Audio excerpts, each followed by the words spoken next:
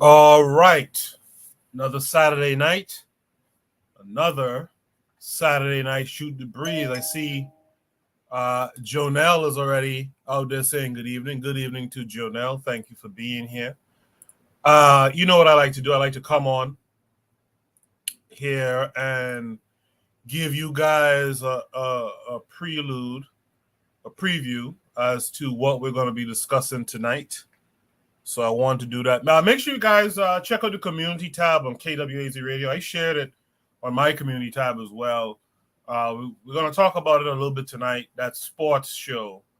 And we definitely want to come up with some good names for the sports show that captures, the essence of what a conscious sports show should be. And it also should be Gavi-eyed and Pan-African and all that kind of stuff. So you guys respond to that.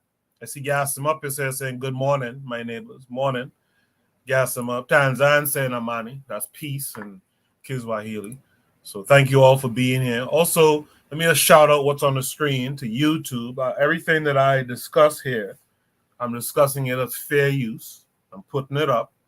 I should be allowed to discuss any news item or whatever using fair use. So that's it. What else are we discussing tonight, though? We are discussing the rules of snitching. You know, we've been seeing some stuff in the news lately where it comes to these black gangs like YSL and all that stuff. What are the rules of snitching nowadays, really and truly? We want to talk about whether or not fathers should strive to maintain relationships with their children, even when the mother is uncooperative. We're going to also discuss who's responsible for children's failure. You guys may have seen this in the news this past week as well. Bruce Beach was returned. This is in LA. It was returned to a black family that it was basically stolen from by the county. And the family turns around now and sells this beachfront prime real estate for $20 million back to LA County. We want to talk about that. We want to talk about the Taliban as it relates to tribalism or Pan-Africanism. We're going to talk about that sports show. We're going to talk about Dr. Amos Wilson and why sports is important to discuss. We're going to talk about the female delusional calculator, whatever that is. We're going to talk about who was Michael Foucault. We're going to talk about where do black people in the West originate from. I'm going to talk about some music tonight. Hopefully this doesn't get me a strike. We're going to talk about how great albums are made. You guys be mindful of these prompts. Make sure it doesn't have some music that's going to get me a strike. All right, do me that favor. Real Black Gentleman is in the house saying greetings, Koku. I appreciate all of you for being here. What I'm going to do now is start the show officially. I pinned the invite to the panel to the top of the chat. I'll also drop it this one time. I'll drop it in the chat as well. There it is. Also, if you notice, I've added PayPal. People said Cash App didn't work where they were, so now I've added PayPal. So hit me up on paypal.me/bittermeds as well. Donate to the show because YouTube is not going to do it for us. What we're going to do now is start the show officially. And on the other side, we will drop Shoot the Breeze topic number 1. Stay tuned.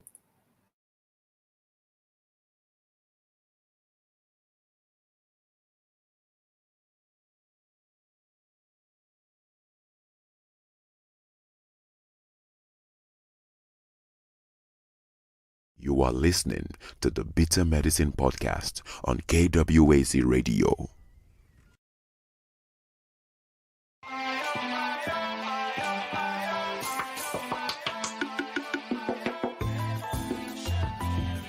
Welcome to the Bitter Medicine Podcast, where it's all about Black empowerment.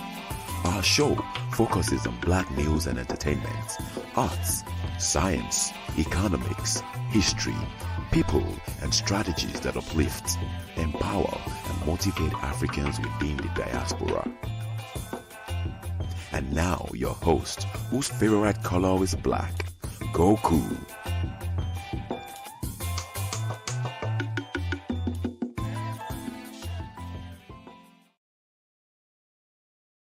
Welcome back to the Bitter Medicine Podcast. I am your host, Koku. Just want to remind you guys before we get the show rolling that this show is part of a podcast network called KWAZ Radio. There are other shows on the network you are invited to tune into. This is D Webb with the Harsh Reality Podcast, asking you to tune in where we tackle the news of the day that affects our community, only on KWAZ Radio.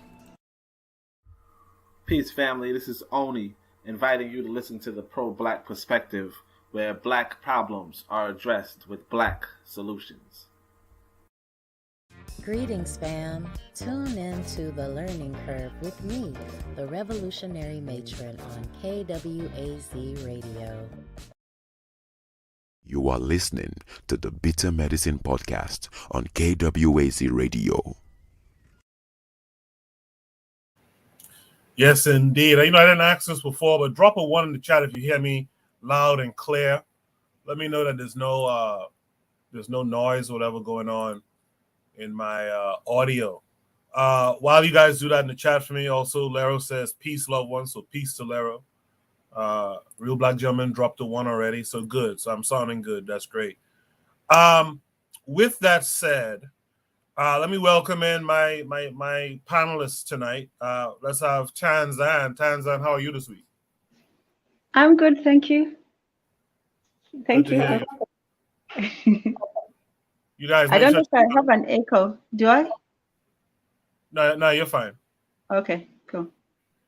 You guys make sure to check out Tanzan African Mind, also on KWAZ Radio. Also check out Brother Bakari podcast, The Forecast, and Considerate Chic. I'm going to do the updates to the site this week coming. There's so much stuff to always do. So if you have time to volunteer with some of this stuff, please do. There's always a bunch of stuff to do. I'm going to try get some of those new episodes up on the site so that they can be transmitted to the podcast apps as well. Let's also welcome in Bwana Hagaziki this week. Bwana, how are you? Can you hear me? Yes, sir. Wonderful. 1 2 1 2. Happy New Year, everyone. Koku, Anton, it's good to hear from you all again. Koku, I was supposed to tell you something. I'll remember it later. But I was supposed to distinctly tell you something. Yeah. Okay. All right. Oh, yes, I remember now. That prompt with the music, it has no music on it. It's just a story. So you don't have to worry about getting any strikes. Yes. All right, cool. I appreciate that. Yeah, so again, you guys respond to that prompt that I shared from KWAZ Radio about the Black Sports Show. Bwana responded to it earlier. He's going to be involved in that show. We're trying to find a good name for that show, a good, strong title for it. And actually, one of the prompts tonight is about it, so we'll have a full discussion on it. Daily Affirmations by Pauline says, good evening to Daily Affirmations by Pauline. Check out her book as well as her social media. She always has something inspiring, uplifting to say every day.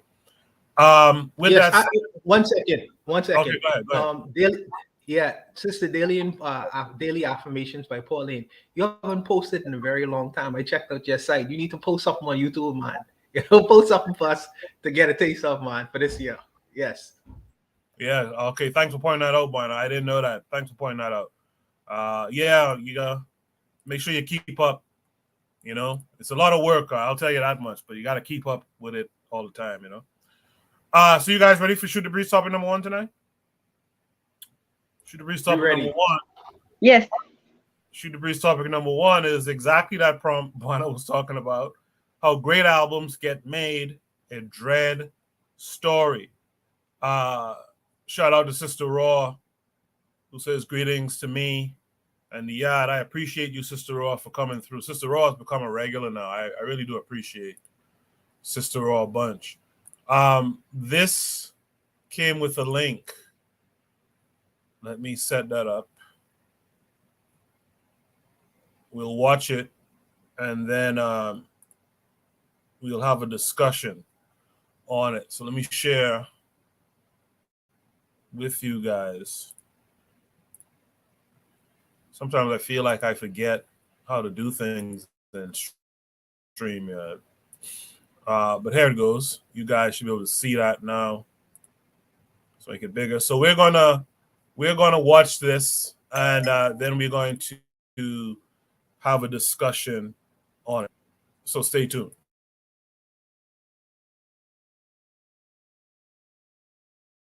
Legalize it. The time has just come. Don't feel no way. And don't feel like this 1914 business can work forever.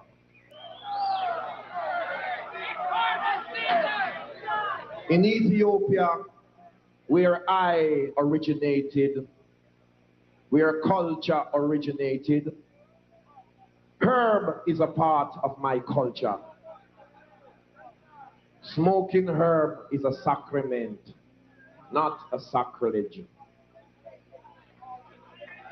Not smoking herb is violating my own constitutional rights.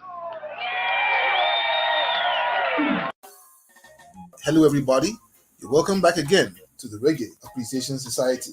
The legendary Peter Tosh, aka the Stepping Razor, had one of the most intriguing and remarkable lives we will ever see or hear about.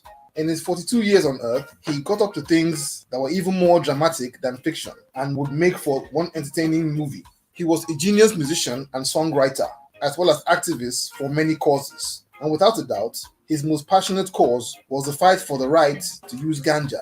In Tosh's own famous words, "What am I without herb, and what is herb without me?" And in fact, whenever we think about Tosh, the next thing we think about is herb. He shocked the world in 1976 with his debut album titled Legalize It, with a title song that was a bold, in-your-face cry for legalization. It would be the first of many musical protest songs, but not many know that in 1975, when work on the album started, Tosh was short of cash and couldn't afford to finance the production of his debut album, a project that was eventually paid for with ganja money. Let's take a look at the tale of the money behind Legalize It. By late 1973, the Wailers were hanging by a thread. Bunny Wailer had eased himself out of the group, while Peter and Bob, who were on tour in Europe, were barely speaking to each other. After a fist fight backstage, Peter quit the band and went on to a solo career. Bob, Bunny, and Peter were all solo acts now, but strangely, while Bob and Bunny stayed on with Island Records, Chris Blackwell's label showed little or no interest in producing Peter Tosh's solo material. Peter forged ahead and began to put songs together for his own debut solo album, but he was a musician and artist at his core and knew nothing about management, so he needed somebody to act as his manager and producer to get things rolling. The spark for his project came in the form of American artist Lee Jaffe, who started as a friend of Bob Marley in 1972 and ended up as the Wailers' manager and jack of all trades. Back in 1972, Jaffe visited Jamaica at Bob's invitation and ended up staying for 5 years as a member of the inner circle of the Wailers, and even played harmonica on some of their tracks like Talking Blues. He stayed on with Bob and lived at 56 Hope Road after the exit of Bunny and Peter, until Bob hired Don Taylor in 1975 to be his professional manager. Don Taylor and Jaffe didn't get along, so the latter felt it was a good time to quit and go back to the States. Jaffe was getting ready to leave Jamaica for New York when Tosh convinced him to stay back and help him on his debut project. So Jaffe went back to Bob Marley to let him know he was going to work with Peter, and Bob told him it was fine and gave him his blessing. So Jaffe became Tosh's manager and producer of sorts for his debut album. He had heard some of the stunning material, like the track Legalize It and a few others, and was very excited for the future. But there were two major problems. Tosh was still legally an Islands Records artist, and more seriously, Tosh was broke. Jaffe reached out to Chris Blackwell, who agreed to release Peter from his contract, and with that settled, he also reached out to Bob Marley for some help with money, and Bob sent some cash, but it was just enough to record 3 songs. Jaffe's street credibility kicked in, and he came up with a plan to raise the seed money, no pun intended. The New Yorker had had experience dealing in weed years before coming to Jamaica, and was friends with some of the biggest ganja dealers in New York. He saw that ganja was in abundant supply in Jamaica, and that there was a huge market close by in the US. And he figured that all it would take to fund the album would be one good deal. He sold the idea to Tosh, who bought it not only as a source of funding, but as a symbolic victory and statement. An album with a title track dedicated to legalization of herb, proudly funded by Herb. Tosh and Jaffe got in touch with a big-time pot dealer in Miami that could buy off their cargo and also invest in the album. When Tosh told him that the deal was to help finance an album, the man asked what the album was going to be called. Peter said, "I'm going to call it Legalize It." The dealer got very upset and said no, stating that legalizing pot would put him out of business. So after a lengthy back and forth over the phone, he finally agreed to buy their cargo. Jaffe went to work and got a pilot as well as a DC-3 plane. They loaded it with hundreds of pounds of pot from local farms and took off at sunset for Miami. It was an extremely risky mission as they had to fly the plane at just 100 feet above the Caribbean Sea to avoid radar detection. They also had to fly zigzag to avoid flying over Cuba, as Fidel Castro's forces would have shot the plane out of the sky in a heartbeat. They got to Miami in the dark and offloaded their cargo. The shipment raised $75,000, which was more than enough to complete the Legalize It album. The result was a roots reggae classic that is one of the greatest ever produced, with 9 excellent songs powered by background vocals from Bonnie Wailer, Judy Mowat, and Rita Marley, not to mention instrumentals from master instrumentalists like Robbie Shakespeare, Aston Barrett, and Carlton Barrett. Jaffe, just like he had done with the Wailers, took up numerous roles to make sure the album succeeded, including shooting the cover photograph of Tosh seated in a field full of ganja, an album cover that is ranked among the most iconic of all time. Based on the brilliance of Legalize It, Columbia Records signed Peter Tosh to a 2-album deal. And while Legalize It turned out to be a massive critical hit, it was a modest commercial success. However, its subject matter was so sensational that it set the stage for Tosh's second album, Equal Rights, which was released in 1977 and became a smash hit, commercially and critically, and ignited what turned out to be Tosh's super successful solo career that lasted until his death. Judging from the state of the global attitude to pot, Legalize It turned out to be a prophetic piece of art. Its outrageous backstory is just one of many of the unreal and extraordinary stories in the life of the Stepping Razor, a truly extraordinary and once-in-a-lifetime character, the likes of which we will never see again. So there you have it.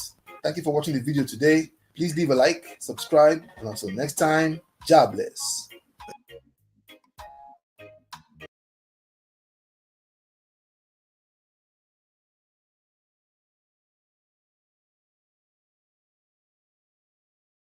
Yes, indeed. Yes, indeed. I see we have Icon Fire in the room tonight saying Jamaican music history. Yay. I see everyone hailing up everybody else. Make sure you guys hit the like button. Thank you for being here. Make sure you guys hit that like button. I see YouTube playing with the stream already, by the way. I see the stream numbers going up and down crazy. So I know YouTube is active. With that said, how great albums get made. A Dread history. Tan Zan, were you familiar with any of this history? I know some of the people, but I don't really know the history. I know that I know Tommy, Peter Tosh, and you know, and the Wailers. The Wailers were with Bob Marley, right? And I knew that he was they were performing together at some point, but yeah, no, I didn't know about his whole campaign with the ganja and all that stuff. So yeah, so you know, it's new to me. For me, I would say that, you know, I don't know if they want to attach the whole movement to that, but I wouldn't punish people, but I wouldn't promote it either, you know. So you know, that's what my take on it. You wouldn't punish people for marijuana use, but you wouldn't promote marijuana use either, you said? Yes, because it's okay. Go ahead. Why? For me, I think it's almost it's similar to other intoxicants. You know, people will use all kinds of you know, substances. So you know, but it should be regulated, but it should not be promoted. It should simply be, you know, left at that. Those who use it, you know, can use it, but it shouldn't be something that should be promoted, unless, you know, there are benefits to it and so on. But in general, I think it's mostly just a freedom of individual choice, yes, rather than government regulation. Okay. Yeah. Well, I actually think its medicinal value should be promoted, though. I think, and it's not just about THC; it's about CBD and all that as well. So, I think people should promote that type of thing. But is there anything else in that video that you saw, Tan, that stood out to you besides the marijuana talk? Is there anything else that really stood out to you in that album? What was interesting to me was how they didn't get along, or they would start doing something, and then you hear, oh, so well, this person fell out with this person. At one point, they got into a physical altercation. So it's it's a sad fact that even the best talents, they cannot get along. We too. I heard so much about, oh, this group was together and then they split and went this way and that way, which is great. Sometimes you just need to pursue solo options. But it would have been I wonder how great it would have been if they had all came together and made a lot more music or work together. So yeah, I don't know why they didn't get along so much, and I know it's probably contracts and things like that, but that was a sad thing to me, that they fell out so many times. Yeah. Thank you for that, Tan. Yeah, Sister Raw understands. She says natural holistic medication, understand? Yeah. Daily affirmation by Pauline in response to Bwana Hagaziki from earlier. She says will do, in terms of keeping up her channel. With that said, Bwana, what did you get out of this piece? Many things. Many things. Talk about it. Let me talk about the first thing. The first thing is the fact that sometimes you have to learn the art of the workarounds to get shit done. And these brothers now know that they had a hit on their hands, and they believe enough of themselves to take a risk. And that's a big risk they take, especially with taking marijuana to America to sell it, to make an album, because they believed in themselves. And that's a huge risk they take, but they had to take it anyways. And sometimes we have to take risks to get shit done sometimes, and sometimes it's even by any means necessary. Any means necessary to our own personal safety. And I think that these brothers believed enough of themselves and was willing to do that. So I think that's a good thing. Another thing is that what I see from that is brothers have a sibling rivalry from time to time. They get vexed with one another. They cuss each other out. They storm off.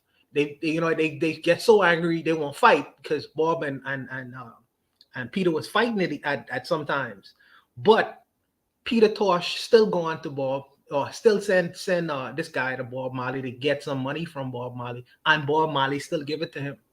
So even within their rivalry, Bob Marley still give the man money. You know what I mean? So that connection was still there, because there's a bigger picture.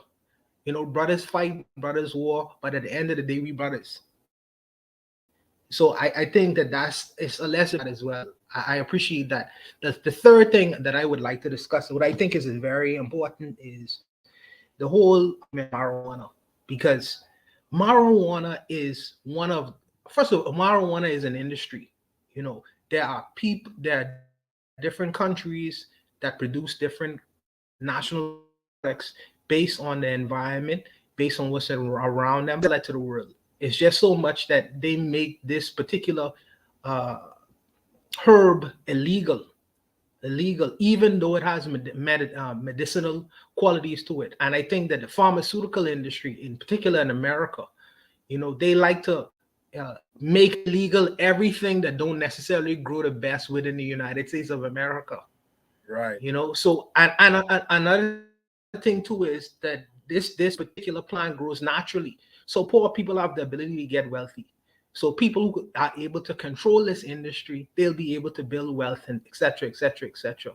Also, it's an industry where there are many different kind of medicinal things, textiles, because you can make clothes out of marijuana, paper, you can make paper. Don't you know that this cushion was made out of Indian hemp? Find out what Indian hemp is. So when some joke, when people to have discussions, have dialogue and discussions about these kinds of things, forgive me, sometimes they talk with a view that's not necessarily an expert in the industry or the field or even been around these kinds of things. So they don't know there's other sides of the story that they may not have heard before. And I think it's important for these kinds of conversations to be objective, because you always have to hear two sides of an argument. But I think that this is an industry that could help Jamaica and other Caribbean countries develop economically outside of the regular tourism, where to me is just a big plantation, and the banking system where someone else control it. Marijuana, the people could control it. That's if the big guys don't come in and try to, bust people in the head and all that nonsense. Small businesses will be able to send marijuana not only to Canada, America, all over the world, and they'll be able to capitalize off of that. They don't want that for Jamaica, and they don't want that for other countries. That's why they create this whole illegalization. Now you see the American places in America, the states in America, are starting to legalize these things. Why? Because they can grow it now. They scientifically. So the marijuana is a little bit different, but scientifically they could grow it now, and they protecting their markets. They don't want to just them sending money to America, and it's just a whole lot of things that we could go on forever about why this particular plant is considered illegal and immoral in the minds of regular people. Where I feel and I see it as an industry just like any other plant, where pharmaceutical companies go into different countries and say, oh, you can't grow this plant, or you can't grow this plant. But they extract things from that plant and put it into a pill and make the pill illegal, but it make the poor man in the bush who could grow the tree and all the materials to create that pill, they say that's illegal now. It really is just a game. It's just a big little game. But I think that it's an industry that but other Caribbean countries should look into and invest in, because it's helpful for the economies of America, as in different parts of America. So it could also be helpful to the Caribbean countries as well. And I feel like we need to diversify economically our industries. It can't just have, tourism and banking and all that nonsense. You have to diversify where people could see some true benefit without you relegating them back to a plantation style economy. So that's what I consider when I look at these three different kinds of things. But I'll stop there.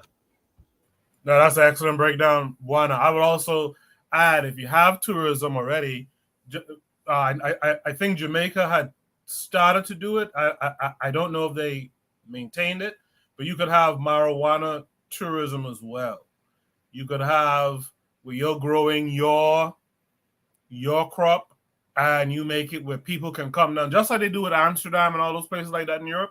How people come down, which is closer to America than Europe. You know, how people come down and try out these strains that you could only find in Jamaica or in the Bahamas or wherever, or Haiti or wherever. You understand? But it also leads to a larger conversation of, why are we holding ourselves to America's laws? I for the life of me, I can't understand, if we are so-called autonomous, right, independent nations, why are we holding ourselves to these people's laws? We should have been figured out how to capitalize on that tourism thing. Because, listen, if America stops sending ships and planes, tourism is done for you. You understand? But how can you have do something for yourself that can thrive, just amongst the Caribbean? We've been supposed to have like a federated Caribbean, but we're not thinking like that. We're letting minor issues get in the way, But Brother Bakari's in the chat. He said, peace and black power to KWAZ radio family. Peace to Brother Bakari. You guys make sure to check out his show and his channel. I Can Fire says marijuana can make fabric for clothes. It used to make ropes for ships, among other things. Yeah, absolutely. Right now, these white folks talk about hempcrete, concrete made from this stuff. Like, come on, man. I agree with Sister Raw here. She says you should choose wisely who you're getting it from.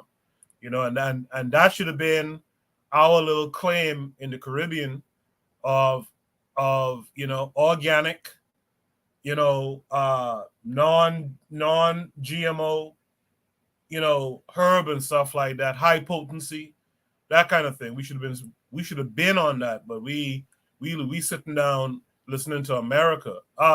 Let's welcome in our boy Carl Hezekiah this week. Carl, how are you this week?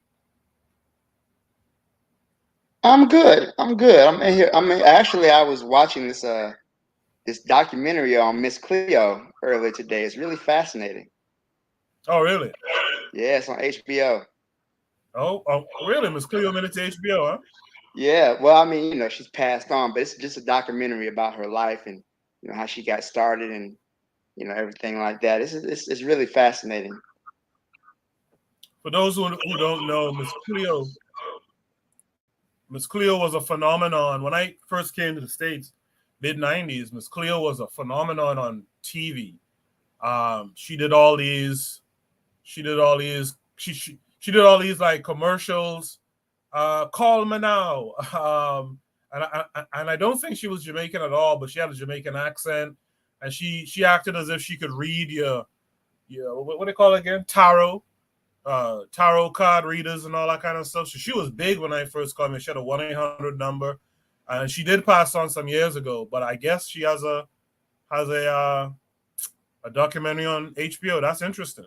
Carl, were you able to catch this prompt at all? I caught the tail end of it. Are we speaking about the commercialization of marijuana? And I think I might have caught the tail end of it. Oh no! Well, the video was more. I got to mute your mic. There's some feedback coming through.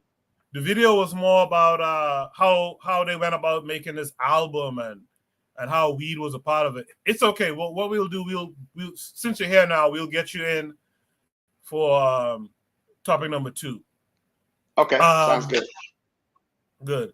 In the chat, Philippe Lindsay is here. It's the first time I've seen him here. I've seen him on Gas Em Up's show, the Black Pentagrams and stuff. So shout out to Philippe Lindsay. He says Jamaica, like most Caribbean nations, are afraid of the U.S. cutting them off the SWIFT banking system and banning air flights and cruises from the U.S. This is how the U.S. leverages nations to their laws. Yeah, I understand that too. I do understand that too. And I think our minds, it's not just Jamaica. I think our people need to be thinking about what can we do so that these folks, and in fact, this is true for the continent as well. What can we do so these folks can't force you through sanctions and all this kind of stuff to do what they want you to do? I think that's to me, I think that's like the most critical thing we're supposed to be putting our minds to.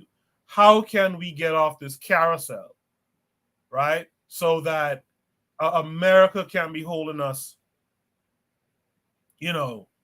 holding us by these sanctions. Because like I talked about on the show a couple years ago, the reality of it is, especially the Caribbean, especially in the areas around Jamaica, the Bahamas, Haiti, like we are responsible for how America feeds its people.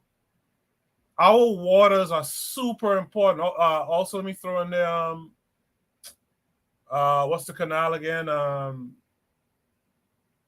there around Panama, the Panama Canal, right? Like we are the people responsible. Our nations are the nations responsible for much of what America can get in here to feed her people.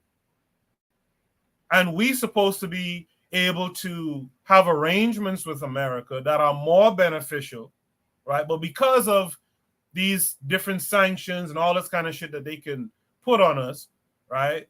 We don't really stand up and get a fair shake at what we're supposed to get that makes this country great, or so-called great. You know what I mean? We supposed to be working on that. We're supposed to have been working on that now for at least 20 years. How do we get ourselves in a position where America has to come to us with some respect? You know? Koku, the truth is, the truth is, even though there's a lot of validity to what Mr. Lindsay would have said, also we have a history with the United States of America, a history of these Caribbean countries. Because when Caribbean countries, in particular places like Haiti, Cuba, and Grenada, and Jamaica, decide to distinguish themselves and say, well, we'll determine who our friends are, then all of a sudden you see a country flooded with American-style guns. Or you see they invade your country, as they did in Grenada, or they run blockades to prevent you from, if not America, dealing with other people in the world, as in Cuba.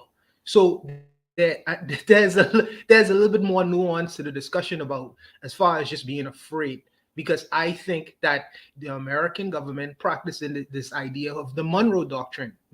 This is our backyard.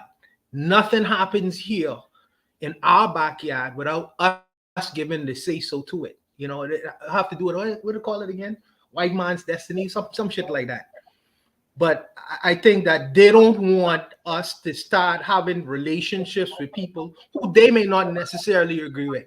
Because we would have been have a relationship with other nations like Vietnam, like Russia, but they don't want that in their backyard. They consider that to be a threat against national security.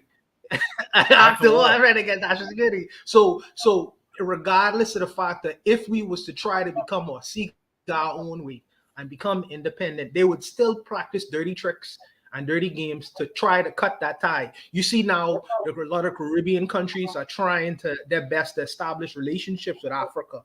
But I just waiting to see when that whole colonial style mentality kick in and say, well, okay, we didn't tell y'all should have a relationship. We didn't okay this. So let's pull up and let's try to destroy this relationship because we don't like this relationship.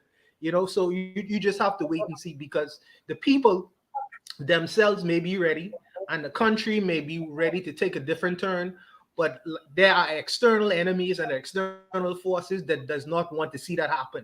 So the discussion is nuanced. So I think that what Mr. Lindsay would have said has some validity to it, but there's other kinds of nuances and issues that goes on to the discussion as well. I just wanted to put that out there. No, Bonnie, you're absolutely correct. It is a nuanced discussion, but I think it's a discussion that we shouldn't be afraid of. And I think our best thinkers need to be huddled somewhere, figuring out a way, because this is not good. This is not good. We are just servants to this U.S. empire. We make the U.S. Trust me, the FBA types don't want to hear this type of truth either. But we're the ones who make this country great. It's through our shipping lanes, through our waters, that this country is allowed to be great. And many European countries are allowed to be through our shipping lanes. And it's all because of this Monroe Doctrine. This white boy says, nah, if you come in here helping any one of these impoverished countries, by the way, we impoverished them, right? You come helping anyone, we consider an act of war. So now no one wants to come and establish any kind of connects with us. And you said something there too. I don't understand why the Caribbean hasn't adopted a group to use gases talking point. Go to the continent. Look at your people, see where your people kind of originated from, choose an area and say, hey man, we establishing some relations with y'all. We are from West Africa originally. We establishing some relations with y'all and your government. We establishing some trade back and forth. Who's to tell us that we can't do this stuff? This idea that someone can finger wag and tell us who to play with and who not to play with is something that we're supposed to be highly offended by. And we're supposed to be making sure there's a way. Go ahead. Yes. No, I know I wanted you to finish, but it is extremely arrogant.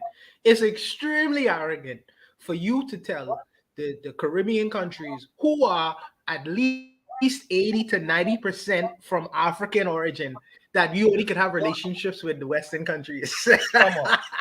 That's extremely arrogant. Extremely arrogant.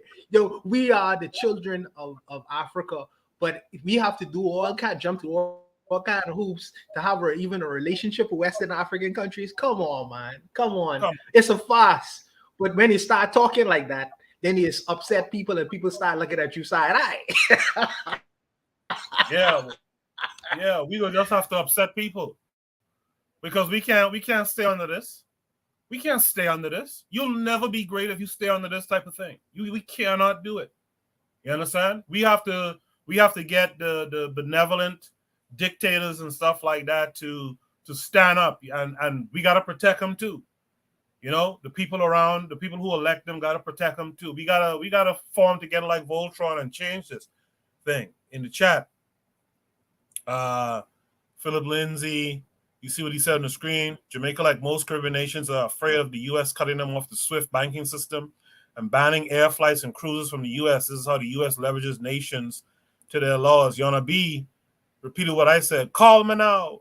She says hello to everyone.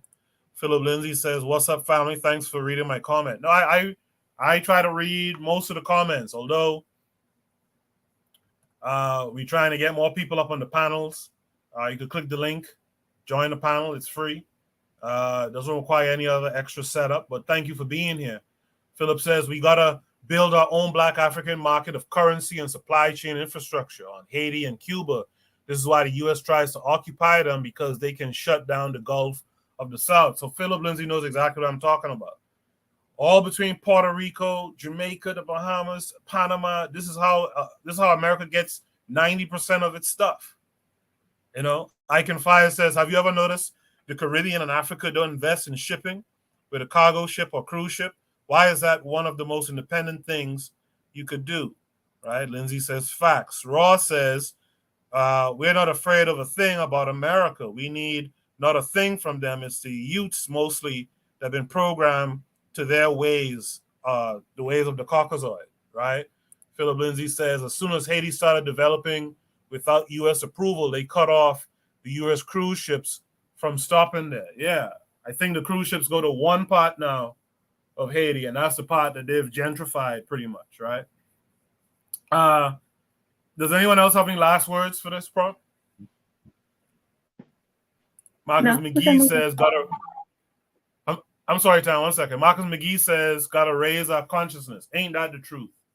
Isn't that really the truth of the matter? Tan, go ahead.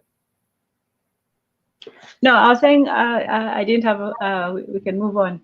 I was just saying no, we can move on. But yeah, this was a good conversation, and I didn't go, I didn't consider all the various things that one can do, especially for the economy and the local people. So it's been a good lesson. Yes. Absolutely. I appreciate that. Let's go to Shoot the Breeze topic number 2. I want to thank everyone who's here, all the new folks who are here. Make sure to subscribe to the channel. Click the like button. If you're enjoying the conversation, drop a 1 in the chat. I'd appreciate that. Shoot the Breeze topic number 2 is, where do Black people in the West originate from? This came with a link. Let's check it out.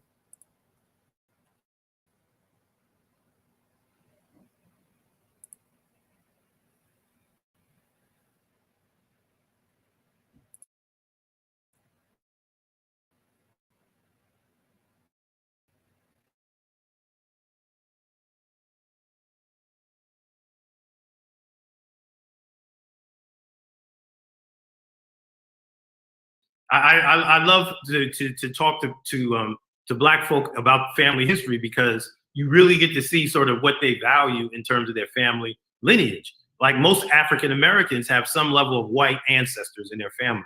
You don't hear much talk about it. No, they'll claim Native American before they claim European. You know what I'm saying? My mother had good hair. Well, it wasn't because it was Native American. It was because you had some white ancestor, and that's why the hair was straighter than, But Dr. Kittles, is DNA a hoax, sir? No, so DNA testing is not a hoax. It's routine genetic technology. When I say routine, I mean you just mentioned it. People are doing it in forensics. They're doing it for paternity testing. So this is all the same technology, and it is at some level what we call empirical, meaning that it's solid science. And if for instance you see a DNA profile at a crime scene, somebody put it there. Okay, that means that profile was there. You found it, and the science proves it. Now, the science doesn't prove if you put it there or somebody else did, but that's a separate discussion. But no, DNA testing is not a hoax. What's funny, we did a study, a bunch of colleagues and myself. We call it the 4-city study. We went to Harlem, New York, Washington, D.C., Cincinnati, Ohio, and Oklahoma City. And we started the study in Oklahoma, where we these are all African Americans from these 4 cities. We looked at ancestry and typed ancestry, gave back the results to the individuals who were part of the study. And out of all the cities, the ones who felt that the science wasn't good or that this was a hoax were those who were in Oklahoma. And you know why? Because those in Oklahoma, those African Americans in Oklahoma, wanted proof that they were Native American. And so then when the genetics didn't prove or didn't support their folklore or their, how they were raised or whatever, or these ideas that they got about their family, when the DNA did not support that, of course, it became a hoax. This is a hoax. So the way I see it is this. If DNA provides some level of utility in your life, I'm sure you're going to say that you're going to value DNA testing. But if it goes counter to what you think you know, most of the time people come back with, oh man, that's nothing, man. That's fake. That's phony. It's a hoax. If DNA adds value, repeat that statement. If it adds value if DNA testing adds value to you, then you're going to say this is the greatest thing since sliced bread. You see what I'm saying? So when there's strong utility with the technology, we like it. So for instance, DNA technology for paternity testing, there's strong utility. DNA technology for forensic and crime scenes and getting folks out of jail, there's strong utility. Folks like it. But when you go counter in terms of family history, when the DNA doesn't support what you've been told or how you were raised or what you thought, then all of a sudden DNA technology is a hoax. Right. I mean, so we had 4 cities of African Americans. The only city who didn't think that DNA had value was the ones in Oklahoma who wanted to use the technology to prove that they were Native American. And then once that support wasn't there, then they said it was a hoax. But everybody else said this was great. They really appreciated it. They valued the DNA technology. But those in Oklahoma didn't, because as I said, they wanted to have some genetic support for their so-called family history. I'll tell you one thing. When you have a family tree, right? Let's just say you have a family tree and you have your 4 grandparents up there. One of those grandparents is white and everybody else is black, right? Those other 3 grandparents are black. You would say that you're 25% European. But when we look at the DNA of those individuals, it's right on, it's spot on, 25% European, based on the family history, based on the family tree. And so that's the cool part, is that, when we supplement or compare the genetic information with the genealogy information, it's pretty much spot on. Now, unless somebody is adopted or something like that, or false paternity, that's a different story. But for the most part, it's spot on. So when we first started looking at Black women, African American women, we were looking mainly at the mitochondrial DNA. And mitochondrial DNA is maternally inherited. So, you get it from your mother, her from her mother, her from her mother, all the way back, generation after generation. And so what we found is for many of those mitochondrial DNAs, for African American mitochondrial DNA, these maternally inherited lines, 95% of them went back to Africa, to West Africa. So hold on, say that again, Doc. Say that again. So about 95% of the mitochondrial DNA in African Americans goes back to Africa. Hold on, Doc. Hold on. So then when we look at the Black men, right? So these are African American men. We looked at their Y chromosome. We didn't see that same 95%, that very strong signature of West Africa. In fact, among the men with their Y chromosomes, what we found was upwards of 40% of them going to Europe and not to Africa. So they were only 60% of the Y chromosomes in Black men going back to West Africa. Now, some of you are like, wow, that's crazy. But that is the signature of the behavior. That's like the residual genetic signature of the behavior of white men on enslaved African women early in the history, and then the continuation of that after slavery. So white Y chromosome, European Y chromosomes, every generation are coming into the African American population. And it started, during slavery, the period of slavery, and we see it. We call it sex bias gene flow, meaning that the direction of genes from Europeans is coming from men more so than women. Okay, so we're getting, in terms of European genes, the contribution coming more so from European men into our population than European women. Now, I'm not saying that there's no European women coming in, because you just think about it. I mean, especially lately, there's been a lot of brothers with white women, but that's a separate story. The mitochondrial DNA, we don't see that signature like we see with the Y chromosome.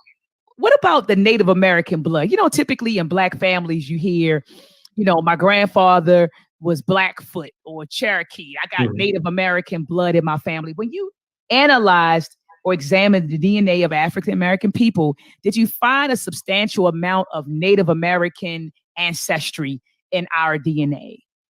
Not really. No, not as much as people say. I mean, folks love to say my mama got good hair and I got this Native American. We don't see it that much. I mean, in fact, it's, in the African American population in different communities, like for instance, in that 4-city study we did, I think the highest percent Native American was in New York, in Harlem. And a lot of that was driven by Dominicans. Okay. And so, we don't see that much, and the highest, I think at that point was like 10%, 11%.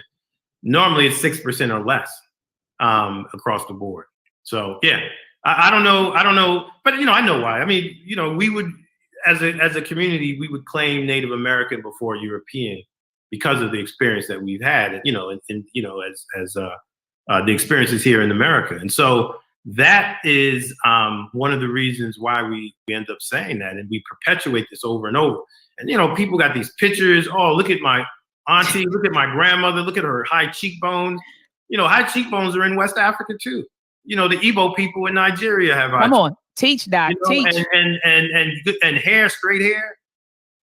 Were the Aborigines in America, the Native Americans, were they African people? Because I've been battling with folks, Dr. Kittles, online. They're like, the Aborigines were African. The Olmecs were African. The Mayans were African. The Aztecs were African. The mound builders were African. It was Africans or the Aborigines, So, Doc, and I see you smiling. You're chuckling over. So, yeah. Doc, look. So that's what I've been hearing. And so, Doc, please tell me where, with your findings, when you analyze the DNA of the Native American people, right. Here, are they sub-Saharan African people? No, they're not. They're of Asian ancestry. Hold on, Doc. The Aborigines, the Native Americans are of Asian ancestry. Hold on, Doc. Just hold on. If you're a student of science, right? Anthropology and genetics and all of that, all the evidence supports this migration out of East Asia across the Bering Straits into North America and then into Central and South America. And all of that stuff, there's artifacts, there's history, there's linguistics, language, and there's DNA, all of which show this migration or movement of people out of Asia into the New World. But I think what happened is, we had a couple of scholars who, these are great African-American scholars who wrote some really good pieces. And for the most part, they should be viewed as hypotheses, not fact, right? And so they came before Columbus, this whole issue of the Olmecs and the Aztec being of African ancestry. I mean, those are interesting stories, but there's no proof to that. And also, to be honest with you, it's very disrespectful. It's very disrespectful to the Native American brothers and sisters for us to claim that they are of African ancestry. They know their history. And that's like somebody saying to us and trying to reshape or reinvent our history. We would get upset. Absolutely. So I don't play that with with some of these cats, because they, I hear this debate all the time, and it's very disrespectful to Native Americans when you start talking about they are, them and their family history and all of that they are of African descent. Humanity, everybody's from Africa. It's all relative in terms of when we left, but in terms of how Native Americans got to the New World, they came from Asia. I mean, I couldn't agree with you more, Dr. Kittles, that it is disrespectful. It is. It's disrespectful to Native Americans and the Black folk. Absolutely. Absolutely. And so, absolutely. So, you got folks, I'm telling you, it's a huge movement online, Doc, the Aboriginal movement, where you got folks, running around here claiming to be Native Americans and claiming to be the Aborigines. And I agree with you. It is disrespectful to the Native Americans and also to our sub-Saharan African ancestors. Right. It absolutely is. Right. Yeah, exactly. I couldn't agree with you more, Doc. So Doc, what were your findings when you analyzed the DNA of other people? So, for example, when you looked at the DNA of Europeans, Asians.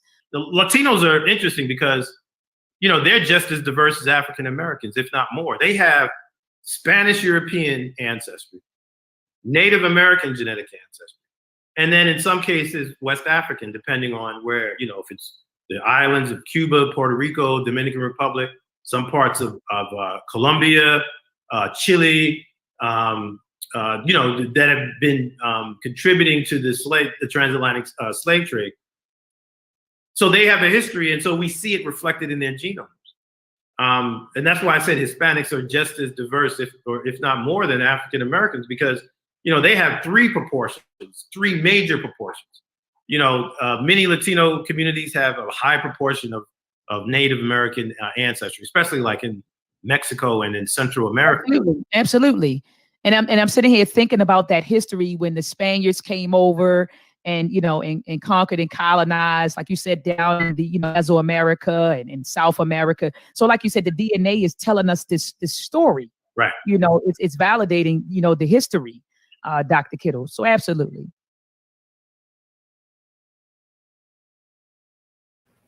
Yeah, that ran a little long, but I thought it was interesting to hear that whole segment. I didn't want to have you guys, just watching a part of it. I want you to see the whole segment. I thought it was very interesting. There's a lot to unpack there. That could be a whole episode by itself to unpack that. I gotta see if I could maybe get an interview with this brother here as well.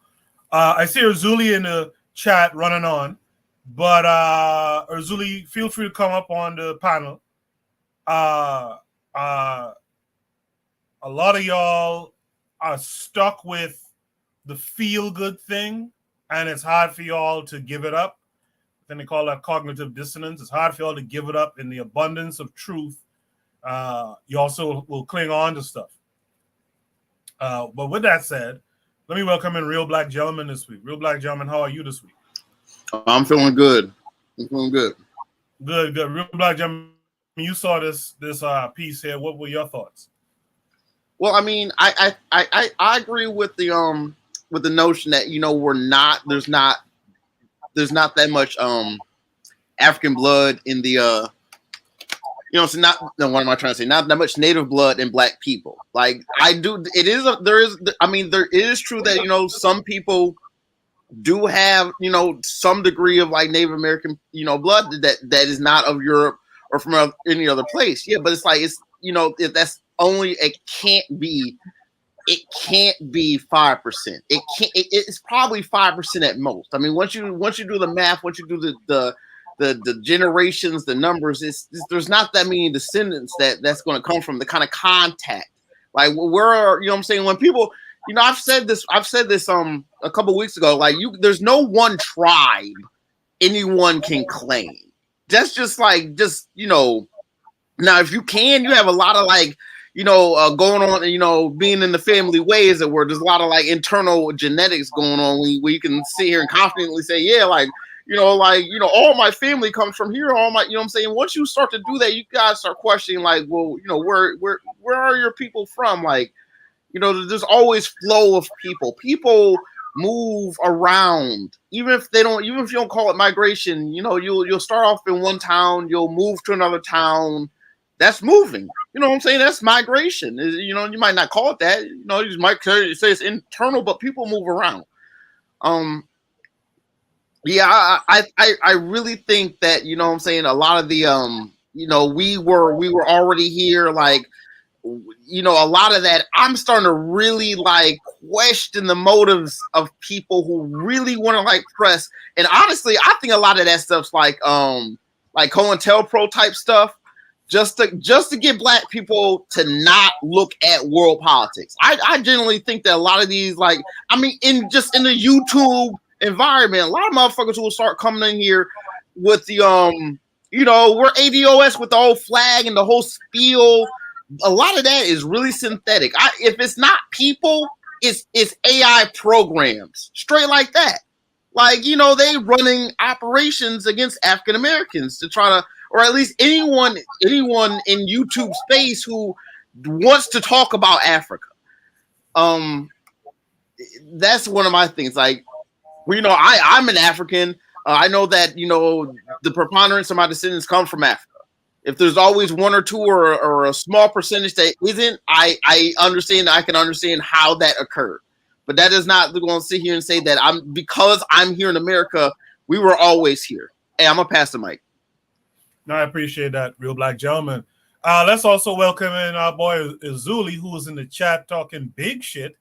And I see people getting on you about that. What say you, Azuli? First of all, how are you this week? And then what say you? No, I'm good, man. How are you, man? Everything's good? Yeah, everything cool. Yeah. Well, all I'm saying is this. Everything first of all, that lady on the side called Dr. Ma'ad, she's a felon. So let's say that from the first. What does her being a felon have to do with anything? And I just have to point that out. But number two, all the information that you've given that says that we are from that side of the country was given to you. I keep saying this. You guys always want to question, why are we being educated by these people? But who told you all this, that everybody was from Africa? Who said that? Who told you everyone? Hold on, what I'm saying is, did your ancestors tell you that? Did West Africans say that? At the end of the day, there's evidence that African people were here. All this advanced civilization, so you think it's a coincidence that pyramids were built here and then pyramids were built also in Africa? So you're thinking it's two different people that built those pyramids? There's no evidence. Every time you guys keep saying the same shit, because you say it's feel good. You know what's really feel good? Believing that everybody came from Africa. Who's everybody? Believing that. What do you mean everybody? Everybody claims that they came from people. The Eve gene. What do you call the Eve gene? Everybody has the Eve gene, which is traced back to a shorty back in Africa. So if y'all want to talk about feel good story, that's the belief, that the theory that everybody came out of Africa. But what's the feel good? What's the feel? Hold on. What's the feel good in a theory that everyone came from Africa? What's the feel good in that? I'm just curious.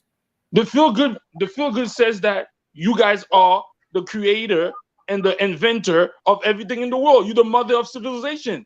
That's a feel good. Yeah, it feels good, but you don't know if it's true. It's a theory that you've been given by the so-called European people that you claim were oppressing y'all. So what I'm saying is, there's also another theory that says, second, please. You can come after, bro. Sorry, Zuli. there's also a theory that that we were here first. I don't understand how hard it is if we could create civilization, build pyramids that align with the stars in Egypt, or create the big mound that's in nowadays Nigeria that's bigger than the Chinese wall, but we can't be here first. Like, I don't understand this mindset to see, or if somebody, I'm not saying that we have no tie to Africa, but I'm saying that I believe that we were here first. I'll say this.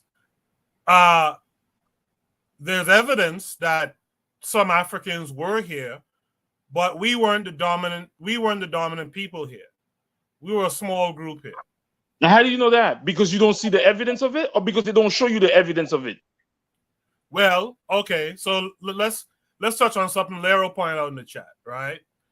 What in African American culture, what in their culture comes from the Native American? Since they are the Native Americans, what about their culture is Native American? You're not listening to what the people are saying. The people are saying they are the Native Americans, meaning that stuff that you, those things that we can't see them, because part of their theory is that the original people that were here were genocided by the Mongolians. So there's different theories going around. What I'm saying is, why are y'all so quick to throw this shit away? Because what? The Caucasian didn't tell you that? I could send you videos where Caucasian people, Caucasian explorers and researchers found statues, found artifacts that are similar to West Africa. So yeah, that doesn't say that they were the dominant people though. But finish your thought, and then let me go on to some others who are here. Nah, go ahead. You could go to other people. You could go ahead, bro. Well, stick around, because I have a feeling people are going to have a lot to say to you in this. Yeah, I'm gonna be here. Go ahead. Let's go to Carl. Let's go to Carl Hezekiah, and then I'll introduce the new folks on the panel. Go ahead, Carl. Unmute your mic, Carl. All right. Sorry about that. Okay. Well, long story short, we are Africans, period. I found it very disturbing, when I listened to the video, how you talked about how 40% of the Y chromosome found in African Americans originated in Europe.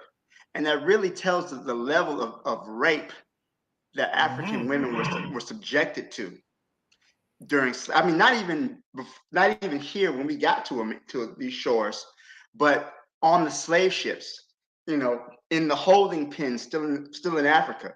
Just the level of sexual violence that Black women were subjected to where 40% of our Y chromosome doesn't even originate from Africa. When I hear these stories, it's really, to me, I feel like there's a level of self-hatred when I hear people question our origins, because something Frantz Fanon said is that the oppressed were always made to feel the worst about themselves. So many times we try to escape from our connection to Africa. There's so much evidence from our language to the food we eat to our socialization that shows that we're African. On my father's side, he's Geechee, so he speaks a little Geechee. My dad. So, we can directly trace our connection back to the continent, but many times, we're subjected to these mythologies and these stories because we want to escape the pain of being African. And when we look at the media, we always see Africa in a negative light. We see Africans hungry and poor and destitute and violent with each other. So I'm not one of those people. I'm really a Cherokee. I'm a Chippewa. I'm a Choctaw Indian. And these Native Americans, these, I mentioned a few tribes, but the so-called 5 civilized tribes, the Creek, the Choctaw, the Chickasaw, the Cherokee, and the Seminole, were all slave owners. They owned slaves. They participated in chattel slavery. They owned plantations. When the Cherokee were kicked out of their land on the Trail of Tears, they took their slaves with them to what is now Oklahoma. So, we got Native American ancestry the same way many of us got white ancestry, through rape, through sexual violence of Black women. So I don't claim those people. I don't claim their DNA. I'm not saying that every Native American was like that, but I just feel that this desire to be something other than what you are. There's so much cultural connections, like, all throughout diaspora. We got people in, Cuba practicing Santeria. And, in the United States, they call it roots. In Haiti, they call it voodoo. In Jamaica, they call it obeah. All these different spiritual beliefs all come from the same place. That directly comes from Africa. But yet people want to skip over that and say, oh, we're really Native American because some white person told you. And the reality is, at least here in the United States, the oldest institution formed by former slaves was the African Methodist Church back in 17 something. So back from the very beginning, we recognized that we were from Africa. They started, when Black people got free, they started organizations, the Free African Society. Other groups united to understand that we are from Africa. It was never a question. So now people get online and they like to say certain things. And like Real Black Gentleman said earlier, I believe this is a psyop. This is definitely coming from the CIA or any other government organizations to cause disunity. The same way they did with the Black Panthers in COINTELPRO. How did they break up the Black Panthers? With feminism, with causing disunity in the ranks. So this whole we're not African, we're Native Americans, we the real, we Hebrew Israelites, we aliens from another planet. It's all cause to cause disunity and fragment our organizations. And we have to be really careful of that, because this will continue to keep us oppressed until we organize and unite for our liberation. And that's it for me. Sorry, I appreciate that, Carl. Thank you. Let's welcome in Brother Bakari this week. Brother Bakari, how are you this week? What's going on, man? I'm good. Look, I got people over. I ain't even got much time, but I heard the Zulu talking, so I had to come on here, man. How y'all doing? Look, this guy said last week. I'm gonna fight you, Brother Bakari. I'm gonna fight you. Get him, Zuli. Get him. This guy said last week he's not even African, he's Haitian. So then I asked him, how did Christopher Columbus, because they can say what they want to say about white folks, even if all of them study white people, and if they don't, they're crazy, because they are the ones that was over here in control documenting stuff, right? So how did Christopher Columbus, and when you put that in your community tab, Koku, I gave it a thumbs up. How did Christopher Columbus describe the damn people in Hispaniola? They were not black, but Azuli is black, but he says that's what he is. I don't know how, because the people that documented those folks didn't even document them as black. Straight hair, basically white, reds, but that's what Azuli is. And all these people claiming they're civilized tribes, right? Read their bylaws. I dated a lady who great grandmama was Creek, and she was telling me that she's just talking shit. So then I talked to her mama. Yeah, she was Creek, right? I'm sorry, her grandmama was Creek. And her mama was like, yeah, and she grew up with her. I thought she was, I said, yeah, you one of them black people claiming native. But the mama was honest. The grandmama got kicked off the reservation her mama was kicked off the reservation for dating a black man, for marrying a black man and having a baby with a black man. My homeboy, who's now his great grandmama is Seminole, kicked off the reservation because she married a black man. Black people love to claim folks that hate them, right? They're a slave master, and they are ashamed of who they really are. So when a Zulu came on here talking about belief, so when I hear somebody say, well, this is what I believe, the person that is believing something, they never have the right to knock a Christian for believing in Jesus because it's only a belief. You understand what I'm saying? So they can't knock anyone who say, I believe this is so, because a Zulu is going off belief, just like most of these other people, but they're not even going off belief. They're going off, that's what they want to be, because we have been taught any and everything is better than being a Black African. Any and everything. Let me be this. Let me be, because they have not shown those people on the cartoons while we watching what the damn the Bugs Bunny, or while we watching Daffy Duck, you watching any of these damn racist cartoons. They were making fun of the black of the Indians. They were making fun and putting down and belittling Africans. They didn't call the Indian Bozo the clown. They called Bozo from the Bozo tribe over there in Africa.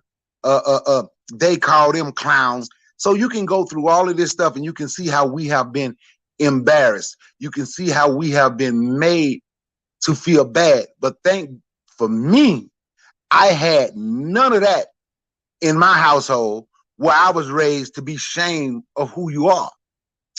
I don't know what my daddy disliked most, Indians or white folks, because he said both of them was no good and both of them felt the same way about Black people. I learned that from the time I was knee-high to a June bug. So all these other people, and they want to go against Africans, they look in the mirror and they hate who they are. They hate their wide nose. They hate their big lips. They hate their hair. They want to have straight hair. They want to do like Michael Jackson, born Black, but die white. That's what they really want. Michael Jackson died a white man because he hated himself so much. Look at Lil' Kim right now. She was a beautiful young Black lady, but she gonna die a white. I don't know what it is. I don't even know if it's a woman when you look at the face.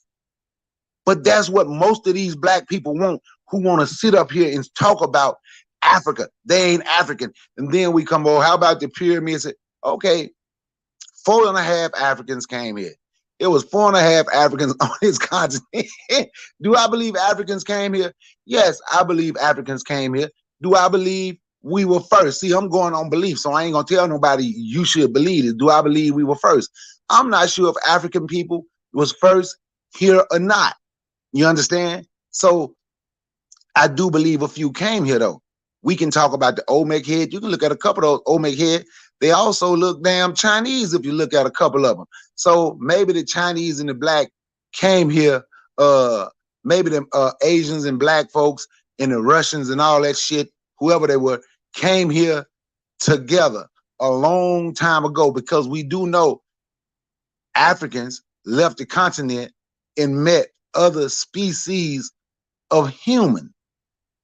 So maybe they did come here, not going back to no Pangea. That shit's 250 million years ago. There ain't no way to find out what happened, though, in all honesty, my opinion. Ooh, let's see if somebody crossed this 250 million years ago. There's no way, with everything covered up in water today. It's still together, it just covered up in water. But people hate, it's just self-hatred. It is absolutely self-hatred. The Zulu don't like himself. These other people out here, they don't like themselves. We the first Arab because they hate to be African. The original Turk was Black because they want to be anything. Just think about that. How often I'm the Asiatic Black man. So what the hell is an Asiatic? Anything except African. And they don't even know what Asiatic means, because most of them ain't look. I know a Zulu say we taking white people knowledge. But that's the dictionary we look in. You look on Wikipedia, we're using that white people YouTube and StreamYard right now. But when you look up the definition, Asiatic is people who went into Asia. So if you are Asian, as y'all claim, why be Asian? Why you be Asiatic? Why not be Asian? All of them follow, because the Zulu spew a lot of NOI rhetoric, which come from that white dude, Fraud. And yes, I mean Fraud Muhammad, who say the original music with a waltz. So we just have a problem with loving ourselves. And on that note, man, I'm going to listen for a minute before I get off. I appreciate you coming on, Bakari. Make sure check out Bakari's channel. Subscribe, hit the bell. to be notified when he's on again. Thanks for coming through, Bakari. I also want to say too, if Africans came to America, why would you now consider them Native American? They were Africans, weren't they? They came to America. They're still African. So it just shows that you just want to transfer yourself away from African to something else. So why would you consider the Native Americans when their DNA and they say they're from Asia? Get him, Marzulli. Get him, Marzulli. So why don't you say that? So why don't you? Why is that? They're all of that. That's why someone in the chat called them the Mongolians. They're all. But that's not what you said. That's not what you said. Y'all say that they're the Native Americans. How could they be the Native American if they're the first? They can be called the Native Americans. They are not the first, though. How do we know? Because we have proof. Sure. Would you like to share this proof with us? Yes. Now, because Erzuli's an honorary pentagrammer, so shout out to my man Erzuli. You guys don't understand the information. If you look at it, these are the questions you have to ask yourself. One, where are the slave ships? That's one. Two, if you think about it, when you read the Portuguese sources, they had what they called. They had what they called Negro de terras. That's the Negro of the land. So the Portuguese, contrary to what the other speaker said, as a matter of fact, if you read the Moors who went with Columbus, in their diaries, they said that the natives pointed to the Moors and said, "You've been here before. We recognize you." That's not up for contention. Then you guys can Google the book, The Native American Slave Trade. There's no way mathematically that 300,000 slaves brought to North America somehow procreate to 40 million African Americans. And we can go on and on and on and on. But nah, bro, Erzuli's right. Bro, you tripping, bro. You tripping hard right now. You really tripping right now. First of all, your first question as to where are the slave ships. I can go to a museum right now and I can see a slave ship in St. Petersburg. Lies. They're not authentic. They're not authentic. That's no goddamn lie. That's the truth. I can go to a museum and see a slave ship right now. They actually have a wreck of a slave ship in the Florida Keys where you could see it easily. So no, there's no wreck. How do you know it's a slave ship?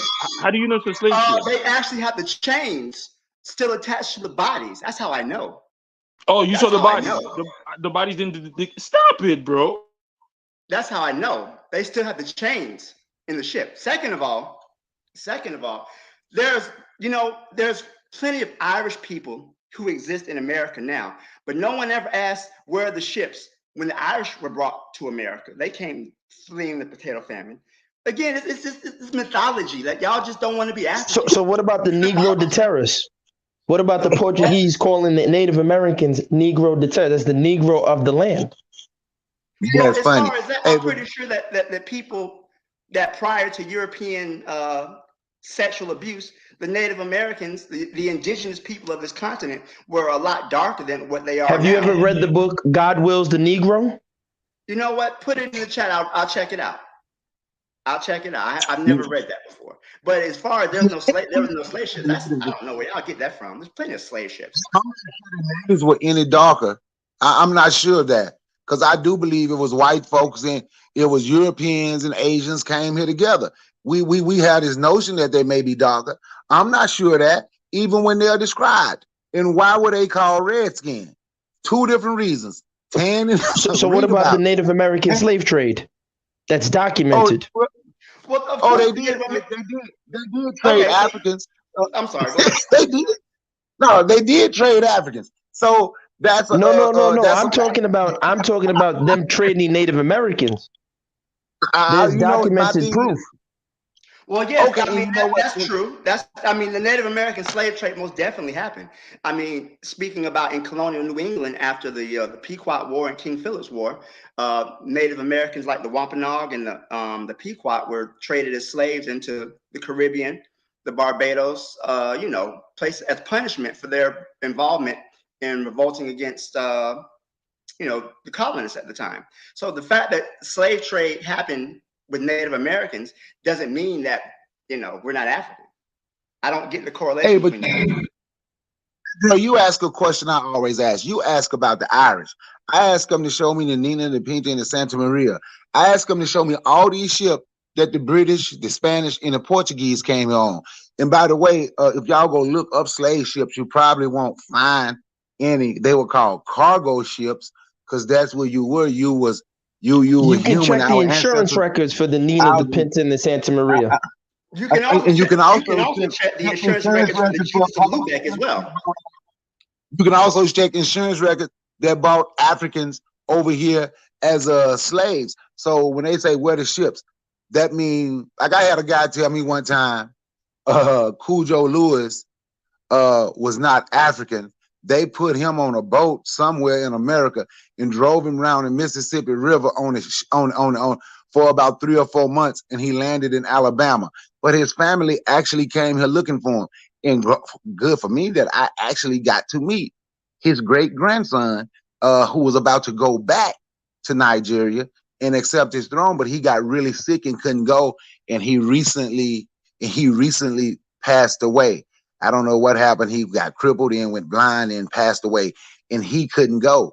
And he created Africa Town. So when they go to talking about that, I ask people, so what about the Free African Society, the African Methodist Church? These people always call themselves African. African American wasn't even created by Jesse Jackson. That was a Masonic creation with the Liberia Colonization Society. So y'all don't read your history. Gaz been listening. Gaz, hey, by the way, Gaz is trolling right now. But Gaz, he sounds just like Alquan, this dude named Alquan and Tyrone. But even if you go back to the late 1700s, you can look up, and this is just a Google search, because I learned this from a channel. They each one teach one now. It used to be New Black Knowledge. They say if you see the name of a street, a strange name of a street that you can pronounce, just look it up. It'll give you a history. So I was riding through Mississippi, where I'm from, on Highway 61 from Memphis, Tennessee, back to my hometown, and I saw a street that said New Africa Road. So I had just listened to them about an hour or two before I saw that. So I just literally stopped on side the highway and Googled New Africa Road. And lo and behold, books came up. New Africa Road was actually a place where slaves fought and had freedom, created a free society on their way back but couldn't find how to get back to Africa. So they created a place in Clarksdale, Mississippi today called New Africa, Mississippi. And if you find old Union maps, you can see New Africa, Mississippi, and they were never enslaved again because they defeated white folks and they defeated them natives who Azuli and everybody else want to be, who was coming in and Masonic lies. You must be in the lodge. These are all lies from the Masons and the Illuminati. But if you look it up, it's called conspiracy theories now. Wow, that's funny. No, he's trolling. It's called New Africa Road in Clarksdale, and you can find the history of New Africa, Mississippi, and they named it New Africa themselves. Now, Azuli, give me some proof other than your belief. I gave you proof for Azuli. Yo, all I'm saying is all the shit that all everything that you're talking about right now was told to you. All of that, all that. No, that's not all. Don't insult my intelligence, bro. No, it wasn't somebody told me. No, And you don't do that. let me finish, man. And you saying that the white man told me about to be Native American? The white man never said that. The white man never came. You know what the white man told you? That you came from Africa. That's why he told you, and you believe it. And I don't know. If don't insult my intelligence. No. You. Who told you? My grandmama told me. My grandmama told me. My grandmama. And who told your grandmama? Was born before, my grandmama was born before 9. Look, Azuli, my great grandmama, right? Just great. My mama, my grandmama, then my third mama on my mama's side was born into slavery. She was born 1853. She was born in 1853. So I got my stories from my grandmama. So I didn't have to get But nothing those about the aren't white man. historical records. Oh, I didn't have to get nothing. But Azula said the white man told me. So I'm telling Azula, I didn't I'll have give to you another do proof. The DNA that they're using to test on those DNA tests. Have you ever heard of a false positive? Nah, no, no, A false negative? no, A lot of those DNA tests are faulty. Yeah, I bet they won't go to court and say that when they say you are the father. I bet you they don't tell that white man that in court. You are the father. Well, you do know that's a false positive, sir. But so And it's this is Zuli. why, The I'm white sorry, man. gentlemen. This is why I feel this is a psyop, because look how much time we wasted on this. This is really a time waster. This is truly You a, wait, this is you gotta be waste some, COINTELPRO. you waste some in mad shit before. What? This is How is that time wasting wasting. time? Trying to Because find out knowledge is wasting time. no, Yo, stop listen, it. whether you like it or not, you African, bro. It is what it is. It's Yo, okay. I have some. I'm Okay, Geechee. I know all my right, family you from Geechee. Sierra Leone. I'm Geechee. All I have right, no you Geechee. white Hold on man a told me second. that it's in our language. Hold on a second. Let's hear from Tan and then Buana, so we can have a full discussion on this. Tan, go ahead.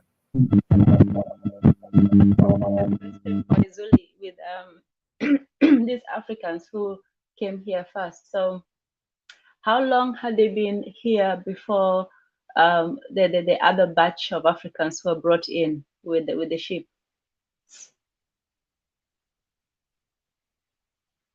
Are you asking me that question?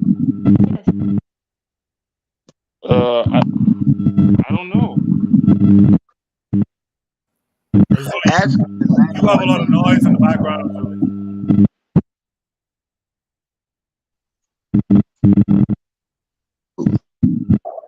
Oh, maybe it's Tan. Let me see. You gotta mute their mics and just that time rock. Yeah, I think it's Tan about the noise. Azula, I bet you can name none of those Africans that came here.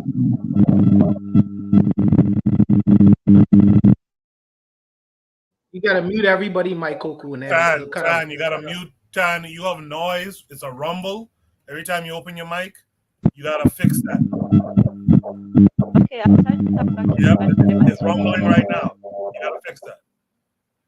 All right, sorry about that. Buana, go ahead in the meantime, and then we'll have a full discussion on it. Go ahead. That's what happens when you try to be African instead of Native American. Yeah, quickly. Let me if you have any electrical instruments, maybe a cell phone next to your computer, move it away from it. It'll maybe interrupt it, because you're having a lot of electric, whatever you call it, interference. So any electrical equipment that you may have next to your laptop, move it away from that, and it should take away that interference. But let me say this. Erzuli believes what he believes in, and every man has a right, absolute right, to believe in what they believe in. And I am of the opinion where a man who is convinced against his will is of the same opinion still. So regardless of any evidence that I could put before him, if he have that particular belief, it does not matter. It wouldn't even matter. But let me also say this though. I don't completely dispel what Erzuli believe in, and I'll get to that in a minute. I don't completely dispel it, and I don't completely dismiss it. What I would say is this.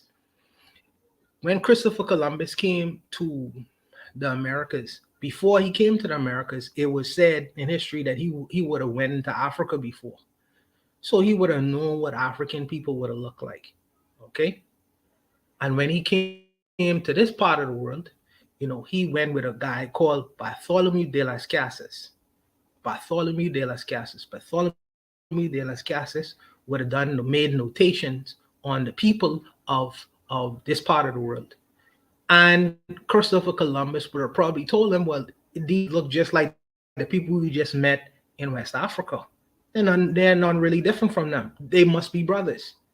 But there's no evidence in Bartholomew de las Casas writing that draws any comparison between the indigenous people who you would have met on this part of the world as opposed to the people who was in West Africa. And I wonder why.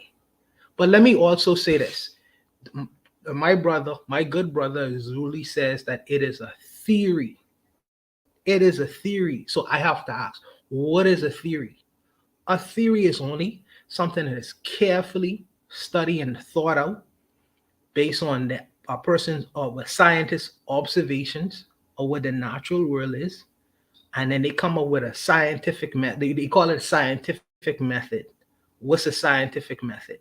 To come to a conclusion. A scientific method is that the scientists do their research, they collect data based on observations and other things, and then they come up with a hypothesis to what actually like happened. So the question is, what the hell is a hypothesis? A hypothesis is an educated guess based on data and research information. So it is a guess, absolutely, but as an educated one. Can they be wrong on their hypothesis? Of course they can.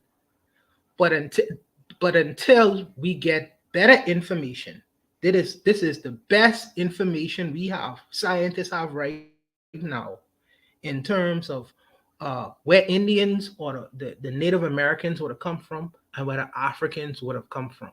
So until we get scientific information based off of research and study and data, this is what we have to go off with, because you can't suggest something to me without giving me tangible evidence. Point me into the direction of alternative information. I know the Chinese have a creation story. And I know the Indians also have a creation story where man come from. But I'm just asking, where is the best evidence standing, where the scientific community could agree? Because white men ain't only the scientists of the world. There are other scientists that exist in the world. So show me other scientists who come up with a conclusion of the best information and the best evidence of where Indians or Native Americans would have come from, who were they, and the Africans, who were they, and the story or history of man. And until you could give me that information, this educated guess has to stand. We don't have that information to the alternative as yet. So I will completely dismiss your claim. I'm just working with the best evidence and the best information. That's all that's my only thinking on this whole particular matter. And I ain't gonna fight him on it, and I ain't gonna completely dismiss what he says. I'm just going with the best information that science or the scientific community, who is not only the white community, by the way, has right now at this particular point in time. I'll stop there. Let's see if Tanzan's audio is fixed. Tanzan? Yes, is it? Sounds better. Go ahead. Okay. So, yes, I don't know if Ezuli had the answer to that about how long the people were here before and what was their reaction to, first the Indians coming and then, the Europeans coming. Did they resist it? What was their relationship with the other Africans who later were brought on as, in bondage? So, those are just some of my questions. For what were some of those, characters? What were the kingdoms, or how did they organize themselves, and so on. So, if we're going to say something, we need more information about it, how because even with the Indians, the Native Americans, you can, they have their culture, their language. Even now, you can read books about what they did, what they believed in. You can see, some of their totems and culture and traditions and so on. So, they have that.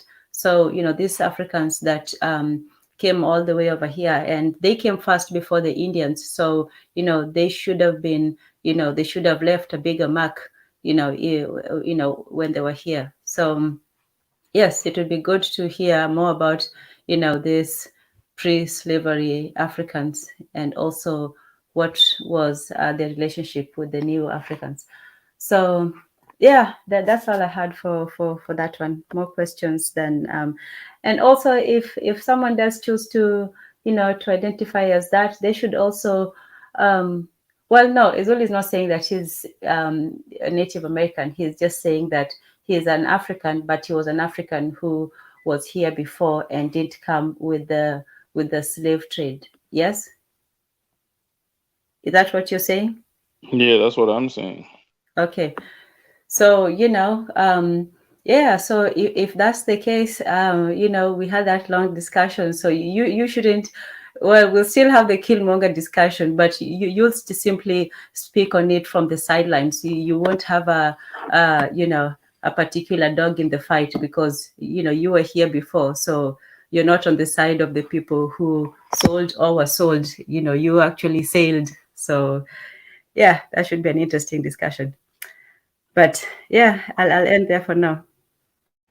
All right, so we've heard from everyone, and by the way, you guys on the panel, always keep an eye on the chat. If you see something interesting to comment to, by all means, comment to it. I can't read all of it all the time.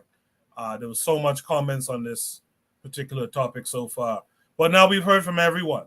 Does anyone want to say anything to any other thing that was said? Let's not talk over each other. Let's try to go one at a time. Go ahead. Hey, let me go first and finish because I got my phone away.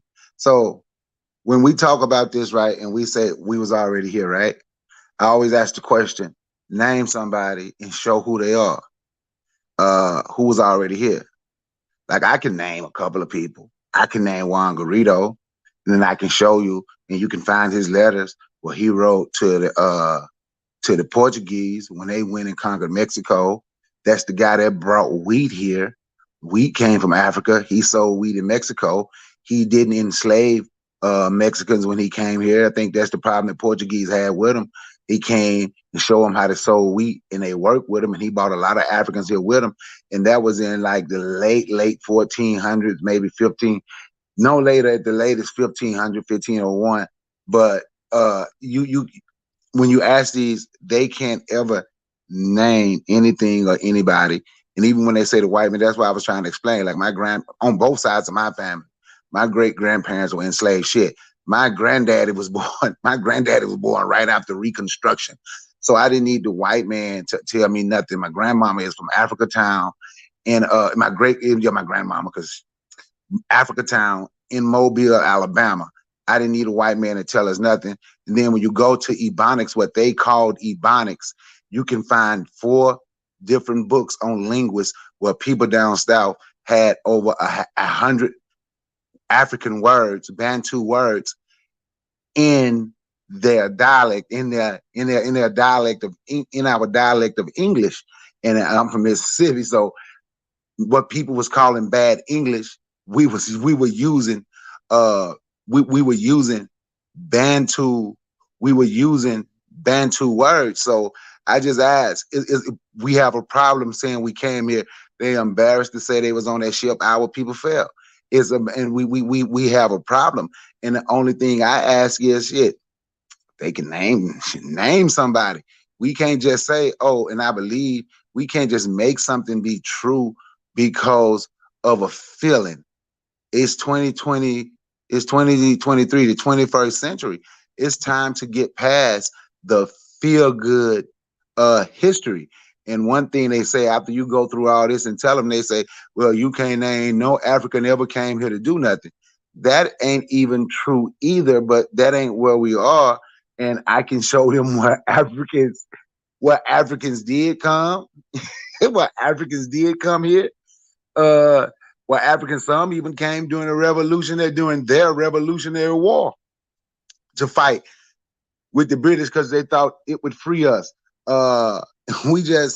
We've been confused and we've been taught to think bad of ourselves. So let's stake claim to this land. And my last statement is the black people that's from this country that's originally from here, as they say, Aborigine, indigenous, they must be dumber than the black people from Africa and dumber than the so-called Native Americans. And I'm saying that as disrespectful as possible because the black people in Africa was conquered. They are colonized now, but you go there, they still know their dialect. They'll know some of their culture. You go to an Indian reservation, and you will see, like if you go to the Indian reservation, to the casino, and you see some of these Choctaws and Cherokees, they still know their language. They still have some of their culture. But for some strange reason, the Aboriginal indigenous black man to this land don't know nothing about their culture, don't know their language. The only food they would have is corn. They don't know nothing then they say, well, but the white man told you that. But they don't know nothing about here, nothing about what they had. They don't know nothing. But everybody else who has been conquered and remained on their homeland tend to know something about themselves, tend to know their culture, tend to know their language, their customs. They tend to know a lot of stuff about, except the black people, Aboriginal, indigenous black people from America. And on that note, I yield the mic. I'm gonna listen to respond, and I'm gonna get off. Peace and thank you for letting me speak. Yeah, Bakari, that's cool. Thanks for coming through. But there's a prom coming up. This is prom 3. Prom 5, we're gonna be talking about that sports show. So I don't know if you could kind of peek in every now and then. You know what I mean? I want to talk about that. I'm going to be listening, so I'll try to peek in. Okay. I'll try to come back because I'm going to be listening though. Okay. With that said, if there's any other comments, go ahead. You don't have to wait for me. Just make your comments, and then we'll go to the next prompt. I just want to say, I don't know if anybody saw Hidden Colors series from Tariq Nasheed. I don't know if y'all saw that, but in the Hidden Colors series, he talks about Mansa Musa, one of the African, kings, richest man in history. He went to, on his pilgrimage to Mecca. He totally depressed the market. He had so much gold. And he also talked about one of the last emperor of the Aztecs. I'm probably going to say his name wrong. I can't say his name, but he was Montezuma. Thank you, Montezuma. So in this documentary, Tariq really tried to say that these two people who never met, who would live centuries apart, were the same person. So I don't know. It's just funny to me how the ridiculousness of these claims, how they have to just, I don't know. It's sad because we're arguing over stuff we really shouldn't be arguing about. Like, we have an enemy who wants to oppress us and dominate us, and we're just really, we're still arguing about things we should have already settled by now. So that's just my I just want to put it out there for the record that you guys have to study the history. George Washington is actually George Washita. You guys can check out Brother Dane Calloway. I'm gonna say his name again, Brother Dane Calloway. Shut up, guys. Get off the you trolling now. All right, man, my fault. I was trying to help the information. No, because you trolling. For Brother Bakari, that said that the theory, most scientists think that Neanderthal probably evolved in Europe from African ancestors. So for him to say that Neanderthals are a different species, no, they're not. Neanderthals are African that left Africa way before. So Neanderthals are also African based on that theory. Another thing I want to say, the falcon is a bird that is revered by Egyptians. I know guys don't like them niggas, but Egyptians, right? Falcon is you know where the falcon is indigenous to? The Americas. Wrong. Okay, all right. Of course not. I'm looking at it right now. They're indigenous to North, South America. There's more than one species of falcon. Oh my God. The Pellegrino falcon, the biggest falcon, the fastest bird. Azuli. Yeah. In the chat, I think Tanzan has had a great little conversation. I can't read all the comments, but there's a couple of things you guys never could answer. So if the original people here, the Native Americans, were from Africa, where are their ships? You guys had to question where the slave ships, well, where are their ships? How come they weren't going back and forth? Where is the Africanisms in their culture and language? That's right? Because the Mississippi is the Nile. You guys have been lied to about your history. Yes. All right, guys. All right. First of all, I always, every time I refer to the Olmec heads, but this is the thing about the Olmec heads, right? The Olmec heads, a lot of them have African features, right? The Native American that we know today, the ones that we know today, the ones that have pale skin and straight hair, where are the big statues that look like them if they were prominent like this in the Americas? How come all the Olmec heads that have been seen have Negro features. None of them have that straight nose. None of them have that long hair, that long silky hair. Where is that? Number two, camels are indigenous to America. So how come nowadays we only find them in Africa? Exactly. Yo, you joking around. Gas, but whatever. So if what I'm saying is all the shit you've been taught, all the shit you talking about, you from Africa, you want to take them about. I'm saying, just like I told Tenzin, I'm saying we were here first. I'm willing to admit, or maybe so I could feel good, that life started in Africa. But I'm saying we were here first. So there's a missing page in the history. The pyramids over there. So you mean to tell me the pyramids in Africa and the pyramids here, those two group of people share the same type of bird? The pyramids over in Africa are smaller than the pyramids over here. What? So are hippopotamuses native to America as well? I don't know. You Google it, bro. You tell me. No. You. I don't know. I didn't do that. What about lions? I don't know that. Are they? Lions? Are they native to America? Giraffes? No, but panthers, jaguars are native to here. Jaguars are, but what about leopards? They're not the same animal. So leopards are.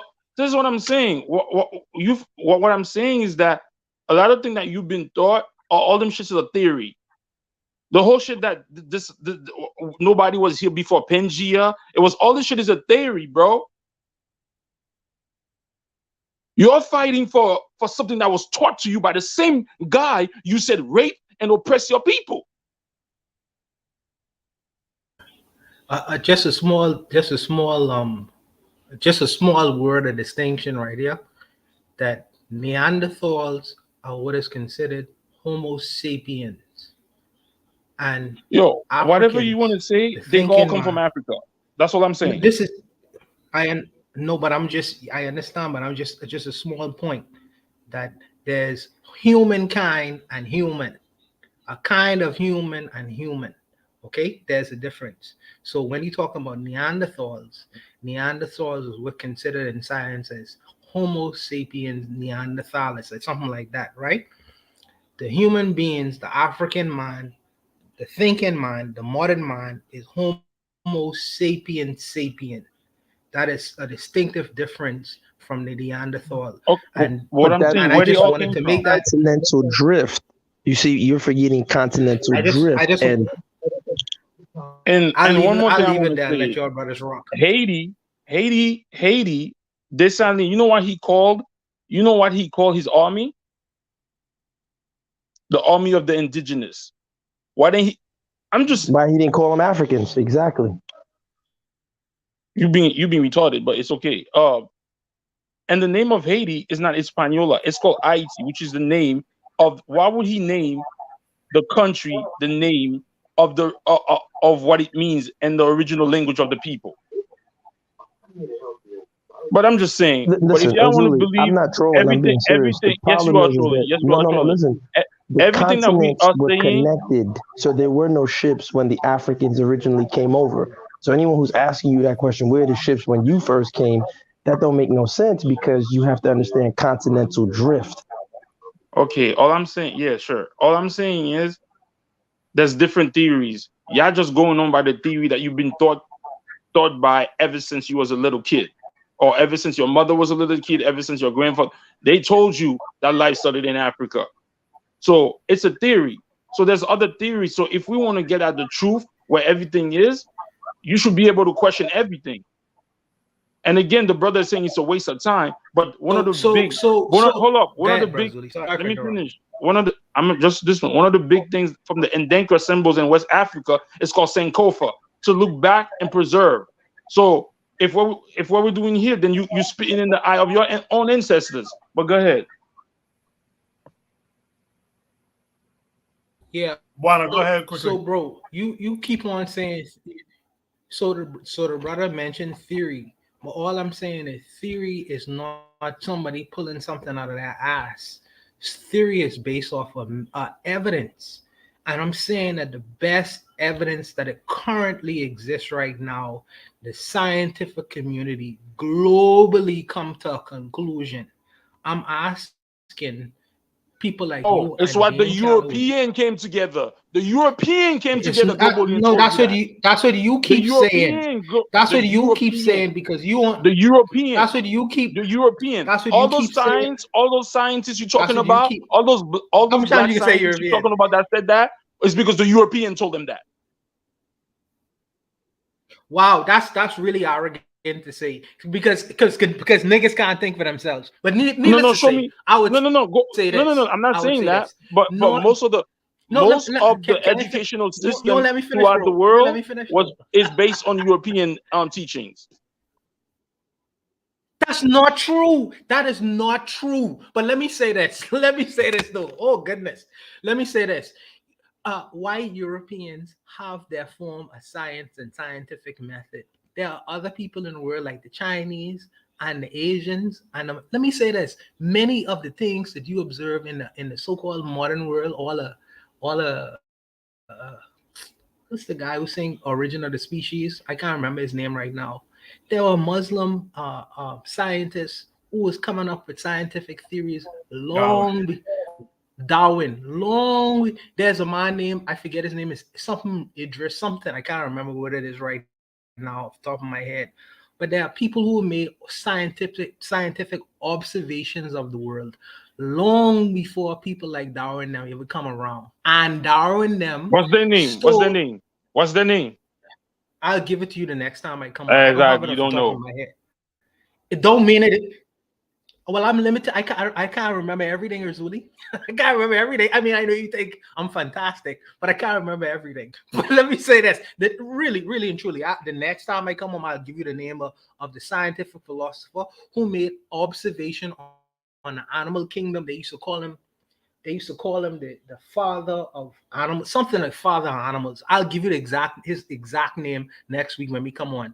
But needless to say, some of these men have made observations of the natural world long before European so-called scientists and philosophers have made observations of humanity and the natural world. And many of your European people who you think that we hold fast to, they have pulled ideas from all of these different people around the world about the natural world that exists. So it ain't just Europeans creating these things, it's many other men.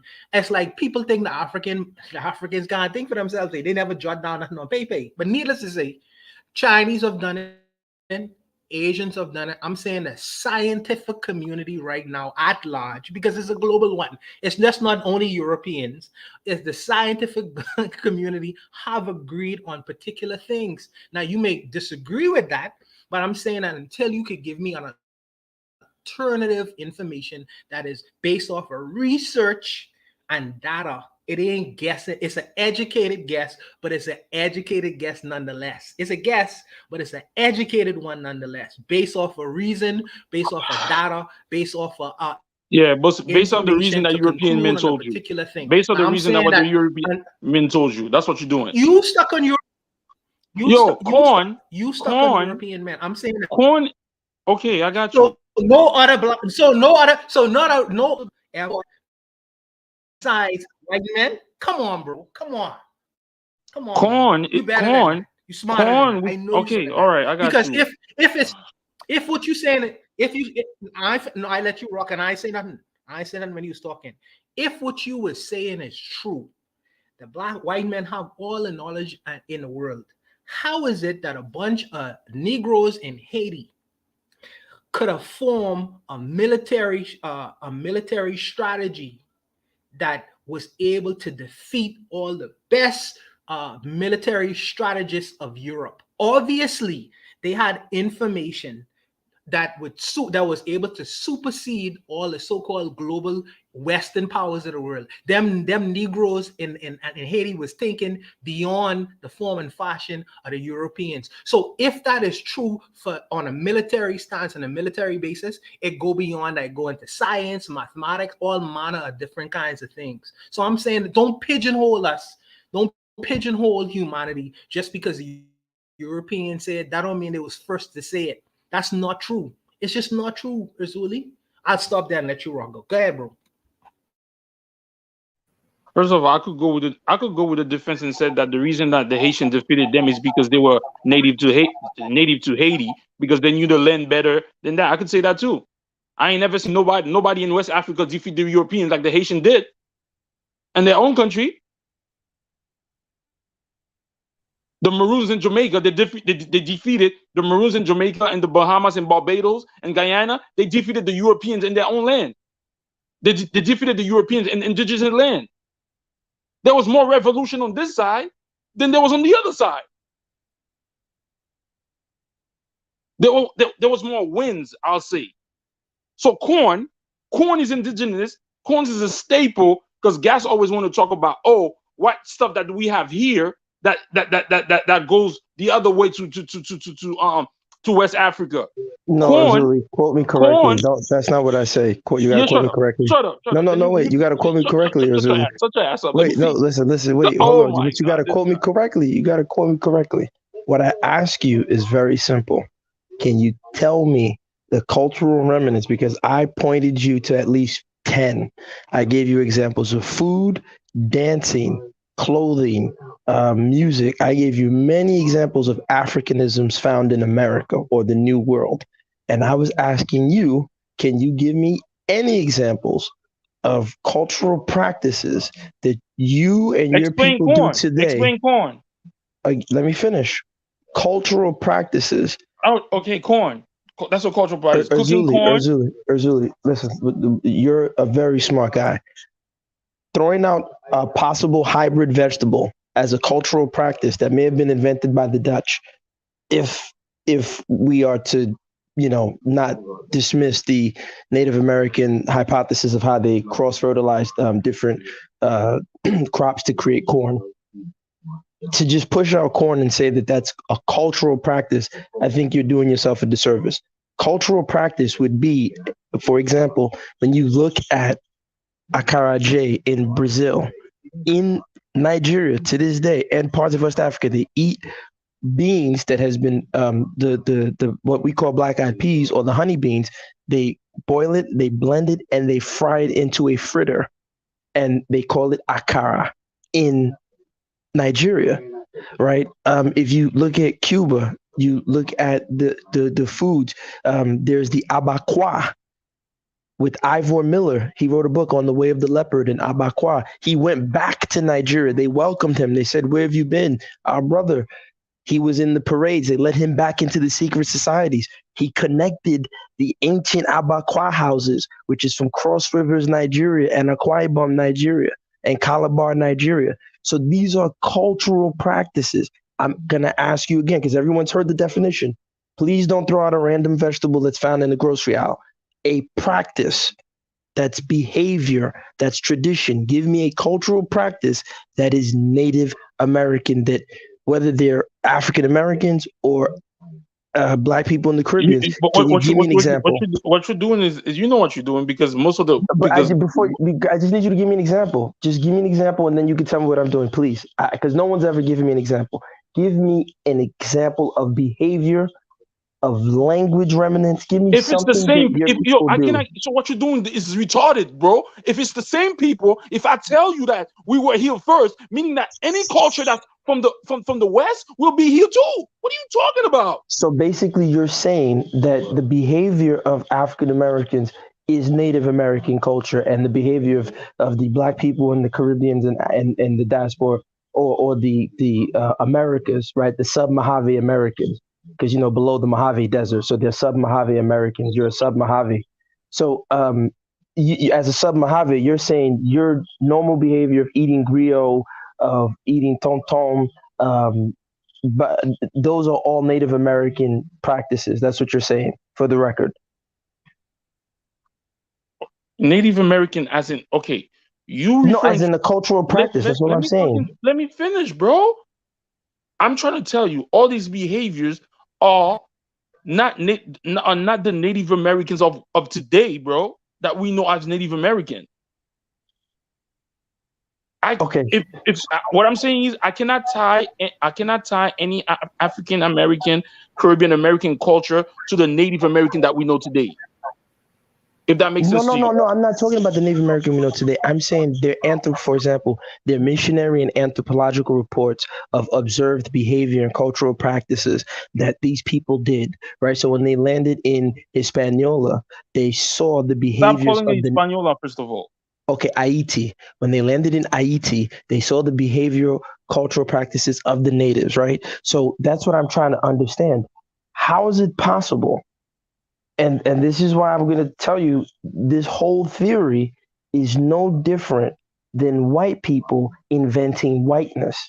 So they claim Greek and Roman when they're really Goths, Visigoths, Gauls, and Thracians and all these other things. They're not Greek and Roman, right? So because what you're basically saying is, oh, I'm Native American, but I forgot the language, I forgot the food, I forgot the cultural practices. That's exactly what the white man says when he says, oh, we had the Dark Ages, so we forgot everything about Greece and Rome. That's impossible, because African people who were kidnapped in that genocide that we call the so-called slave trade never forgot their cultural practices. They brought their Ogun, they brought Legba, they brought things with them. So in Cuba, there was a Babalawo named Adeshina.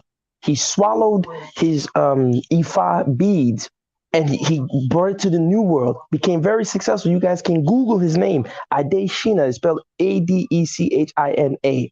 And he's a Cuban Babalawo that directly came from Nigeria. So you're basically telling me that because of the slave trade or the Native American slave trade, Black people in America and the Americas, the sub-Mojave Americans, forgot everything that was to their culture, and they don't remember anything. Just how convenient, just like the people who enslaved us and colonized us claimed during the Dark Ages, they were reintroduced to the classics, and they learned Greek and Roman all over again. So give me a word. Make sense. Give me a word. So you say you want to talk about the language. No. I didn't talk about the language. I'm talking cultural practices. What culture do African Americans have that resemble yours besides pouring libation? Okay, now let me give you an example. That's a great one. Can I speak on that, guys? Yes. Hey, guys, you live in New York. They ain't gonna have as much up there. So let me say it like this, right? The way we speak, the way we finish our words in vowels. There go one right there. When they say the N-I-G-G-R, we say it with an A. But let me show you something, right? The foods we eat, the stews, okra, the way we seasoning our food with meat. Like I said, we had up until we was tricked and said, you're not speaking proper. We had over 100 African words, Bantu words in our dialect down south. And you forgot them? Give me a Bantu word. Give me a Bantu word. Then you go to the Gullah Geechee of South Carolina, which I think is a great place for everybody who's African. Gullah Geechee is pretty much Pidgin English, and I understand it clear, Azuli. I can understand Gullah Geechee. So if you go there, so the thing is, Azuli is there. What you have to do, since you're saying you need to prove that you have all your culture. That's because you're confused. First, you say, this is what you said. You said you African, but you came here first. Then you say you're not African because if the Haitian army that defeated the French was called the Indigenous Army, why didn't he call it the African Army? But you are African that came up. It's all confused. I understand, Azuli. You done caught up into something, and now you confused with the words coming out of my mouth. I just want to ask you. I know exactly what I'm saying. Bakari, here's the problem. Exactly what I'm saying. Here's the problem. He still has not. We're going to debate human. Yeah, please. I want you to do that, Brother Bakari. But here's the thing. Azuli has dodged the question like all these Native American believers. None of them want to hold themselves to cultural practice. You just gave, for example, the Gullah Geechee. I didn't even want to touch that because, like I said, if you listen to old documentaries about the Gullah Geechee, it is pretty much Sierra Leonean Pidgin English. And I understood it clear as day. When I was in college, I had a professor, Dr. Maria Goodson. She gave us the book, Africanisms in America. She played us the documentary on the Gullah Geechee. And I said, Dr. Goodson, I understood what they were saying. She said, of course, they're African. So when you keep telling me corn and, whatever, Azuli, forget corn. Give me behavior.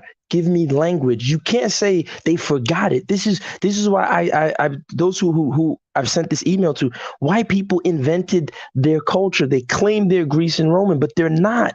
These are the barbarians that the Greece and Romans hated. Bro, and so you guys are doing the same thing. Show me the language that you said that. Wait, you didn't answer my question, but you want me to answer your question. Wait. You didn't. English is not. English is not an African tongue. Wait. I didn't say English. I said pigeon. But wait, you want me to answer your question? You still haven't answered mine. Is pigeon a language? You'd have to go and learn about Pidgin English, but you No. have not. Pidgin is not a language. Excuse me, brothers. Excuse me, brothers. I don't want to answer my question. Why Zuli can't answer my question? Zuli, I have a question. I have a question for you, Zuli. So a common Native American practice is the sun dance. You know that many Native Americans worship the sun. So do we see the sun dance replicated in Africa? Yeah. Oh, yeah. Go watch the indigenous people dance. Go in Africa and watch the footwork. If it's not similar to the footwork over here, and the Egyptians are sun worshiping. The Egyptians are sun worshiping people. Zuli, we're not Egyptians. Yo, bro, get that out of your head. Telling me this shit, man. I'm saying we're I'm not talking Egyptians. Yo, you gave Gas. I don't give a fuck what you're saying for one Egyptian. Egyptians aren't Egyptian Africans? Listen, they're not the Africans who were brought over during the slave trade. Egyptians are African. They're not the Africans who were brought over during the slave trade. I don't give a fuck what you're trying to tell me, bro. The Egyptians were African. You see, Urzuli, here's the thing. Look, Urzuli, wait, time out. Look, let's be straight, right? I'm not mad. I don't care, but you don't have to curse at me. I always talk to you with respect. It's always we men. We don't have to talk like that to each other. My bad. I didn't mean it that way. You know what I'm saying? I apologize. But what I'm saying is, but what I'm saying is this, right? Again, the point is, I'm showing you the correlation. Europeans who founded the so-called Americas, they lied about their history. They have invented they say Greco-Roman. No such thing as Greco-Roman because Greece and Rome are not the same thing. The Native American believers today are doing the same thing. They're inventing the history. And when you ask these Greco-Roman people, how is it that you forgot everything Roman? How did you forget the language? How did you forget everything? They can't explain it. Just the same way you can't give me one thing that you do culturally that's Native American, and you can't give it to me. If you're saying give you something that Black Americans do that is Native American related, not just Black Americans, sub-Mojave Americans, because you're below the Mojave Desert. Oh my God! So is that what you're saying?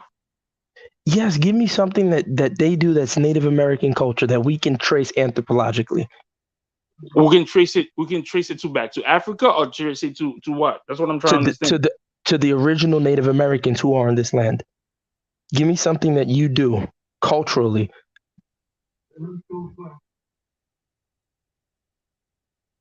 I don't understand. Something that you do, like someone can say, oh, they do this, right? The ancient people, if you read the missionary reports and anthropology reports, they used to crip walk. Give me an example of a crip walk that you do today that the ancient Native Americans do or did that I can research, that any anthropologist can research. Maybe you're helping me without knowing. The crip walk could be considered the same. You see how the Native American dance with their footwork? Yeah, I'm listening. The crip walk could be related to what you guys do back in Africa. No, but I'm not talking about Africa. I'm saying the people who, because you're saying you're not listening to what I'm saying. I'm saying we were the first here. No, I agree with that. But what you I'm don't saying agree is, with me because you keep trying to tie me to some bullshit. I'm trying to tell you that whatever culture wasn't in West Africa, the first Native Africans brought it here. This is what I'm saying. I don't understand what are you trying to? I'm not tying Black Americans or Black Caribbean American to the Native Americans of the Columbus Day or of the Conquistador days. I'm tying them. I'm saying that we were the original here. That's what I'm saying. But then, okay, so when they came here, so basically you're saying most of them came here without the initiation of the slave I'm genocide. saying most of us came here on our own goddamn will at the time. We didn't come here to slavery. That's what I'm saying. Okay, all right. I can't argue with that. All right. You know, the topic here, the original post was, where do Black people in the West originate from? I think that was a very spirited conversation. There was a lot of participation from the chat during that one. Lero was talking up, and Trigger Happy 262. But I think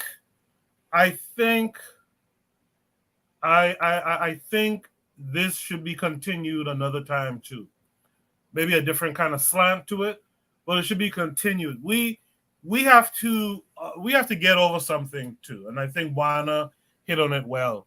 We have to get over the idea that the white man just did everything. Now, the white man did a lot of shit, but there's other groups, people groups who have looked into things themselves, who have done research as well, right? So we got to give ourselves that credit. And you know, furthermore, as far as I'm concerned too, it's pretty obvious that people in the West, Black folks in the West, originate from the continent.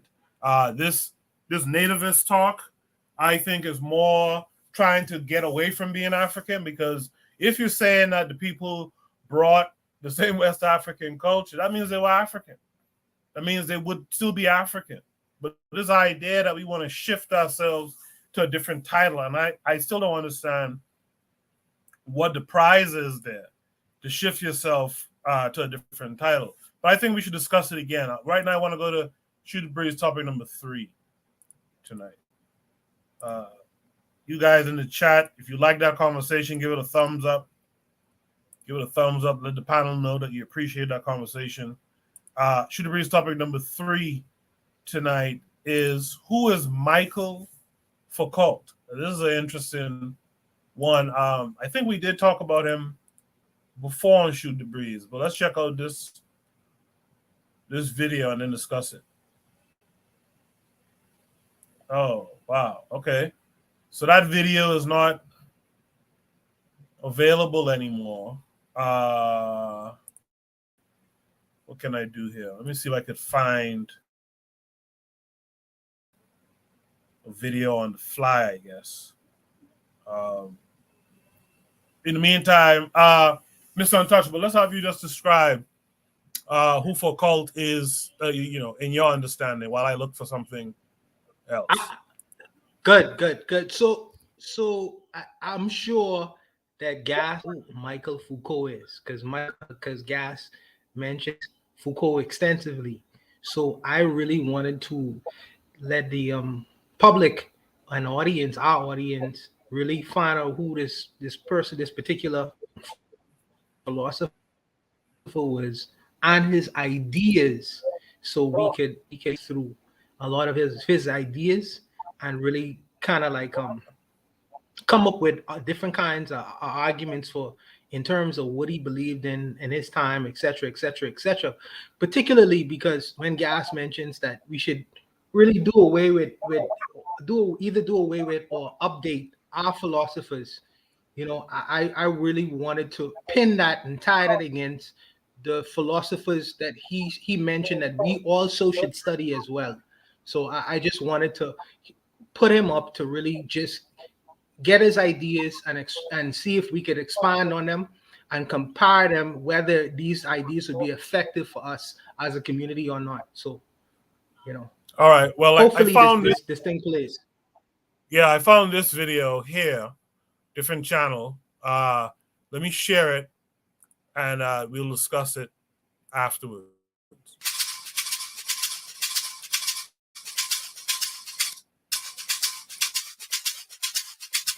Michel Foucault was a French 20th century philosopher and historian who spent his career forensically criticizing the power of the modern bourgeois capitalist state, including its police, law courts, and psychiatrists.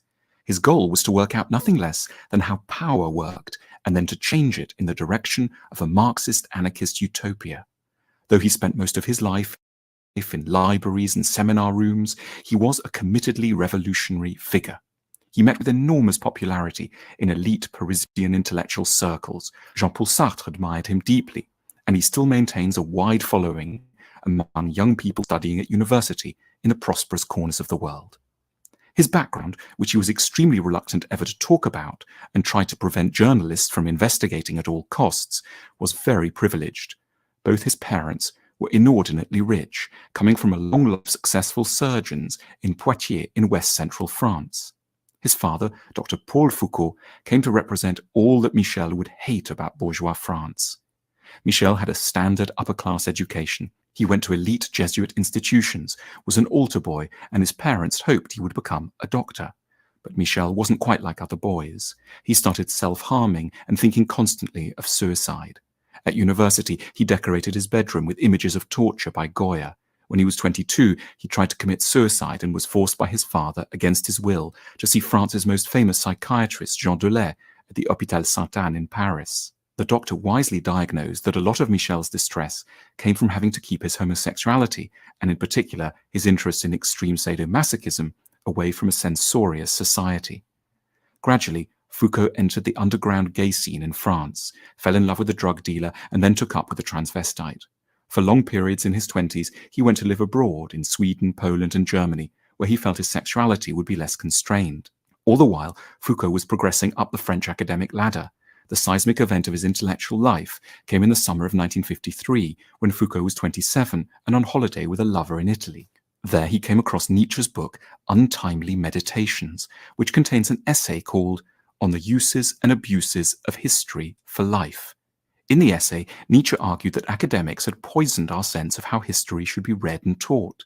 They made it seem as if one should read history in some sort of a disinterested way in order to learn how it all was in the past. But Nietzsche rejected this with sarcastic fury. There was no point learning about the past for its own sake. The only reason to read and study history is to dig out from the past ideas, concepts, and examples which can help us to lead a better life in our own times. This essay liberated Foucault intellectually, as nothing had till then.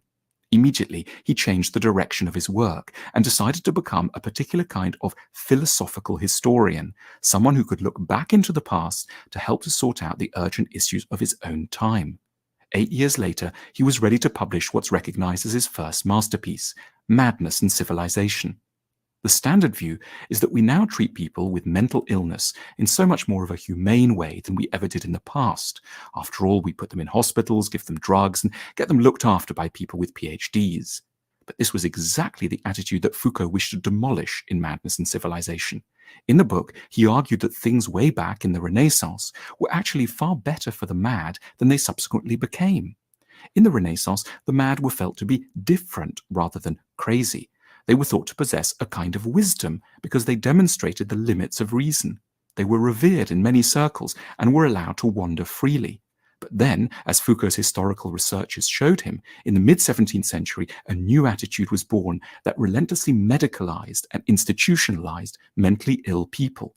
No longer were they allowed to live alongside the so-called sane. They were taken away from their families and locked up in asylums and seen as people one should try to cure rather than tolerate for just being different. You can recognize a very similar underlying philosophy in Foucault's next great book, The Birth of the Clinic. His target here was medicine more broadly. He systematically attacked the view that medicine had become more humane with time.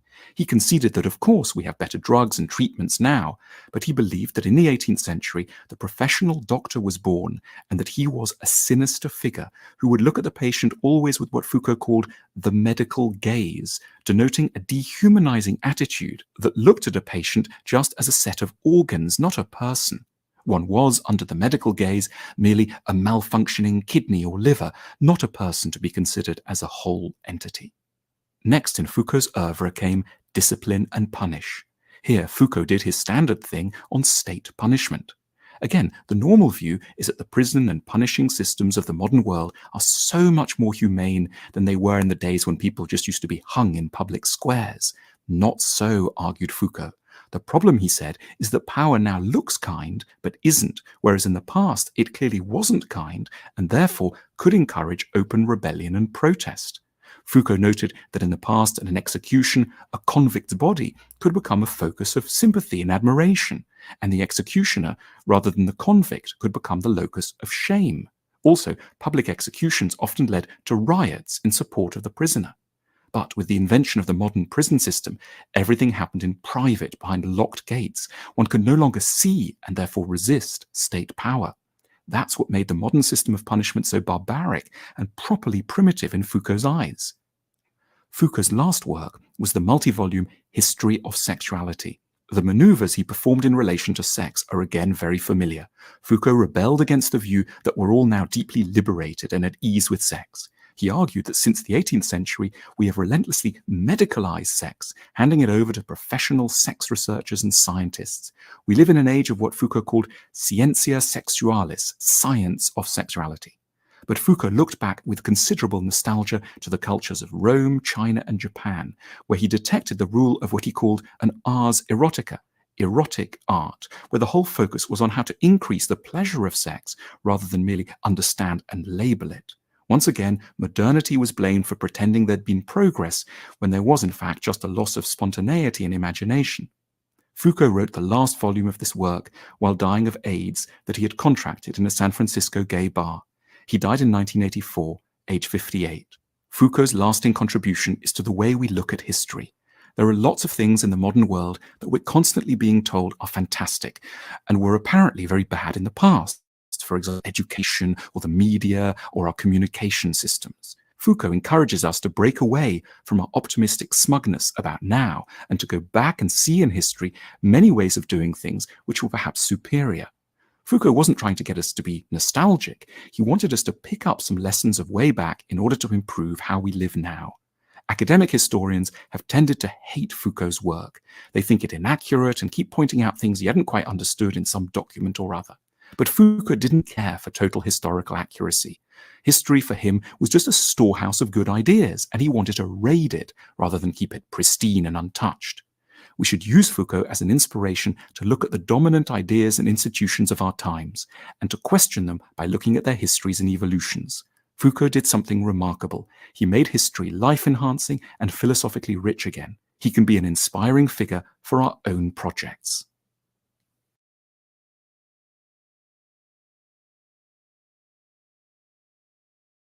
Very interesting stuff. Very interesting. Real Black Gentleman.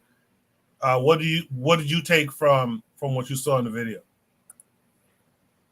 Honestly, like I was trying to figure out like what I didn't gain anything from that. Like I really did. Like who is this guy? This guy's like you know what I'm saying? Like this is like some other stuff. Like this is like a white queer dude trying to like make sense out of the world and trying to like, but that's already backwards. You know what I'm saying? Like I was trying to figure out like, I mean, I don't know what I can gain from this. You know what I'm saying? I don't. I mean, it's interesting, like I suppose, but I don't have nothing to gain from this. Like this is like quaternary fourth level stuff for me. That's just me. Like I don't know how this affects Black people, except how maybe we can understand how that all this might be affecting us, but I kind of see that it doesn't really affect me. I don't know. I'm gonna pass. I'm gonna pass the mic. In the chat, Bibi Rodriguez says, yes, it makes a lot of sense to follow Marxist delusions when the same delusionalists come from barren lands, feudalism, and divide and conquer tactics. She also give a face. By the way, welcome back, Bibi Rodriguez. I haven't seen you in a while. You should join the panel sometime. Bibi says, clearly he was a low-level smut who didn't give value to his sexual health, exposing himself to illicit, dirty sexual encounters. So yeah, that was an interesting part of that video for me as well. With that said, Carl, were you familiar with Foucault? And what are your thoughts on the video that we saw? I have heard of Foucault. You know, I studied him a little bit in some of my sociology classes, as it pertains to Marxism. So I guess he's trying to reimagine how power is. Hey, go cool. You got a policy strike on your page. It's not up on YouTube. Oh damn. All right, I guess it's because I'm sharing this video in the background. Let me stop sharing the screen. Once I take it off the screen, the chat should come back in a couple of minutes. But Kyle, you could continue in the meantime. Oh, I was just saying that, I gleaned a little bit. I try not to look too much into the personal lives of these philosophers. I really try to go more into their ideology and what they try to teach. I always, when it comes to the definition of power, I always, tend to go towards Huey P. Newton's definition and understanding of power, more so than philosophers coming out of Europe, because he understood it to be, the ability to define phenomenon. But that's all I'm really going to say. I've heard of him before. I can see where people might glean certain things from him, but I think when it comes to our struggle, I think we might need to just take what we can from Europeans and then discard the rest. You know what they say, eat the meat, spit out the bones. So I think that's where I want to leave it at. Yeah, so just refresh. If you can hear my voice, drop a 1 to let me know that you're back on the stream. I still see some comments in the chat coming. Provide Trigger says, still not on after refresh. It should come back soon. So we heard from Kyle just now. Let's hear from Sister Tanzan. Well, for me, I think it's more important to concentrate on the ideas than the person. So, what he sought to understand was this whole concept of man or human being and the relationship between, he talked about the man is a limited being, but he still wants, he still yearns for immortality or something like that. I'm paraphrasing, of course. So, he talked about the creation of man as a means to create, to manipulate social order.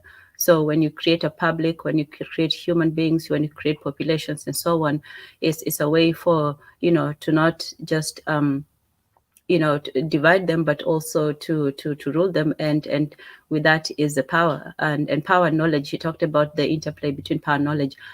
And, I've talked, he was talking about knowledge at the time, but now it would be more precise to call it data or information and all this, because once you get enough knowledge and information about a subject, and it also talks about, man as a subject, somebody who can manipulate the environment, but somebody who's also an object, who's also a part of that nature.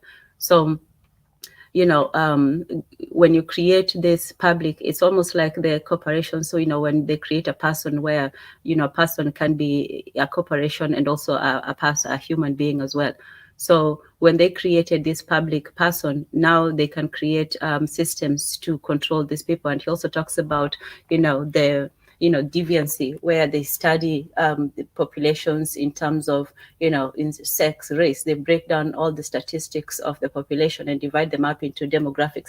And interestingly enough, TV programs and media and all that, they also look at the performance of their products in terms of demographics, ages, male, ages this to this, and so on. So everybody is almost, categorized in a box, including, the racial one, but, we're just being general now. So, he also talked about, this when you have enough power, knowledge, it's not to say that power and knowledge, power is knowledge and vice versa. It's only that when you have enough of that, you can create, the extension of the panopticon, where, you're under constant surveillance, which is, the almost real-time accumulation of data, as well as the collection of previous data. So this all leads to, the idea of the welfare state, where, once the state collects all this information of people, it's not so much to, get rid of deviancy in society, for example, but is to seek ways in which first it can profit off of it, or second, it can contain it within the system. So, there's all kinds of statistics about, drug users, about, sick people, about, all kinds of medical disabilities, medical sicknesses, people who are involved in certain kinds of lifestyles and so on. And that makes it easier for the state to, to control individuals to some extent. But, in any case, sometimes we might not see the immediate impact of some of these ideas, but they are so deeply embedded in the system that it makes it almost invisible. And that's also what he talked about, the display of power. Before, it could be open and, subject to public executions, for example, open corpses on the ground. But, now it was sanitized and it was still there. People still felt it, but it was not, it was almost like this invisible effect. Yeah, so that's all I'll say about that. I mean, I don't know too much about him, but one of the books that he said was the Order of Things. I think that's a good one to start with if one is interested. But yeah. So Taryn, in all of that, what you do know of Foucault, is it worthwhile for African people, Black people, to study this guy's philosophy? Yes, I think so. I think it's good to familiarize oneself with the main ideas that the system is based on. I think just on a general, if you're going to look at the whole system, people talk about and even Frances Cress Wilson, she talked about or Neely Fuller, he talked about all the different ways that the different tentacles of that supremacy. So we shouldn't ignore the philosophical aspect as well. It's mental, it's physical, it's it's in all these areas, and we should tackle them all. Yes, I appreciate that. Urzuli, I think you're into philosophy. What are you familiar with Michael Foucault? I'm gonna make this quick. I'm not familiar, and he lost me with the French accent, so I tuned out. I don't know who this man is, to tell you the truth. All right, thanks for that. All the same. Let's go to Bwana Hagazi. Yeah. So this let me just section some stuff. So I'm gonna dismiss his personal life from the discussion, and I would just purely focus on his ideology. And first of all, I'm not a Marxist, and I don't think, for me personally, Marxism doesn't work for me. That doesn't work for me. But there are some valuable things, I believe, that he would have proffered for the general public to understand. In particular, when he says that we should, as far as history is concerned, look back and pick on the things that would have made a society great and a society productive, and use these things as tools to really forward your society or benefit your current society. I think that's a buy. I don't disagree with that at all. I think that with great men can be great again. And I think that with us culturally, there are some things that we would have done in the past that we should look back at and really pull from. Maybe not everything, but there are some things that we could pull from to make our societies and communities better again. So I wouldn't completely dismiss what Foucault had to say. I think Foucault had some valuable things to say in terms of looking at society and its structure, in terms of really breaking certain things down and finding out what works and what doesn't necessarily work. In terms of him talking about power and all these other great things, I think that he ideologically may have had some good things to say. But to really take him outside of the discussion with a Dr. Amos Wilson, who also talked about power as well, I don't know. I don't know. I think that Dr.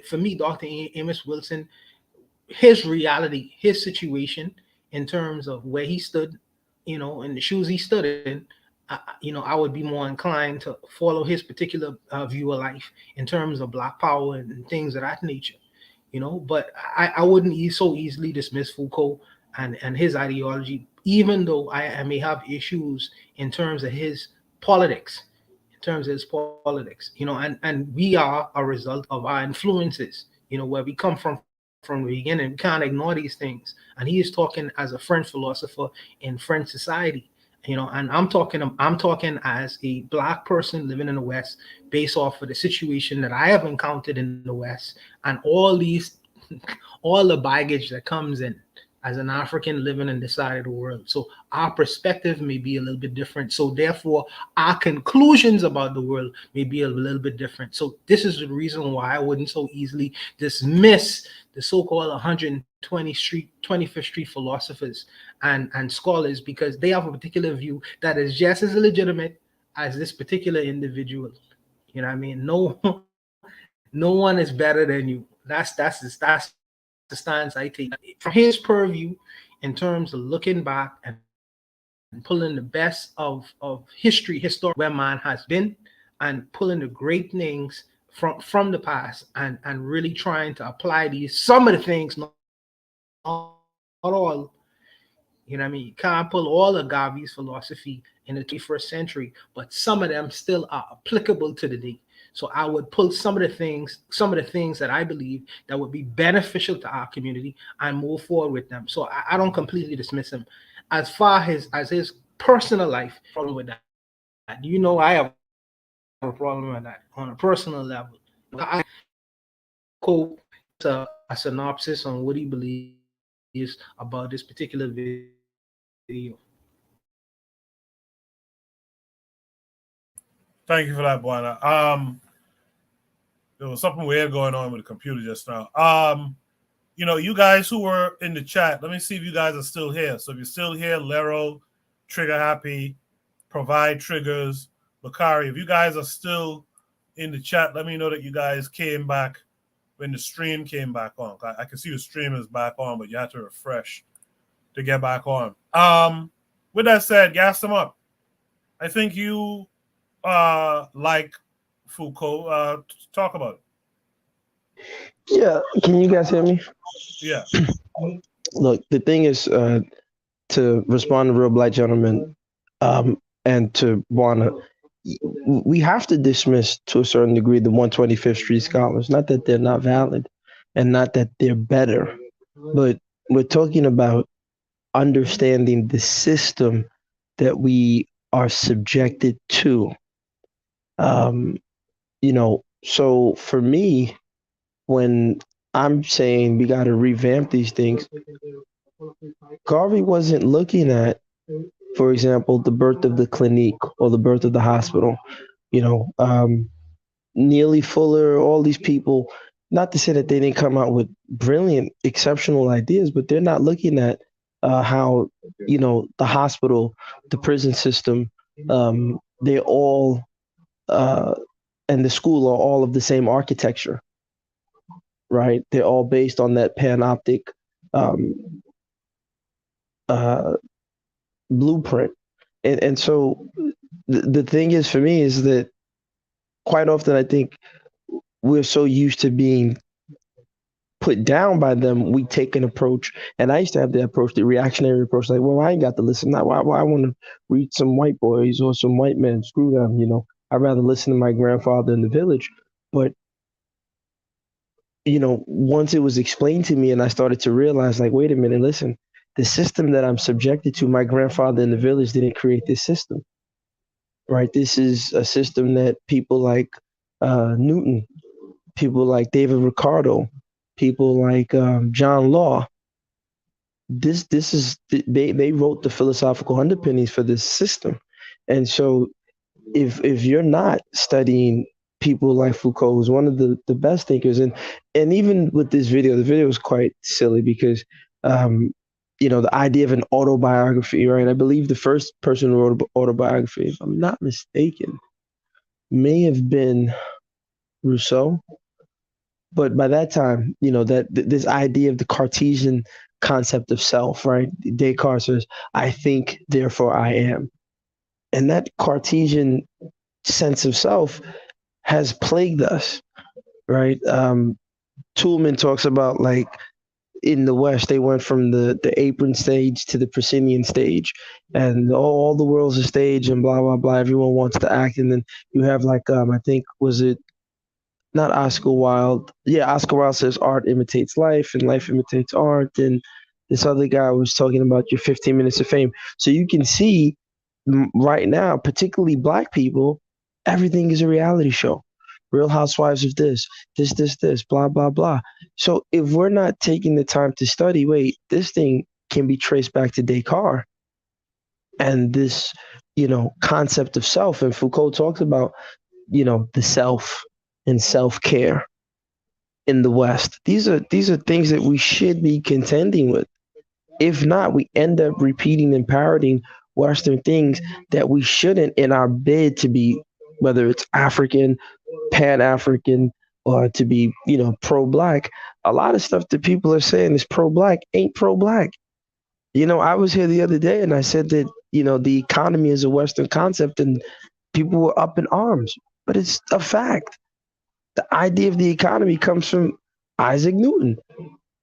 Adam Smith was reading Isaac Newton and came up with his entire theory on the so-called wealth of nations.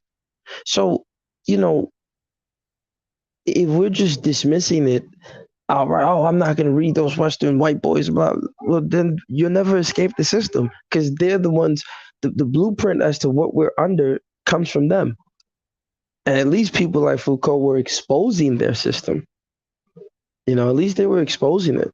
Now you can't even get these people to expose their system. The Pentagon just had like a 6th or 7th audit. $2.2 trillion is missing right now. No one talks about it. Swept under the rug. So they're not even telling us the system as to what's going on.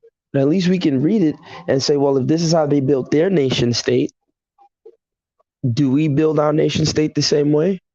Right? When Minister Farrakhan was talking about Malcolm X, yeah, we had a traitor, and every nation deals with a traitor like this. Whoa, Minister Farrakhan, that's how the West deals with their people.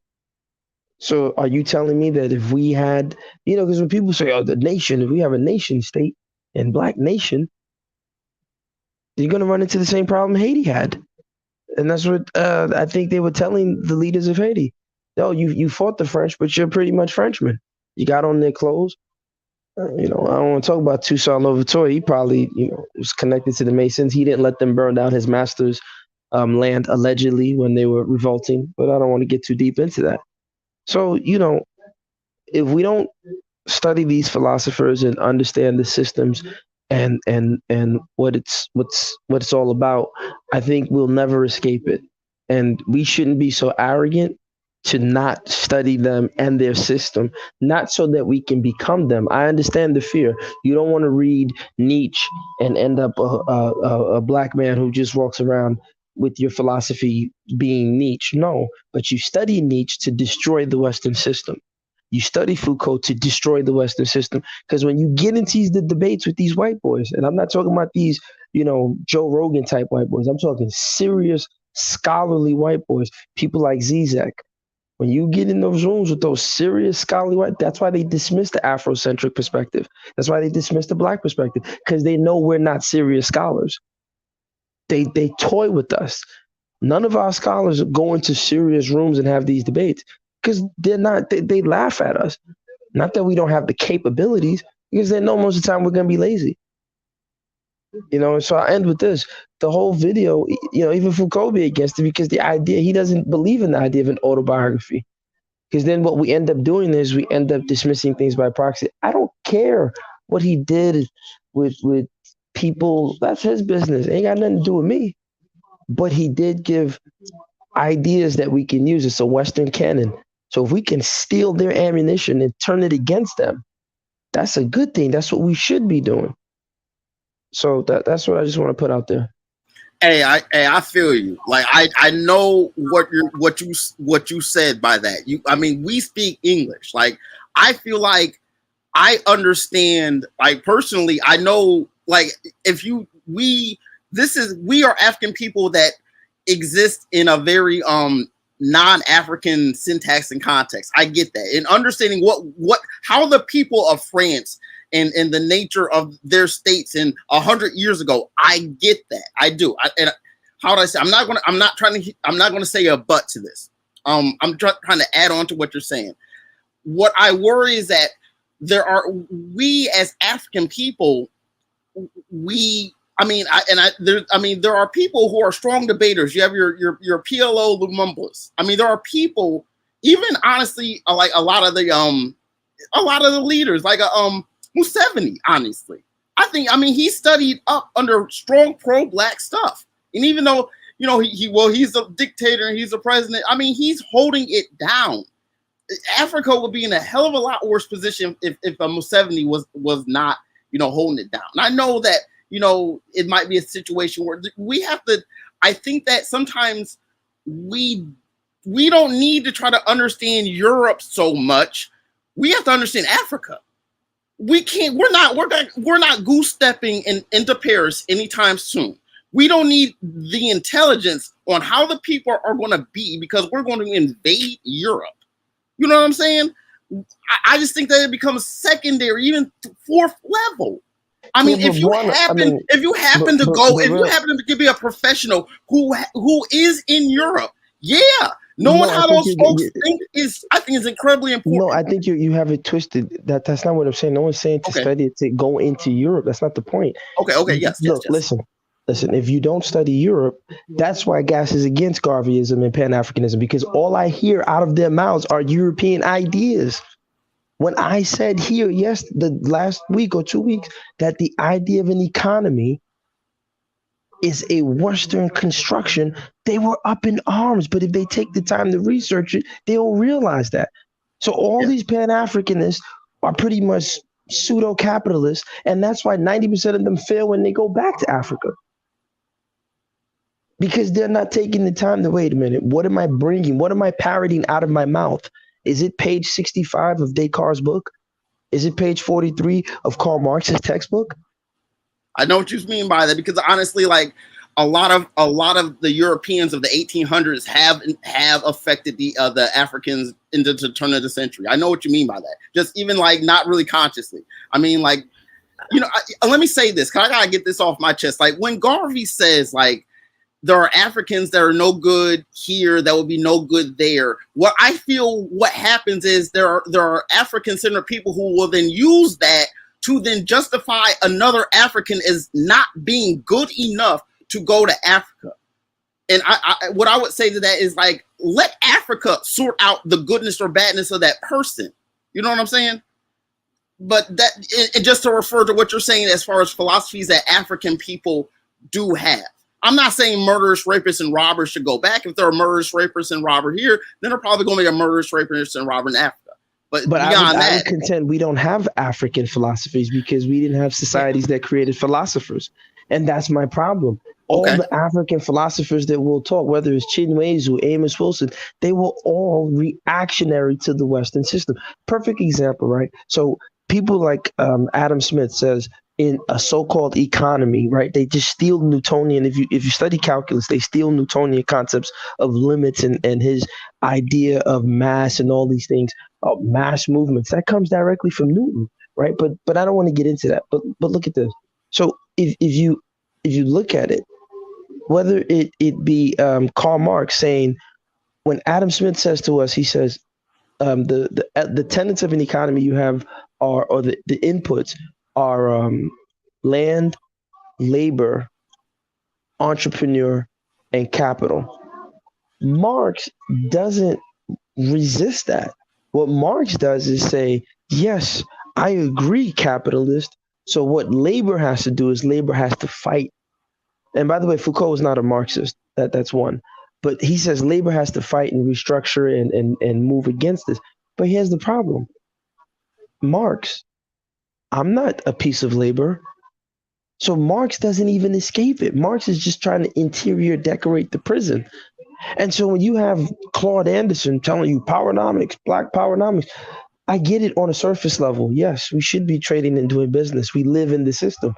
But shouldn't the goal be to get the hell out of the system, not to be successful within it? And that's why if you guys see the remake of Tron, See, they throw the subliminals there all the time to insult us. The film, the movie Tron, they did a remake. The black guy that had dreads that was rebelling, when he went to meet the dude, told him, "You don't even know what you're doing right now." He made, like, to paraphrase, was like, "You're a pawn to me. You're a tool. You're not even.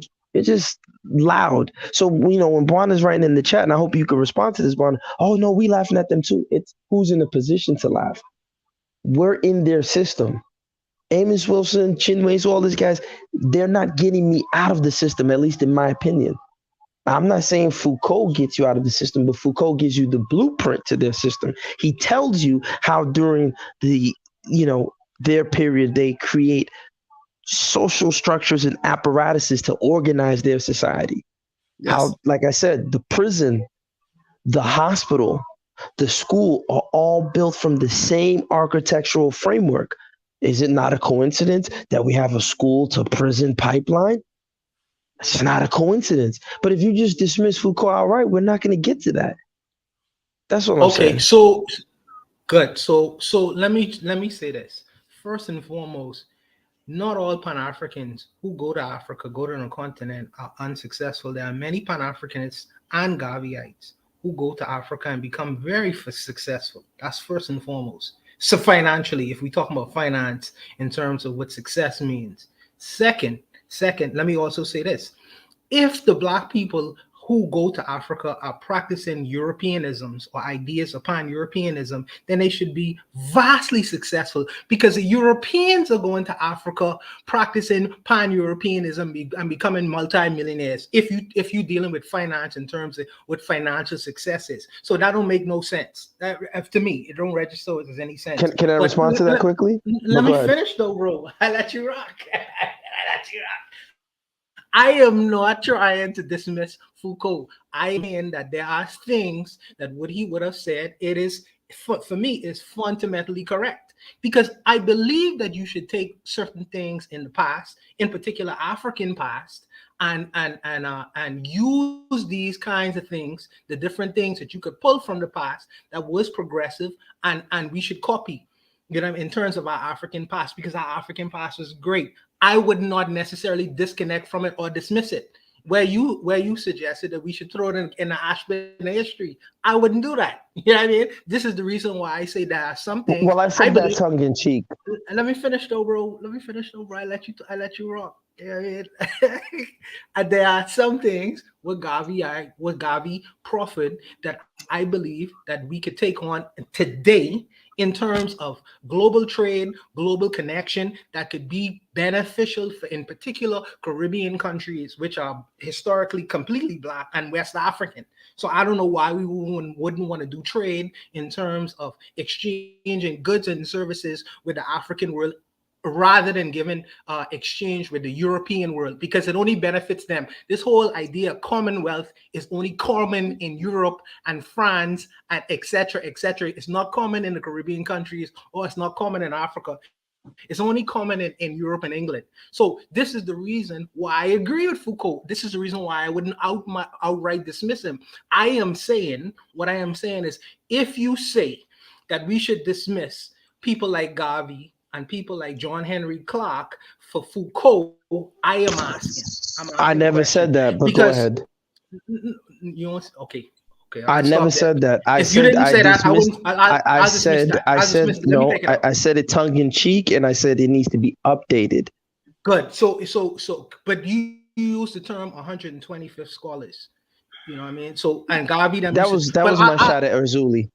Okay, so I'll dismiss them then. I'll dismiss them because it was just a tongue-in-cheek comment. What I am saying is, I don't even know what you said. I don't dismiss, and let me say this, for the record, I don't dismiss what the people who construct this so-called prison system. You should not study them. I would never suggest that. I am saying that we should study that. That's important to study. However, we should study our own philosophers and thinkers as well, because we could think too, you know. Yeah, some people think ghetto people can't think. We could think too. We have ideas about the world. We have observations about the world, and there are people historically Black-faced people who have considered. People talk about Garvey. People talk about Garvey, but never practice Garvey. They practice integrationism. They practice sense of white culture and white standards and white everything. Brother Bakari have a challenge going called a Black Business Challenge. It's a short period of time in our community, and it goes out of it.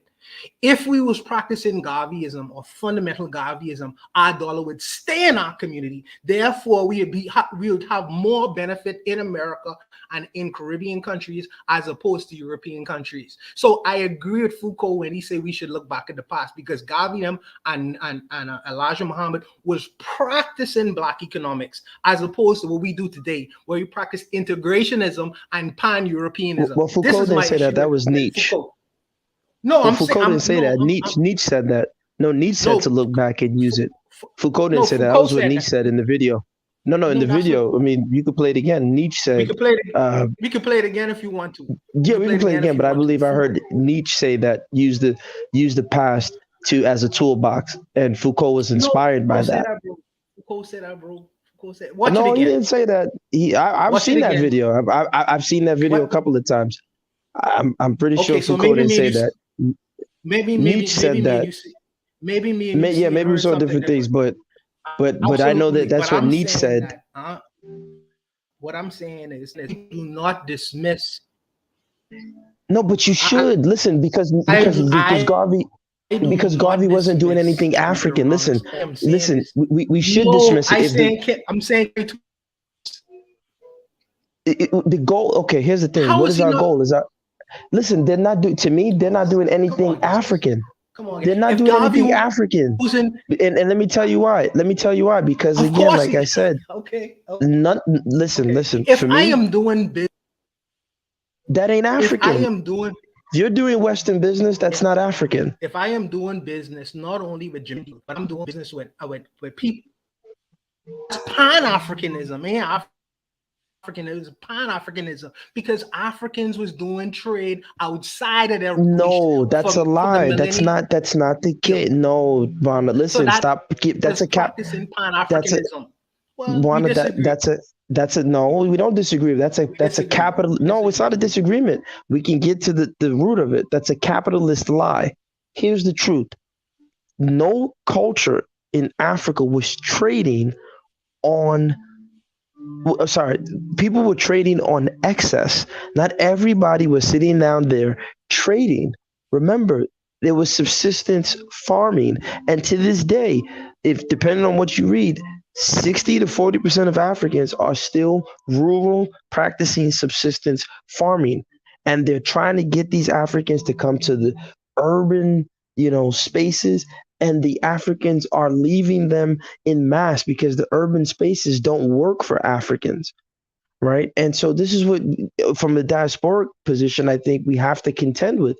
Look, in the diaspora, all we have in the diaspora is the Western system, right? And so I can understand contending with that. But now when you get to the continent, the Western system is not the only thing that's there. There's still alternative systems. Granted, because of modern living, everyone's supposedly on a superficial level trying to embrace so-called new age development, blah, blah, blah.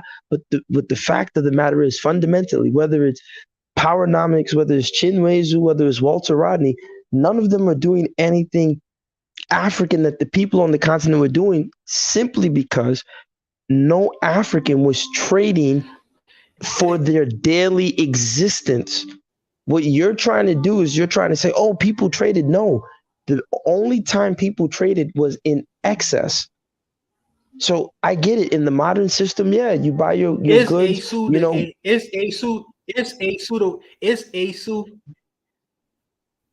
ASU the Western system? Susu, again, remember what happened to West Africa.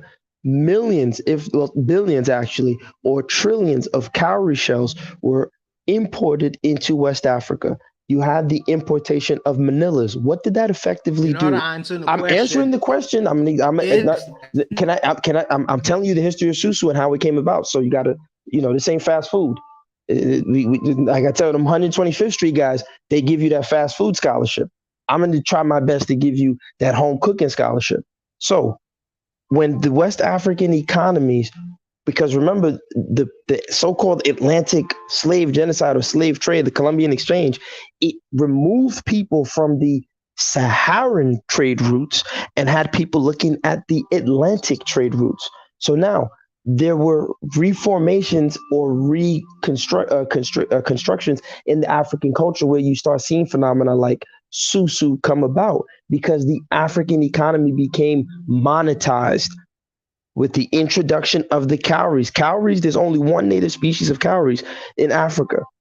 The rest of the cowrie shells you see running around all over West Africa were imported. So African societies became monetized, in particular with that slave genocide. Human life became put on, and that's where we got to study David Ricardo, we got to study Adam Smith, we got to study Marx, because we have to understand, what did they do in their system? Well, they reduced things to 4 inputs: land, labor, capital, and entrepreneurship. Well, the African body became labor. They had the capital. Marx already tells you there's always going to be a conflict between labor and capital. So no African was reducing their society to land, labor, and capital. No woman in Africa was selling her body like the prostitutes in Victorian England and Liverpool and Manchester and Birmingham. No woman in Africa was doing that because she didn't reduce her body to a currency. If she was hungry, she went outside, grabbed a fish, and ate a mango. She could feed her kids. Not so in Victorian England and in Europe. No, it's not a deflection. You see what you don't want to acknowledge. I'm asking a simple question. I answered you. I told you. I just told you. Jesus, man. Susu is. I just told you. Susu is. Holy smoke! Susu is a response to the monetization or the monetary effect of African culture. So obviously, Wanda, listen, look, if we're gonna be intellectuals, let's be intellectuals all the way. We can't be halfway crooks. I'm not an intellectual. Right? That's what the intellectual. I'm not an intellectual. Well, no, you are. You are. You listen. You are. You are an intellectual, whether you want to accept it or not. So embrace your path. You got to listen. Don't let them deceive you. Oh, I got to be for the people. Forget the people. You're not on their wavelength. The people are just gonna eat bread and die. It is what it is. You're not on their wavelength. So the point is that we as intellectuals, if it may sound arrogant, it is what it is, but I'm not arrogant. I'm not looking down on anybody. Heck, some of my family members ain't a part of it. They're not on the wavelength. You're just going to die. It is what it is. But the point is that you have to at least acknowledge that, wait a minute, there's things that are going on. There's systems that are being put in place in Africa today. Back then, how did this happen? You can read Belasco, the entrepreneur's culture hero. You can read Sargent, the change of from a redistribution society to a central society, centrist, like they call the king of Benin, the Oba of Benin, right? The Benin dynasty, the Iwekwa dynasty. He was an implant. Some argue a Portuguese implant, but I don't want to get into that because the original inhabitants of Benin, or Edo, which is why Edo is a Portuguese word, but again, I don't want to get into that. The original inhabitants were the Ogisos, and they didn't get along with the Benin because there was a change, and that's where you start seeing things like Olokun arise. Olokun is the god of the sea or the goddess of the sea, depending on where you are, and that comes in with the cowrie shell. So the Africans start looking to the sea as a source of wealth. Ironically, maritime law, right? That's where all these Moors start talking about the maritime law. So this stuff gets deep, Warner. We got to get deep like this. We can't just be surface level all day. I am no. My challenge between you and Tanzan, who are continental Africans, is to notate and write your, as far as in terms of problem solving and economic philosophy, like these guys who was writing in France at the time, who have a degree of understanding of what goes on the ground in Africa, notated, jotted down for young people and people who are attempting to be intellectuals. Because like I say, I'm not intellectual. People who are attempting to create some understanding or recreation of African philosophy, African economy, write these things down so young people coming after can make note of. Until then, I am very skeptical, bro. I am very, because even though your brothers critique you, I feel like y'all should get in the marketplace of putting your ideas down on people, writing it for the people to critique or apply into their daily lives, some kind of form or structure that is workable in an African society. Until then, it's all I don't care about the criticism, people. man. I don't care about the people. I just, man, I have an issue, man. I don't care about the people. I'll leave it. Let me leave it alone. You know, I don't care about the people. Let me cut in here for a minute. Brother Bakari is back. I know you don't. Brother Bakari is back, but I want to point out something here that Bakari said. He says, "I'm protecting gas." I want to address that because I heard that.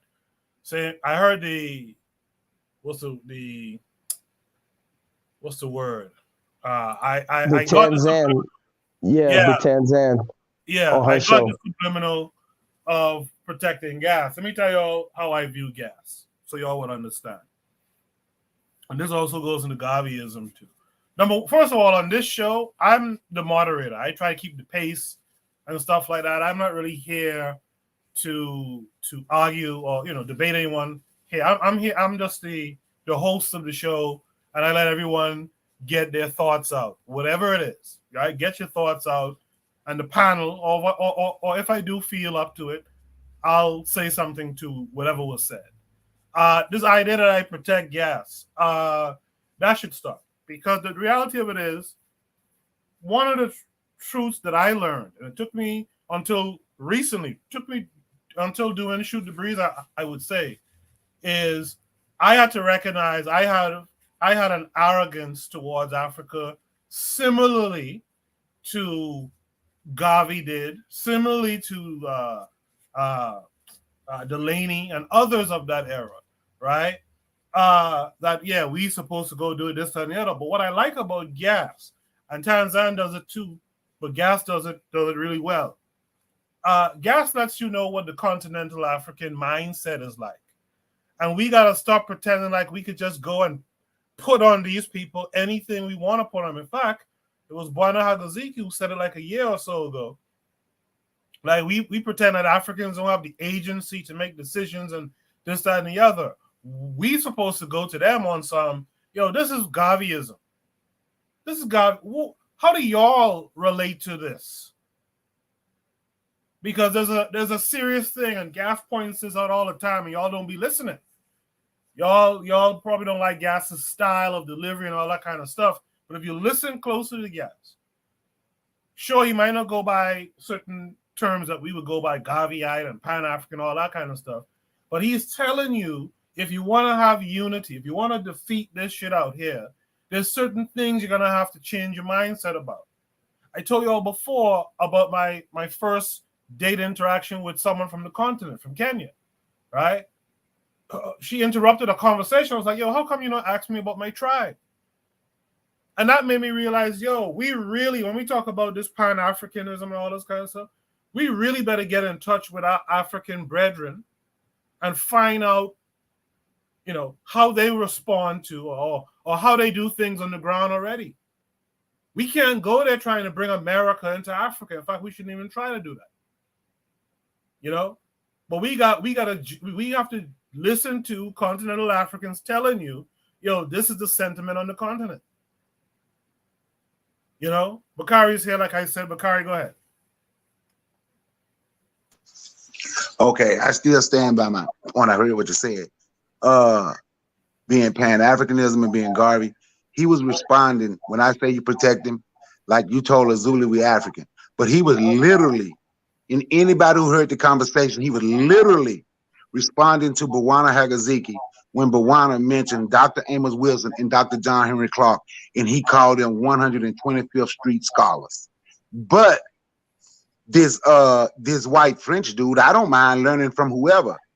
Ain't nobody who got rich off you and kept you in bondage gonna tell you how to defeat them. That's absolutely asinine. That's just like my team playing your team, but I'm gonna give you my playbook. I beat you 10 times in a row. I'm gonna give you my playbook so you can learn how to defeat me. but he say he hold them in high regard.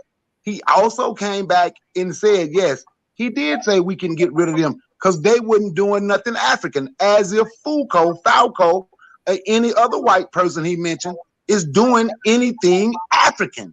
That's a good point. Just like he hate Egyptians, but he loved Romans and Greeks. And nobody ever say nothing. But for me, I told you, I'm gonna say something. He got all the smoke for black folk. But when it comes to white folk, he see them in high regard. How can you call Dr. Amos Wilson a Morehouse grad, a true scholar, a 125th Street scholar?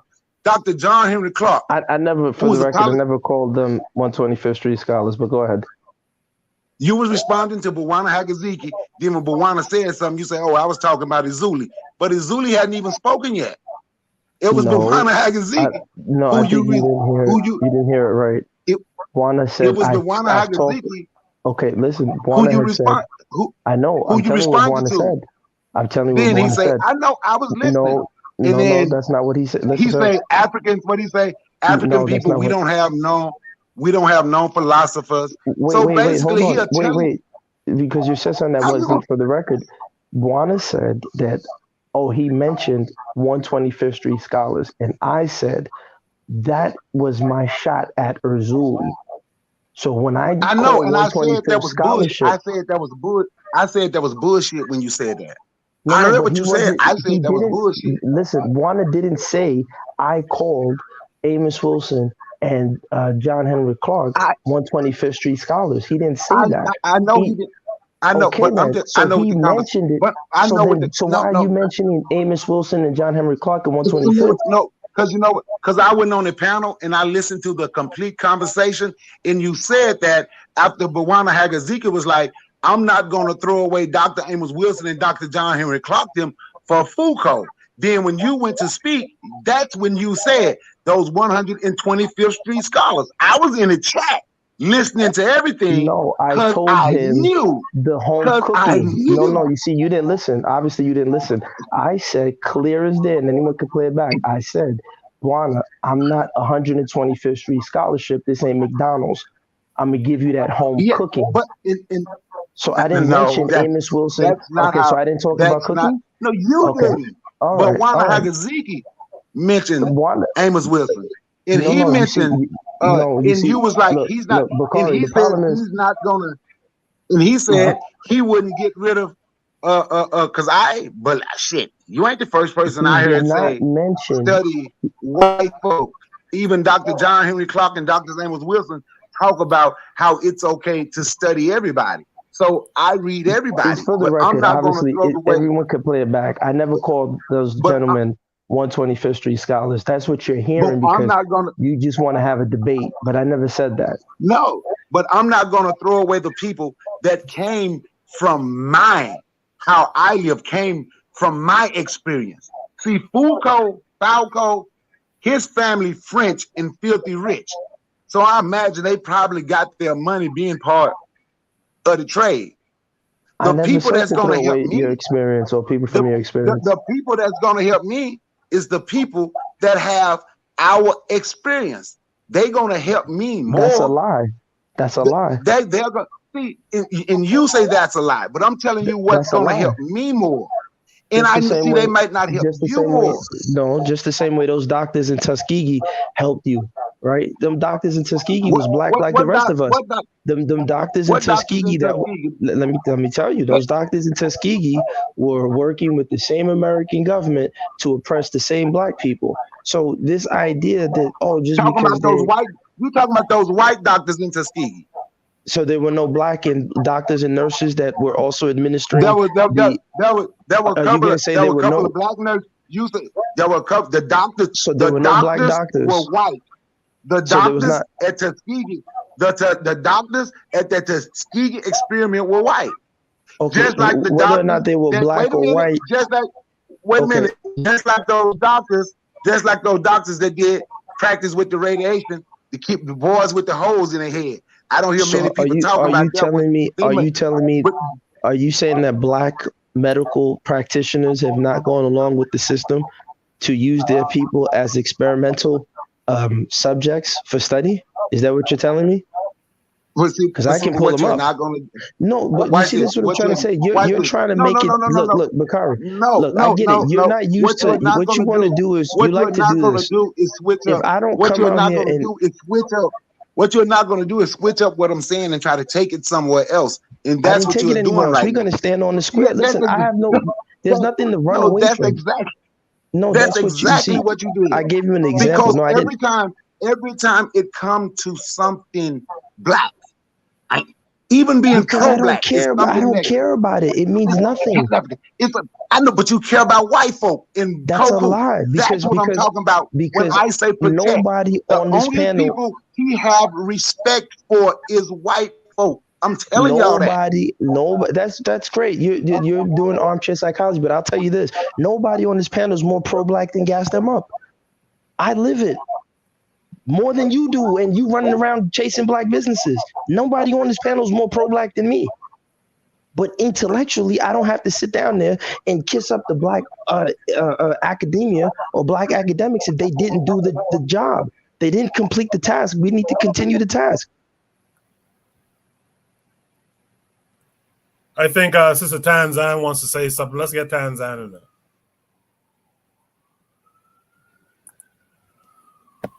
Okay, so I wanted to say, just a few things when it came to the study of these philosophers. Let me, bring a parallel, branch of knowledge, in terms of science and technology and all that.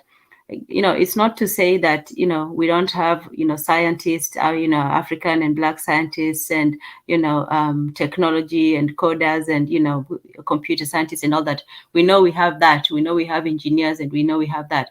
But in order to be that, in order to be an engineer, a scientist, you pretty much have to go study, what somebody would call white science, Yes, it's not to say that we don't have it, we can't have it. But the reason why we don't have it is because it was taken from, the opportunity to create society and the systems in our own vision was taken from us. We do not have power to create it in our, image and, in our model. So what we have is, systems that are created, and those who know best, the people who have, the keys to the system, it's not us, it's those people. It's like this debate.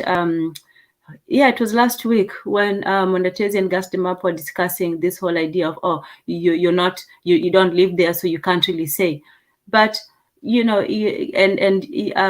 know Kuku posted it in the community page about, when Malcolm X was going back and talking to the Africans and said, look, we are in the belly of the beast. It's not that we're coming to say we're better than you or we know better. It's just that we have at least had that direct experience. So when we come and tell you, it's not to say that we're better than you. It's just to say that we have a little bit more information. So for me, it would be like the spook who sat by the door. If you're a scientist, if you have, access to whatever knowledge you have, whether it's sociology, literature, science, technology, philosophy, whatever it is, if you have to go get that knowledge from them, you should come back and bring it to your people. It's not to say, I don't want to study it because I don't want to study that white science, or I don't want to study that white philosophy. And that science and technology, as we know it now, is a white, area, So, the same thing with philosophy. Philosophy has a long history, in the Western tradition. We did not need to create, philosophies. We had practices and ritual. We practice our culture in our own way. So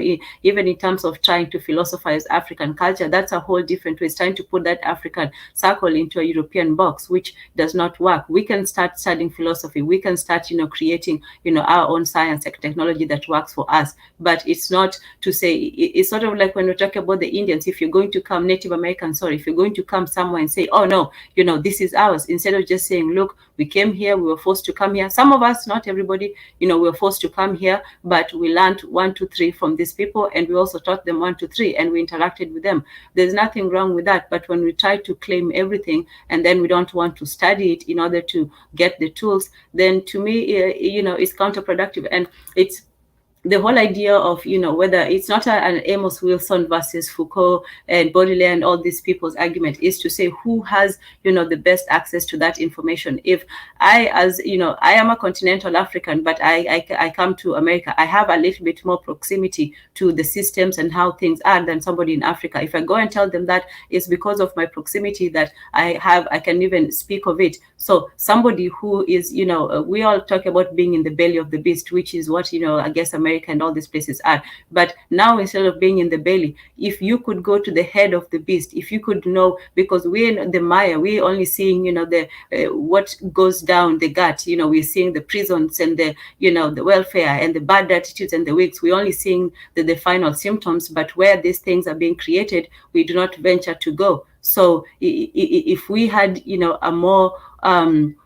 efficient system, we would be going to all the different parts of the beast and trying to get what we can and bring it together and say, what can we do? You know, some people are going to be in the belly, some people are going to be in the head, some people are going to be the arms, but wherever somebody are, they're supposed to use that information to get to it. And who is best fitted to have access? If I'm more proximate because of my, you know, proximity to them, then how about those people who are inside, you know, that system? What about those people who created the system? What about the people who thought about the system? What about the people who envisioned the system? So you have to go, you know, all these different layers and uncover them, not just start with, oh, you know, the prison industrial system is sad and terrible, which it is.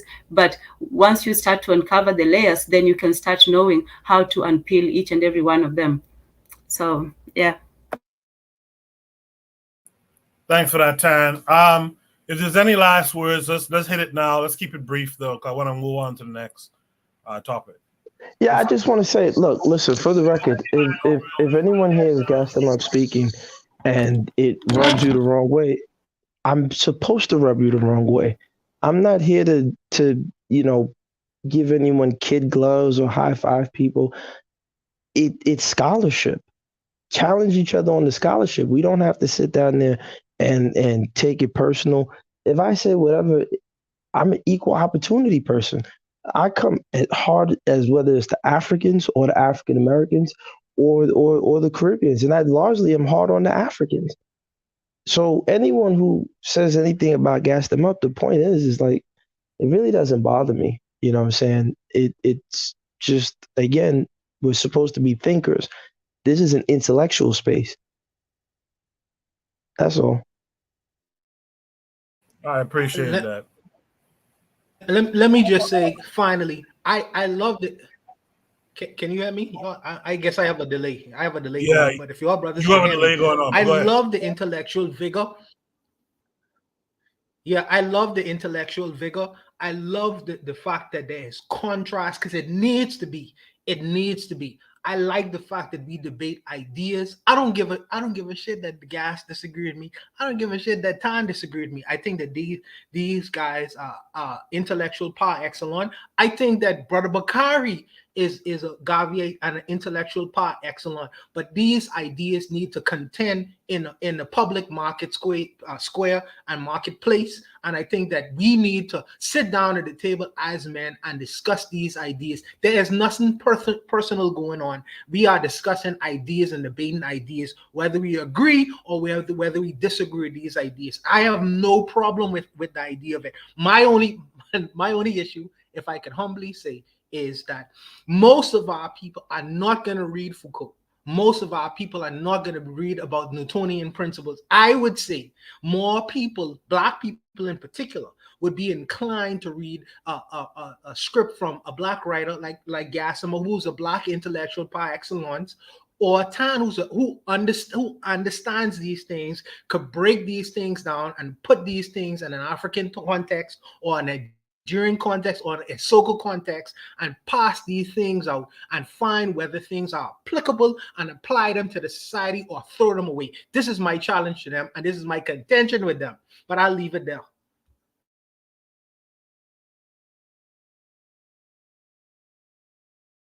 I appreciate that, Buana. Sorry, I couldn't find the mute button for a second. But before we go to the next prompt, I just want to point out that, you know, this site Tuskegee syphilis experiment.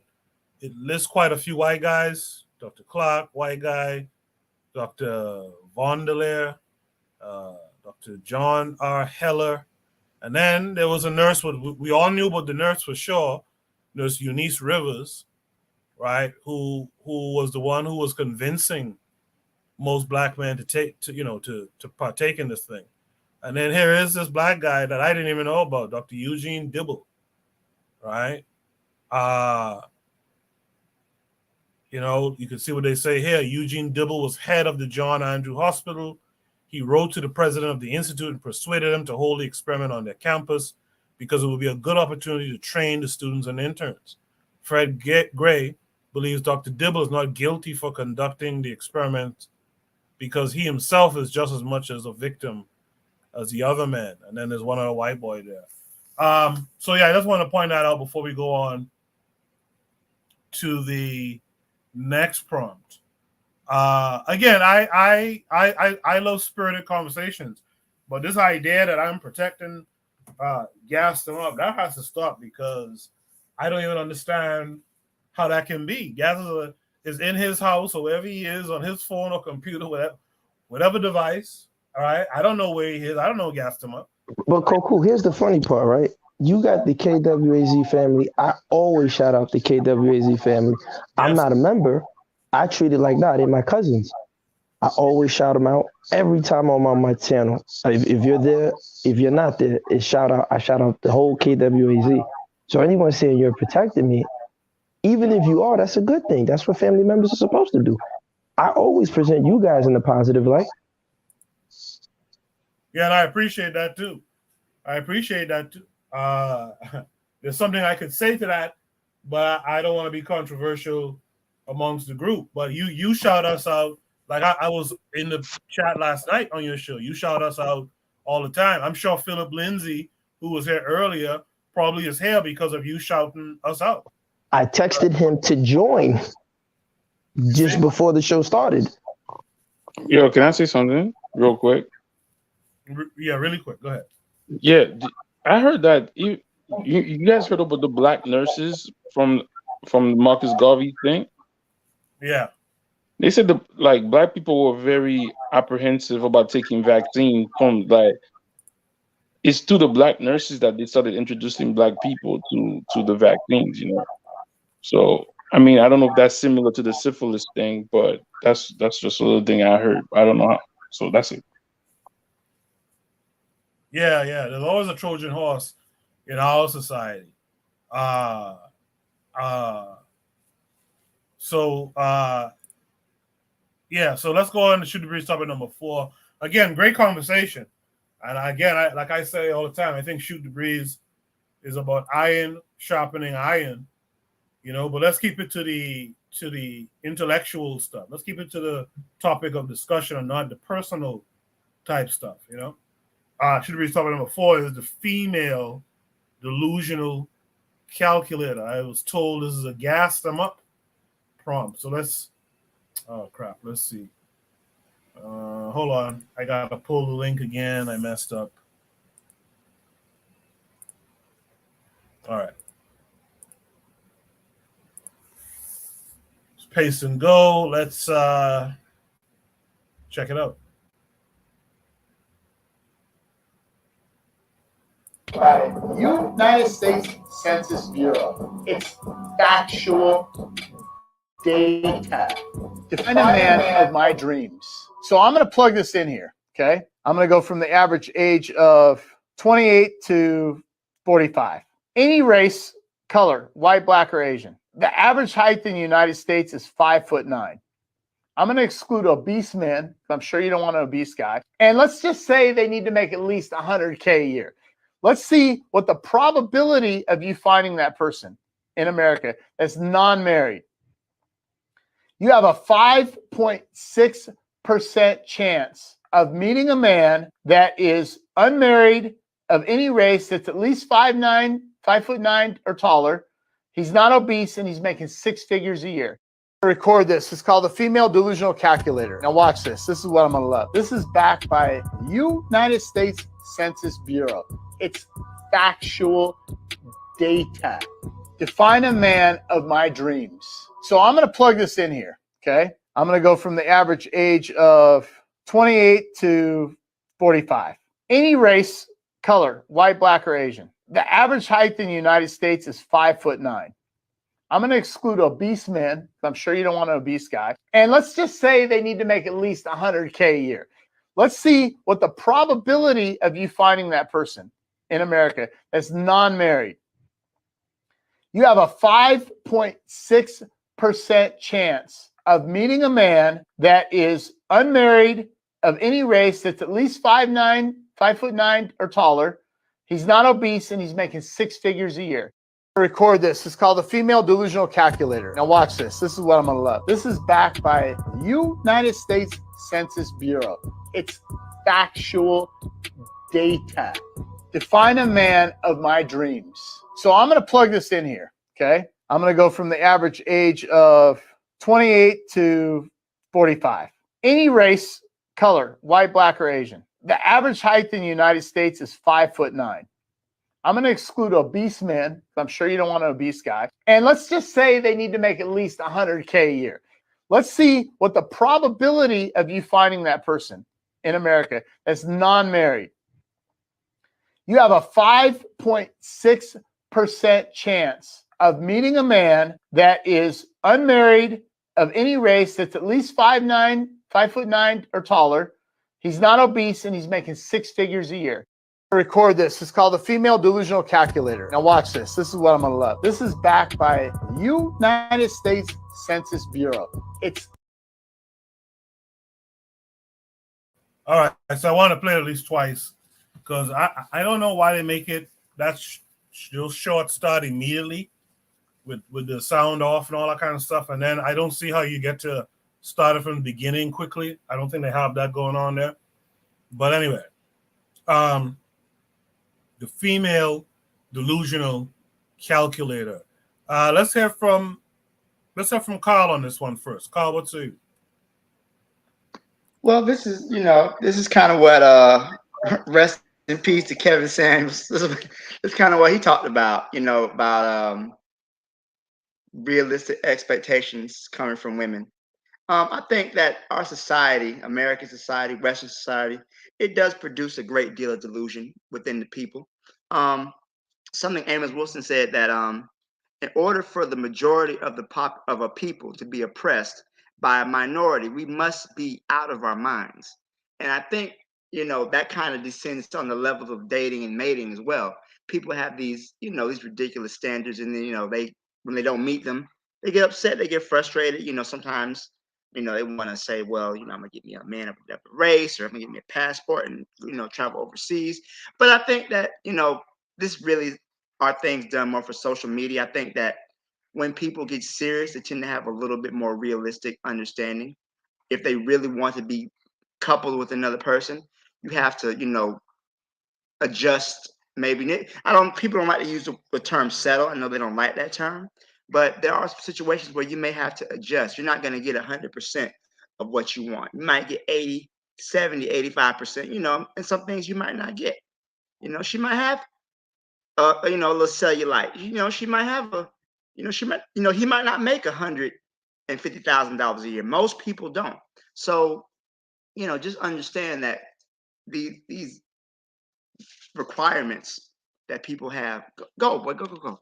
Start talking to my dog. These requirements that people have for relationships, they're not realistic. And I personally believe that when women say these things, they're just saying those things to weed out the guys they don't really like. Because the men that they really like, they don't care how much money he got.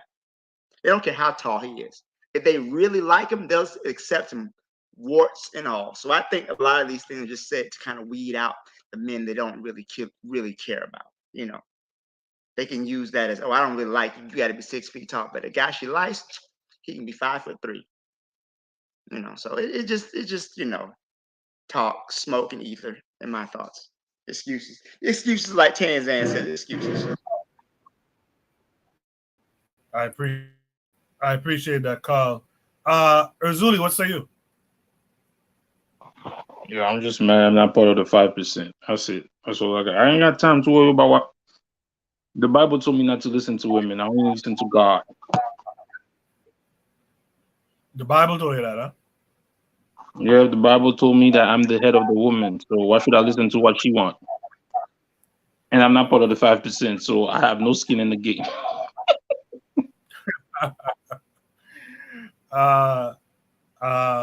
Let's go to Real Black Gentleman. What say you? I mean, it's just a it's a satire on the idea. I mean, the idea that, you know what I'm saying, that I would say that this is even like a big deal in a way. I won't even call it a big deal. It's like a phenomenon, I would say. A lot of this is just reinforced. It's just subliminal stuff that's reinforced into the general population that you see what you see generally on media. I mean, in media, not necessarily how we live our actual lives, you know what I'm saying? In popular, you know, structured, you know what I'm saying, TV and you know what I'm saying, like, we're situational type stuff, movies and whatnot. Where we see a type of person, you know, their clothes are always nice.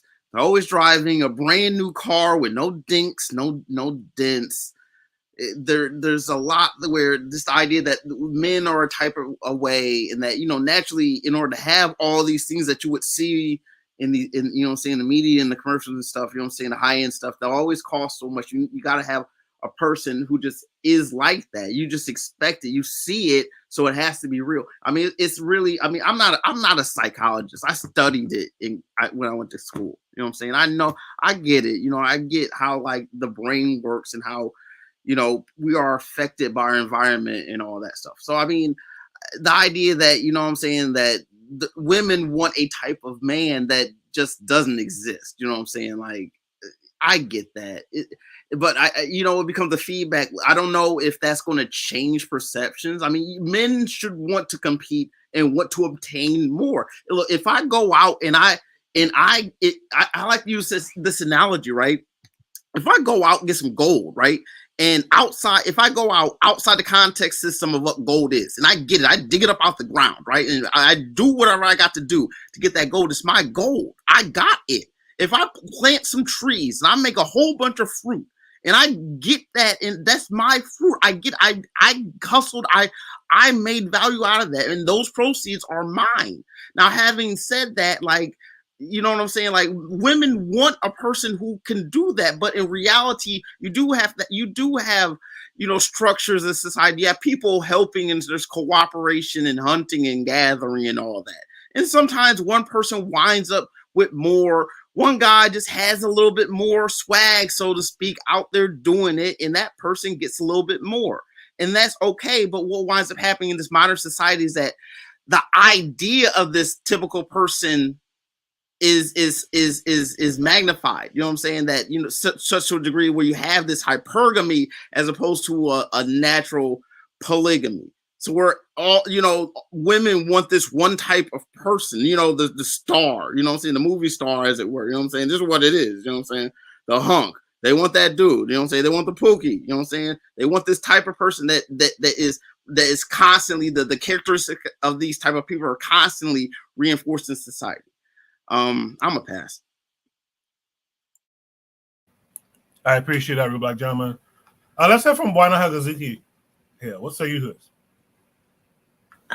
Yes, sir. So I hope you all brothers can, because even though I have a delay, I have been raised almost like I have been raised almost like a caveman, and I am guilty for it, because my dad, from a long time ago, you know, my mother don't know how much my own mothers make, you know, and I've never been in a situation. I don't tell my woman how much I make. That's none of her goddamn business. You know, maybe that's bad. Maybe that's bad. Even if I was a millionaire, my woman wouldn't know that. She knows certain things are taken care of. If there's a need, that need is met financially. And that's where it goes. As far as my money business, that's my business. That's my business. Now, maybe people like in the Western world might say, well, oh, he was a caveman for not disclosing these things. I don't disclose my financial business to no one but myself. That's my business.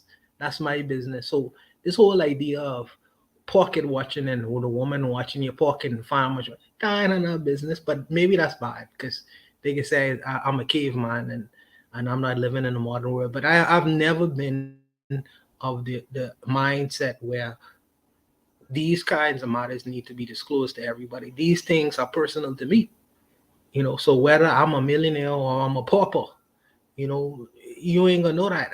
All you gonna know is when the mortgage get paid. When the car do, or the car insurance need to get paid, that get paid. When certain things need to be met, they can be met. As far as speculating, that's none of your business. That's none of your business. Maybe that's bad, but that's the world that I live in, and and maybe I need to change that. Maybe I'm being too misogynistic, but it's just I've been raised a different way. So my mentality is a little bit different. So maybe I'm not the best person to comment on these kinds of things, you know. Bwana Hagaziki is in the bathroom right now, running the shower, whispering this shit to us on the internet. He know damn well Elutra in the back there. If Elutra catch you can't hear me. You can't hear me. You can't hear me. You can't hear me. Hey. The fact that he said you running the water in the background. He can't hear me. He can't hear me. Y'all can't hear me. Y'all can hear me. We can hear you clearly, man. We can hear you. Oh, okay. Yeah, you heard what I said there. Yeah. I just saying you're talking soft. Okay. You're talking real low in the bathroom with the shower running, so your lady can't hear what you're saying. She's sleeping. In the chat, Yona B is still with us. She says to Zuli, women are God. She says about the topic, about what's being discussed in the video, it's not real life. That foolishness is for the internet. She said that's that island man in you, sir. Love it. Namor X says, I think it's fine to tell her where it crosses the line is when either side starts counting every penny spent. With that said, let's get the female perspective on this one. Tanzan, what say you to this? Yeah, I think that, you know, a strong relationship is based on communication and openness. And so, you know, that's a fundamental, you know, part of somebody. So I think that they should disclose the amounts so that also the lady can know, you know, what's the budget and how much to expect from this person. Is he going to buy me a car? Is he going to buy me a card? You know, so yes, they definitely should disclose, especially, you know, in a marriage and family and children. They should definitely, you know, enclose that. So yes, no delusion at all. All right. But in terms of you know, expectation, let me just add one thing. In terms of expectation, you know, that's not realistic. You know, that whole 6-figure, all of that, you should be able to, you know, be able to work with whoever you're with and see how you can make the best of it. But in terms of expectation, you know, the whole world is not made of millionaires. Otherwise, a million would have no value. So, you know, average people are average because they are in the average group. There's nothing wrong with being average. Average is just regular. So I think that, yeah, letting your woman know, or your partner, or, you know, what the range is, what to expect, and so on. It's just a more realistic way of so she doesn't either overestimate and maybe overspend, thinking that, you know, oh, you always have money. Because even if you say, oh, I'll pay, you know, this bill or that bill, she'll always know that, oh, all I have to do is just, you know, ask and it will be given. So whatever she deems to be important, you know, she'll always be asking money for that. So, you know, but if she knows that, you know, you make a certain amount, or this is what you can afford and this is what you can do, then she can either make the difference or she can have a more realistic expectation. All right, thank you, Tan. Last but not least, let's hear from Gas, the female delusional calculator. Talk about it. No, I just want I sent it to everyone so they could post it because I think we really aren't taking account, what's going on in the society. There are articles after articles where the Federal Reserve, well, for one, like I said, we can go real deep. Black net worth is at a zero by 2050, right? This myth of the circulating black dollar. You guys can check out Dr. Jared Ball and Baradaran. Mercer, I believe that's her name, Baradaran. She talked about black banking. We're not in the system, right? And so when you hear these narratives of all these men are no good, and it's just like, we're not even looking at the economy, like what's really going on. I just find it problematic, So if only 5.6% of men fit what most women are telling themselves that they need to get, how much of that percent of that 5.6% are actually black men? I don't even think it's up to 1%. I don't even think it's up to 0.5%. Because the black underemployment rate is in double digits. The unemployment rate allegedly is in single digits, but high single digits, right? But the underemployment rate, the U6, has always historically been in double digits. The Federal Reserve came out with a report that said black men were in a 30-year recession from the end of the 70s until the 2010. 30-year recession. So it's just like, I just cringe every time I hear people come at these men. And I'm not saying, if you're no good dude and you ain't nothing, then hey, throw you under the bus and let them run over you. I have no sympathy for you. But it's sad that, there's no consideration. Like everyone always has these considerations and, understandings when it comes to, women, which they should, but particularly black men in this country, it's ridiculous. There's no look. I end with this. Just even on a regional basis, like I saw a report, 1 in 4, was it 1 in 3 black men in New York City is unemployed. And you start looking at like the South and the Midwest. What I've lived in the South. What job prospects do black men, even with an education, have? At best, it's some low level, nonsense. Or you got to go, join the army, armed security, or drive a truck. What real job prospects? So it's just crazy that no one is seeing this for these young black men coming up. How many of them are going to make it to the NBA? It's just like the sobering reality. No one wants to pay attention to it. And everyone is just like, yeah, you ain't no good. You did the.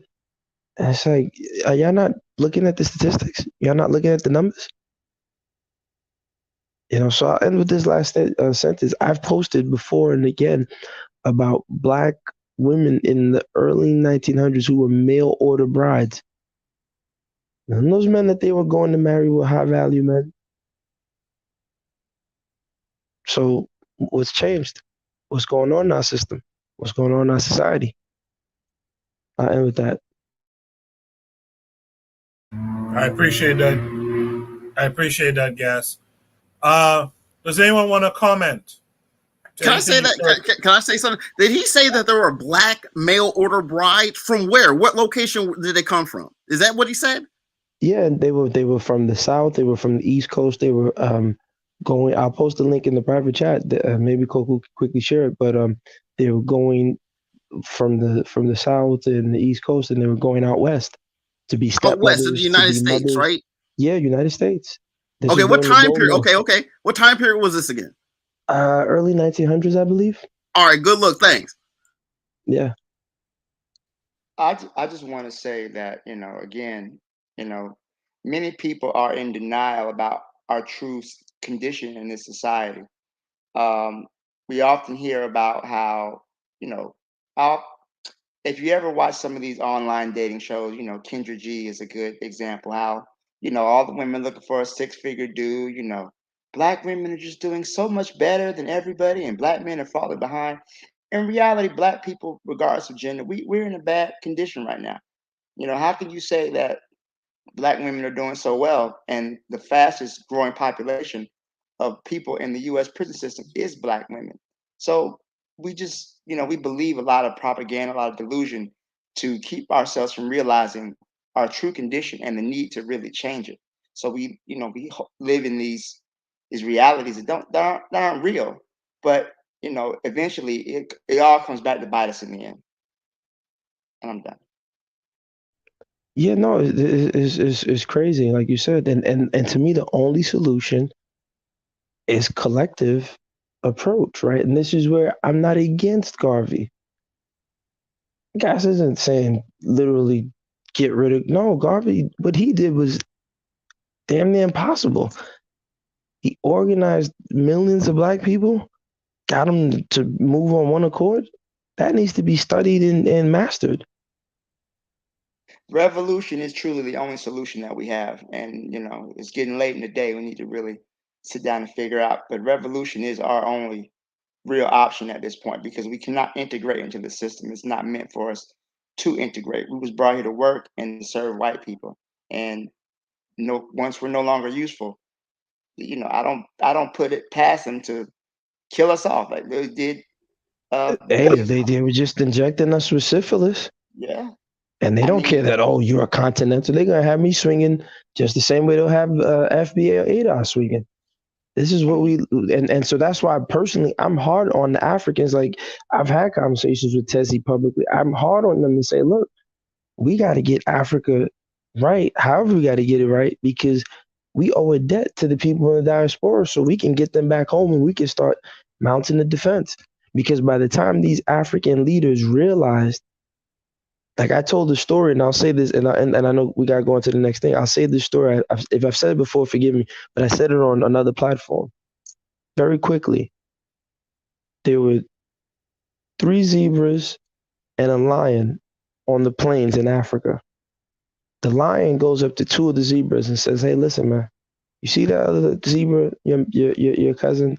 Let me just kill him. You know what I'm saying? If you think about it, that way y'all get more grass to eat for yourselves. You ain't got to worry. It's just business. There's no hard feelings. The 2 zebras think about it. It's like, yeah, you're right. More grass to ourselves. Say, go ahead, kill him. He goes, he eats that zebra. Then he comes back a few months later, goes to the other zebra and says, yo, there's no reason why you should be sharing all this grass with him. Matter of fact, let me just get rid of him, clear him out the way. You got all the grass to yourself. And he thought about it. He said, you're right. Go ahead. You can have him. So lion kills second zebra.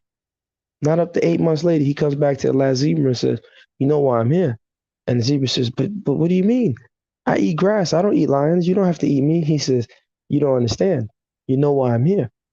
And so as he was eating the zebra said, I learned my lesson. So I hope us as black people learn our lesson. We still getting eaten by these lions. But that's all I wanted to say. I appreciate that, Gas. Gas, provide triggers for evolution. I asked the question. If one were to start reading Foucault, which one of his books would you recommend? I think Tan said it best, The Order of Things. The Order of I Things. would say, yeah, The Order of Things. That's probably the best. Okay. Anyone want to have any last word on this topic before we go to the next one? All right. Shoot the Breeze topic number 5 tonight. Wow, we're almost done with the show, and we're just at 5.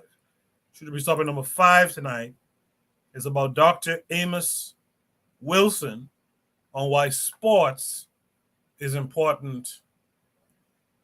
Why sports is important to discuss.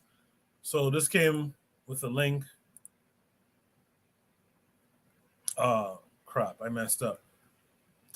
Hold on. Let me grab the link again.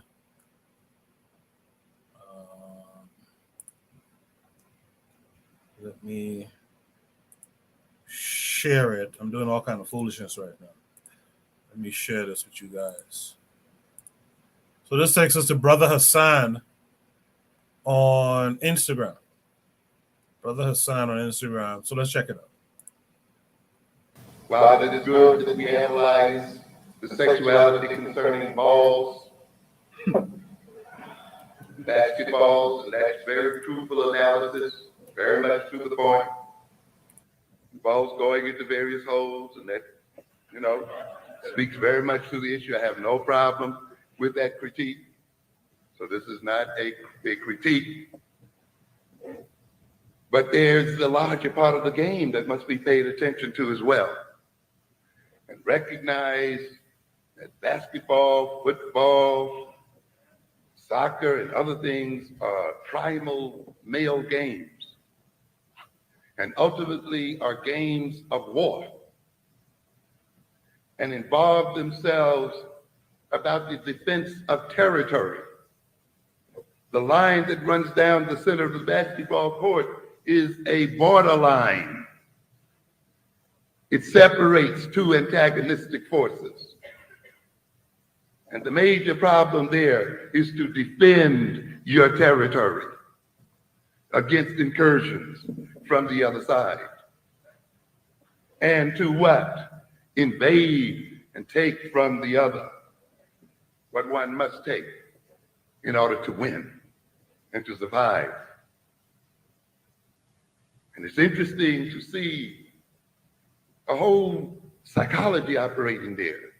The psychology of teamwork, the psychology of organization, the psychology of morale, the psychology of hierarchy with captains and guards and other people operating there to defend territory and to defeat the enemy. And yet to see black men play that game and miss all the points.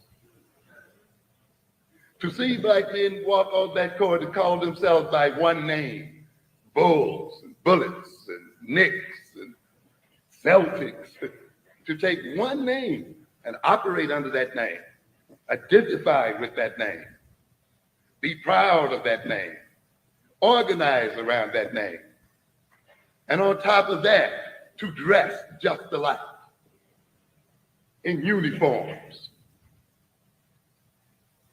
Yes. To organize themselves and sit down and plot strategy and tactics. To study the nature of the enemy and seek to defeat that enemy. Isn't it amazing that black men can go on these courts and on these football fields, playing these primordial games of men and games that reflect the realities of life, and cannot play them in real life?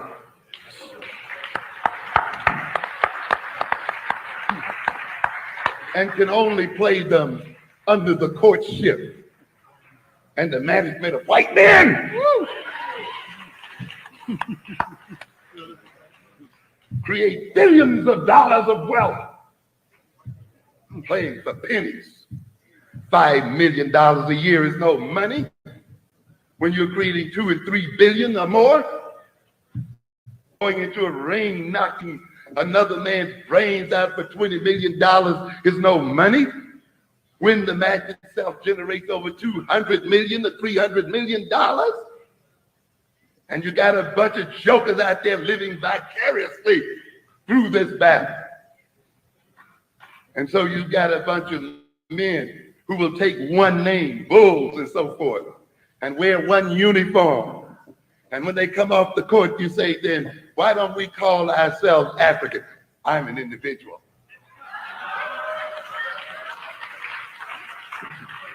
You say, all of a sudden we're individuals. We're not connected. We are interbred with all. All right. This is why I don't throw away folks. I take what's important from their work, from their ideology, and I keep those things. I'm not going to throw them away. So Trigger Happy 262 gave me this. I reached out to him about this sports show idea, and he scrounged up this this clip from Dr. Wilson on why sports is important, because, you know, I heard back from Buana recently. I guess him and Bakari had a talk, and they're gonna go forward with the sports podcast that, you know, I've been hoping for on KWAZ radio. And so, you know, I want to hear from you guys, you know, what's a good title for this proposed new show, and what kind of formatting would you like to hear? Trigger Happy 262 said to me, let me quickly find what he said to me. He said, the sports format can always be done simply through a racial analysis, is how I'd imagine the subject matter to be. Things like our history with particular sports, identity, especially when it comes to national tournaments, sports, and nation building like the World Cup. Sports being one of the biggest vestiges of wealth for Black people, which can be the gateway to showing that this is a problem, by the way. Sports as a soft power and how it is analogous to militarism and war. And then he found this clip for me, which I think, you know, the one I just played, which I think just wraps up this idea so well. So I'd like you guys to you know, I'd like you guys to you know, speak to, you know, what, you know, the name of the show, how it should go down, you know, will you rock with it when we drop it, etc., etc.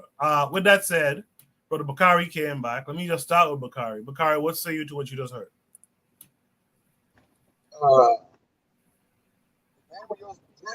Mine's going to be Think Black Sports Education Economics, because they all go together to me. But it could be Black Sports Radio would be good for your channel. I'm just saying that's my take on it. But sports is important. I was listening to what Dr. Amos Wilson just said, and when he mentioned about somebody boxing getting $20 million, right? But the overall fight together, let's say the fight made $200 million. And I think that's what made Floyd Mayweather special. Other than his boxing ability, he figured that out, and he stopped letting promoters use him. There was a time, if you go back to the 70s, and when I say this name, people get hyped, but with Don King, there was a time where Black people could have actually owned and controlled boxing.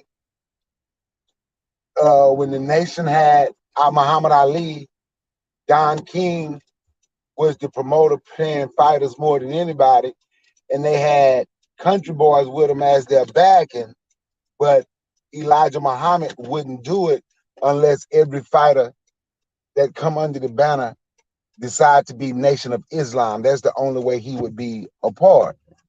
Now, when you talk other sports, you know, I like to talk, I follow HBCU, right? So when I say the sports and the education, the sports and the economy go together, college sports, for example, and I've used it a few times, like when you look at the Big Ten, just signed an $8 billion TV contract. SEC is ending a $4 billion, and they're the most popular, so you know they probably gonna get 10. The Big 12 and the ACC got $2 billion. Now, you look at the people on their best teams, and you will see who's making the money for them. It's us. So they say they're going to college to get an education, which the students that go to HBCUs and play football or basketball look at their what they're majoring in, and look at the majority of the ones that's playing at those HWCUs. I got this from, I forget the guy's name, historically white college and university, and you will see the difference. They're being educated at HBCUs. At those HWCUs, they're just going to school for topsoil priming or some nonsense like that. You understand what I'm saying? But their people is getting rich off it. Then the HBCUs don't have enough money or can't come close to enough money to even compete. So the education, the sports, and the economy, that's why mine is going to be called, once I figure out how to set up my other channel, Think Black think black sports, education, and economics because it all go together.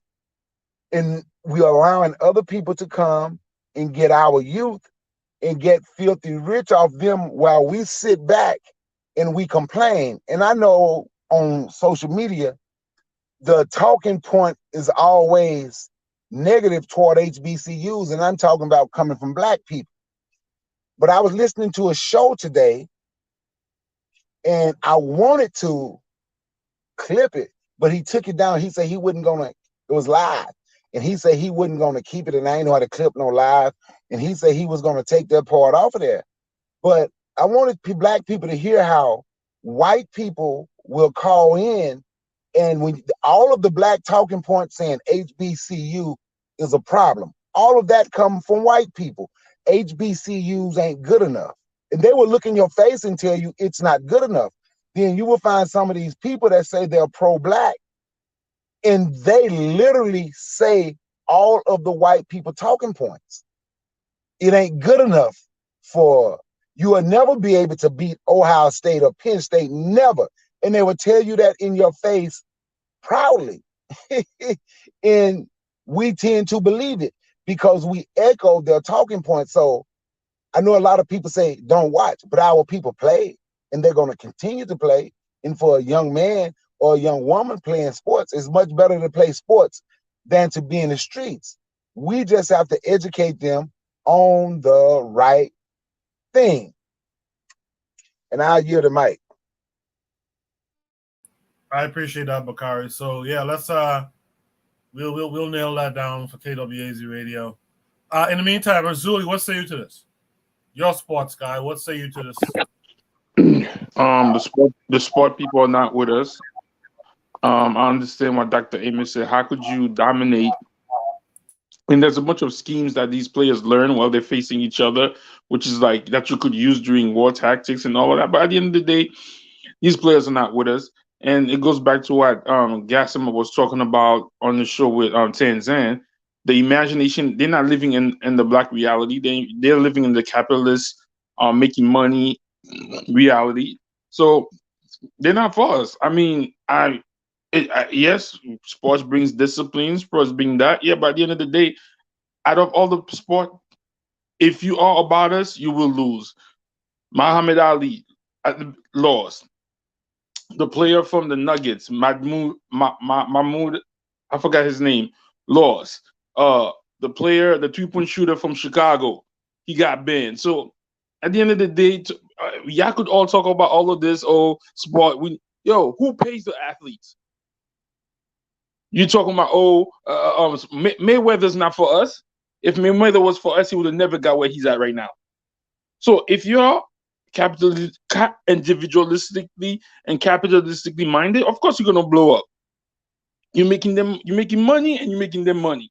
We want to talk about what's the brother name? Don King. They're not. Y'all claim y'all Afros, y'all Pan-African. None of these people were Pan-African. So I kind of agree with Amos saying that how could that happen? Because you know what? At the end of the day, all these male athletes are gender minded, feminine, genderly minded. That's all I say. They might have strength. They have my strength. They got force. They got power, but they have none of that. As you could see, what's my boy name? Charles Barkley, Shaq, all of these athletes, commentators, no balls, nothing. They just follow what they told them to say. Shannon Sharp, all of them the same thing. So the only athletes that who do say stuff, there's no There's no monetary value for an athlete that stands against injustice for his people. So most of these athletes done. Look at what they did to Kyrie.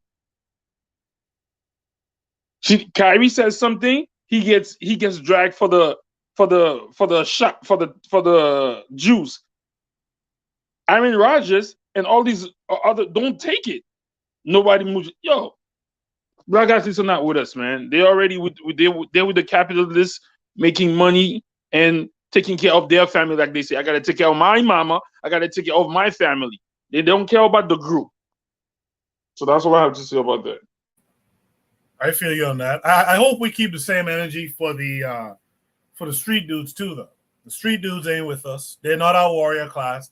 I used to parrot that sentiment that they were the warrior. They're not the warrior class. They're just as bad as the boule. In fact, they might be worse because they're violent towards their people. So I hope we keep that same energy. These people are not our people, like we tend to say. Gas says it a lot, and let's keep that in mind. But I do believe that they can be useful idiots in that they're playing this sport. Like Bakari said, our people are gonna go to this shit anyway. That's just the reality of it. So we should be talking about the racial aspects, right, of these sports. We should get out of it what we can, in terms of militarism. You're not gonna. Go ahead. How are you gonna? What do you mean get military? These sport athletes are under one reality. They are bought for and paid for. Majority of athletes, all they see is I'm gonna take care of my family and mine, and make money. Do you remember the basketball player David West? I don't know who that is. David West, he was with Golden State for a lot of years. He was with Cleveland. Oh, he was with the Pacers. He was with the Pacers for a good while there too. Yeah. Yeah. From what I understand, I've never met him, but from what I understand, very conscious person, a lot of knowledge of self. People will call. He paid for Dr. Ben's funeral. He paid for Dr. Ben's funeral. Right. That's right. He paid for Dr. Ben's funeral. That's right. Knowledge of self. When you look at Ali and all those guys who were on that summit, the 1973 summit, someone needs to mute their mic. There was consciousness there as well. I think one of the things we don't do, and this is the problem that we have, we keep thinking what is currently happening will always just happen. But the reality of it is you got to change that shit yourself. And what I'm saying is there's an opportunity through education, through rites of passage, et cetera, where you can get these guys, right? And this includes the street dudes who Gas said are losers, and I agree. But the thing is, we sit back and we complain about these folks, but did you try to get them? Right? Deion Sanders leaves a HBCU to go to a PWI, and the conscious community is up and up. Did you try to get him conscious? Did you try to get him to understand the importance of staying in that position at least for 5 years or whatever? But oftentimes we don't try. We just write people off. And I'm saying that there's a chance, if you put the right programs out there, that some of these guys, before they get into that stream of professional sports and all that stuff, that pipeline, right? You can get to them and they can at least get into that shit with some knowledge of self. Like Juana said a couple weeks back, if you get Kyrie Irving, who's a big, multi-millionaire, if he would just shut the fuck up sometimes, he could pass off that brown paper bag with that loose change of his, so to speak, and we could fund some shit to happen out here. But we never really get to these guys. So a guy like him is talking all sorts of weirdo shit because no one ever really got to him to talk the right things to him. That's what we got to consider. And this is why I think a sports program is a good idea, personally. With that said, let me go to Sister Tanzan. What say you?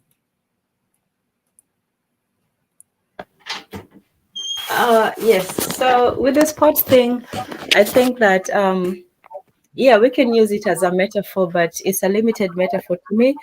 In terms of applying it to racial politics, it doesn't really apply. I would look at it as like the religious people. It's like people who are trying to attach themselves to something that they feel they're a part of, but it's open to everyone. You know, when you look at the sports teams, you know, it's just a general neutral place. In fact, it's a place that de-racializes people's interactions, because when you're in a group together and you're all rooting for the same team, I think there was an old movie called The Celtics or something, and it was these two white guys, and they went to get one of the Wayans brothers, you know, something. He was a player, and they went to retrieve him so he could play the game. So it was this partnership between, you know, two people, you know, in a team. Everybody gets along, and, you know, there's white, black, Chinese sometimes. And so it's this wonderful, almost utopia where people can just get along and play, and according to this well put out rules. And it's almost, you know, too idealistic, you know, in my opinion. But the other aspect of it is that, you know, it dissipates that, you know, that feeling of loyalty. It's like when people, they, you know, they were going for, let's say they were going to Africa, but then they stop, you know, somewhere else. And so they expend their energy in other things instead of using that for doing something together. You know, like this golf, there are some social aspects of sports which are good. You know, like I know white people, when they play golf, they're making those types of deals and talking. When they get together with the sports teams, they are buying and selling the teams as the owners and so forth. And so there's that aspect. And I think the useful thing would be to use it as an analogy to look at, you know, the economics of it, the racial aspect, and some of those decisions. But not to hold them as an ideal, because, you know, obviously the game is already set up. The rules are already there, both in the players and in the game itself. So the game is just, you know, replaying the other rules. And then the last thing about the gays is, a few years ago, there was this comedian, well, he's not a few years ago, but Doug Stanhope.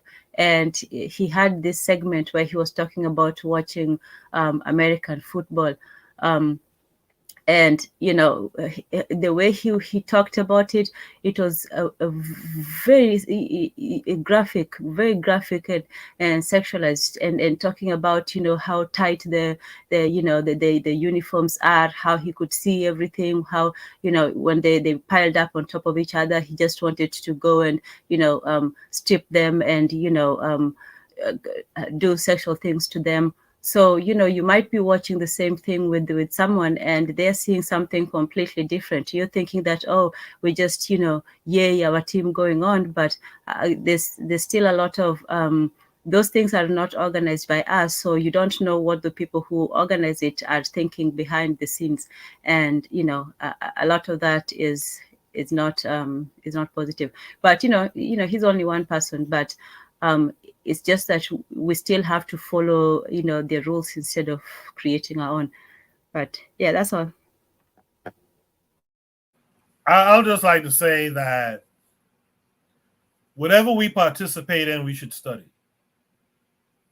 The idea that we think we are participant in something and we don't study our interactions within that thing, I think that's short-sighted of us. We need to study whatever we participate in. We need to study. Black folks participate in using, you know, certain types of drugs. We should study why are they using those types of drugs, right? So I just want to keep in mind that whether or not it's 100% a reflection of the reality. The reality is our people are participating in sports, and we should discuss it. We should discuss how they participate, right? What end of the shit stick they're holding when they're participating. And I think our people can learn from it, especially our youth, once again, if we get to them. But again, if we get to some parents too, who have youth who are coming up in this sports thing, there's a history there. There's a historiography there. They can go back and they could look at some of the things and avoid those problems 100%. Let's hear from Gas Them Up next. Yeah, for me,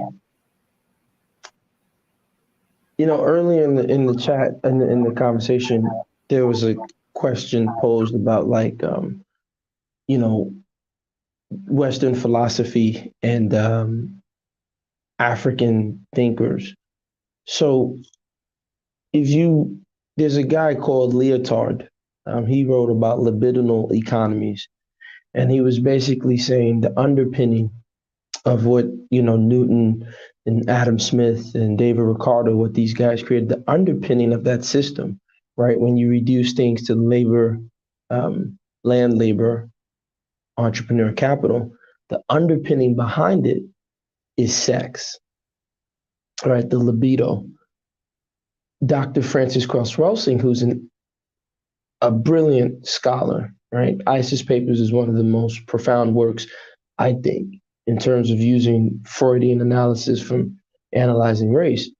And she's able to show that the bullets look like phallic symbols. There's this preoccupation with, cigar smoking, which is puffing dark phallic symbols. So she's able to show using psychology that there is a libidinal economy. And so that's just one example of how continental European philosophy, as they're exposing who they are, and African thinking, as they're reacting to what we've been subjected to, can have a connection to further give us the intellectual tools and insight to unlock the code or escape the system. So how does that relate to the sports thing? For example, people will say Floyd Mayweather, who's very successful. I think he should be studied, of course. LeVar Ball should be studied. His method to get not one, two, I think 3 sons in the NBA, which is statistically an impossibility. He was able to get 3. It's like, what the hell? This guy should be in Harvard, right? Serena Williams' father should be studied. 2 Grand Slam champions, not like single champions, multiple tennis championships under his daughter's belt. But with that said, of course, we know, but I don't want to get into the personal of their children and the choices they've made personally. With that said, here's what I think we're missing with the sports dynamic. So let me go back to Floyd Mayweather. Floyd Mayweather made his riches. Yes, he bought himself out of the contract with Bob Arum. His first major fight that really catapulted him to major money was, and that was the Money May era, because he was having great fights, was his fight with Oscar De La Hoya. Oscar De La Hoya was the golden boy. He sold a lot of tickets, and Floyd Mayweather took that market from him. But he didn't take it because white people liked him. He took it because he realized, I can play the heel. What is the heel? Jack Johnson played the heel. The white gaze always wants to see the black man lose, particularly in fighting sports. So Floyd Mayweather played the heel. He played the loud, abrasive, obnoxious black guy who's arrogant. White society, particularly white American society and Europeans, they don't like an arrogant black man who is beating on other white men. So his whole perspective was, I'm going to market myself as this loud black guy. And the white people are going to tap in and tune in to see someone humble me and shut me up and shut my mouth up as a black man. And they will pay tooth and nail for it. So that in of itself, for him to realize that and capitalize on it, and it wasn't just only him. He had his black advisor, not Leonard Ellaby, the other guy, I forgot his name. He's very successful. Al Heyman. So Al Heyman and Floyd and a couple other people were able to, structure that. And he definitely used Golden Boy for a lot of his promotional events, but it was more like a licensing arrangement. So he was able to capitalize on that. You can see the fight with Ricky Hatton. All these millions of British people, they paid in. There's only one Ricky Hatton, and he went to England and he antagonized them. He riled them up. And they hated him for that. And you can see because Conor McGregor stole everything from Floyd Mayweather, down to the arrogance and all the nonsense. But they don't really have a problem with Conor McGregor. They like it. They like the white guy being arrogant. So Floyd was smart enough to do that. Now, I said all that to say, whether it's sports or not, we have to realize, and I'm going to say this, Black lives don't matter in the financial sense. Because realistically, Negro pennies are not enough collectively to give our Black celebrity elite, whether it be in sports or entertainment, the kind of money that they need to ball out of control the way they want to. That conspicuous consumption that they want, Black consumers don't have that in mass, nor do we have the systems in place. So even if you say, oh, okay, look at Ice Cube, the big three, you still got to go to a white network to get your basketball played. You got to build your own Black stadiums. Oh, you don't realize most of these stadiums were built with taxpayer money. So the municipalities and the state and local authorities say, hey, listen, we'll give you, 30 years to pay us back. They'll float bonds 30 years. Are they going to give Black stadiums the ability to do that? No. When it comes to like the HBCUs, no, they're not going to do that. So we have to fundamentally understand that, in my opinion, the sports thing is, it generates money, but not Black people aren't generating the money. White consumption is generating the money, and white people have access to the capital in this system. It's not Black people. That is why, funny enough, when you look at the number one selling rap artist or Michael Jackson, who bought his albums? It wasn't Black people. You have to go mainstream. So once you go mainstream, that means white people, you're in middle America now. White people know you, right? That's why if you notice on the news, they'll put, they'll confuse, maybe they'll say Neo, and they'll show you a picture of Tyrese. Because really, they don't know the difference. Oh, you're just a Negro that sings. In middle America, some suburb, they don't really know. Maybe their children know. But the folks who have the spending power, they don't know. So until you've crossed mainstream, but that means that you've been safe enough and sanitized enough for white people to feel comfortable to drop their dollars on you. You can't be woke. You can't be doing any of the stuff that we would want you to do from the conscious space, unless you're doing the spook who sat by the door model. So the truth of the matter is, Black lives don't matter financially. So if we sit there and say we're going to play that game, we're going to run into roadblocks because we don't have systems in place to really capture the wealth. That's one. And two, we're not generating enough of that wealth. We could perhaps if we got consumers from the Caribbean and Africa, right? So instead of these, like, I'll give you guys one example and I'll stop. Instead of these Black D and G list actors, instead of them begging to wear a dress in Hollywood, yo, go to Nigeria, man. Team up with the Nigerians and shoot a film. Put some Caribbeans in the film. All of Africa and the Caribbeans will watch it. It's proof. Garvey is proof when you look at how the Caribbeans took a loving, not a liking, a loving to those Nollywood films all over. And that, I think, laid the groundwork for this Afrobeats thing, even though I'm not the biggest fan of it. I think it was through the Nollywood because that came first in the Caribbeans. I remember when here in New York, a lot of, yo, that Nigerian film, I like that actor, this. And that was years ago, about 10, 15 years ago. And that laid the foundation. So I'm just saying, in this country, the libidinal economy, we don't have our pulse. We don't have the systems in place. So I get what Dr. Amos Wilson is saying. I'm not convinced that I'm more along the lines of Dr. Frances West Welsing in terms of how she analyzed it. I'm not convinced. Yes, there are strategies in it, but it's still within their system. So that's just my little 3 cents on that. I appreciate that outlook. There's something you said I wanted to let you know. Yeah, that's the position I was coming from, and now I just totally forgot. Was it about the collectivism? It'll come back to me. It'll come back to me. Carl, did we hear from you on this one? No, I haven't spoke on this one yet. But Go ahead, Carl. no, well, I mean, sports are a form of entertainment. I think that I don't really. I'm not a big sports guy, to be honest.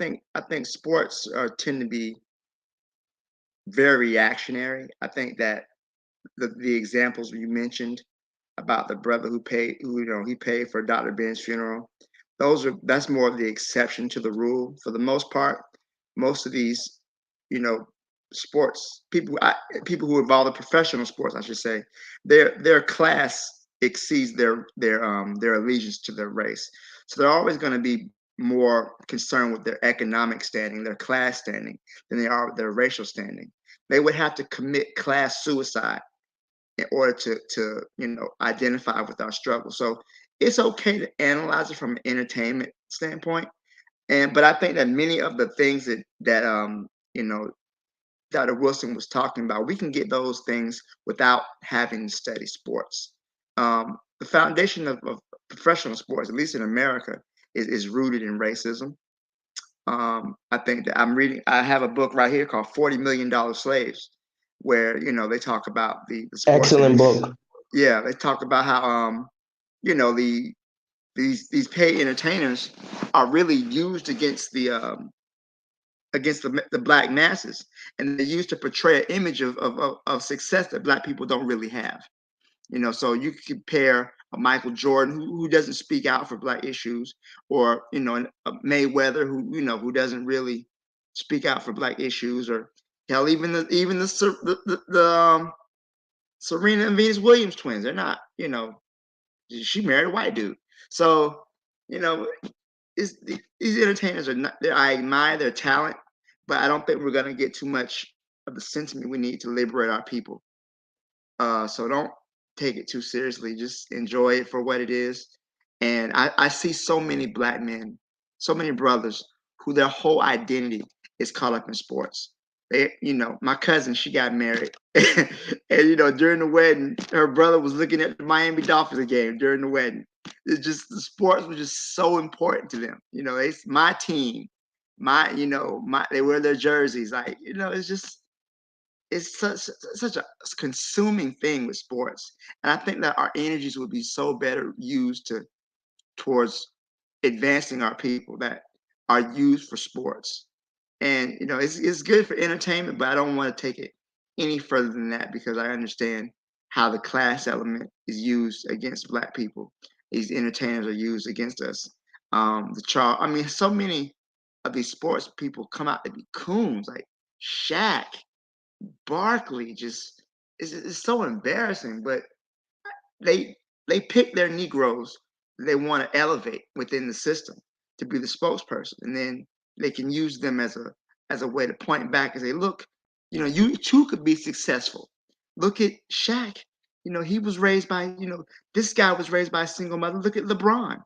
And they use them to deflect the true reality of the white supremacist society we live in. So, but I think it's a good idea, and I'll watch it. But just to me, I'm just going to leave it as an entertainment aspect, and not really. I think we can glean the same things we can from sports from other aspects of it.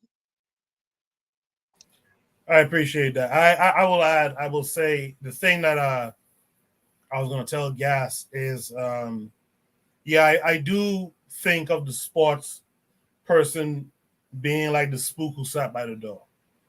I know they're not going to be able to do that craft and openly, fund and back up any kind of black, any kind of revolutionary black, stance, movement or organization. But that's what I'm saying. They're supposed to be on that court playing their ass off. And Bonham, who I'm coming to soon, he mentioned this a couple weeks back. They're supposed to be playing their ass off and just passing off that like I call it loose change. That stuff that, you know, anger ring any bells too tough. You know, pass on that. But Coco, quickly, if you think about that, right? When there was the Negro Leagues, has anybody ever taken the time to study the economics of the Negro Leagues? How come the Negro Leagues, in terms of talent, had way better talent, right? The game was more fast-paced. Some argued that they had more home runs. You know, people like Satchel Paige and all those guys had more home runs than Babe Ruth. The white gaze did not pay attention to it. And because Black people don't get access to capital, they're reduced only to labor and commodities and, you know, disposable labor. The Negro Leagues were never anything that generated. Many of those guys had to have jobs at mills, you know, and still play. So that was the essence of the Negro League. Are we prepared to do that? Also, the Negro Leagues, many of them were dominated by white organized crime. So even though they were Black players, you had like, you know, mafiosos who were controlling these things. If I could add in my 2 cents here, I would just remind the brothers that I understand your position. I've heard everyone's position intellectually, but I would just remind the brothers that many of our brothers on the street corners or wherever they are engaged really fundamentally in sports. You know what I mean? You have a lot of blue collar brothers who are very interested in these kinds of things. And I would also say that many of our brothers, in particular on this panel, are intellectually inclined. That's the lane that some brothers are on. I don't dismiss it. I respect it.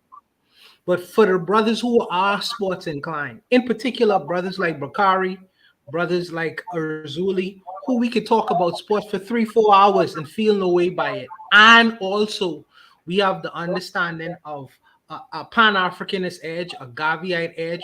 Let us add to it. You know what I mean? Maybe this our lane. Maybe it's not your lane. Maybe your lane is along the lines of political philosophy, political economy. Let the blue collar brothers deal with it, because this is a network. And in a network, we service the community. In servicing the community, there are different aspects of the community which we serve. So some people are interested in discussing politics. Some people are interested in discussing religion. Some people are interested in discussing women. Some brothers are interested in discussing sports. You know what I mean? So let us deal with this. This our lane. You only really have to really pay no mind to it. This is something that we really want to partake in. Hey, I can smoke a bag of that. Add our contributions to it. Yeah, add our contributions to it. If it ain't your lane, don't worry about it. Yeah, I mean, we have some insight into the sports game and the Africanist, the Pan-African side of the game. Let us contribute to it. If it ain't y'all interested in it, maybe y'all could like come up with a title. Let's deal with it on our. I guess me and Bakari and Razuli, we could deal with it on our own. We could talk about this shit for 3 hours.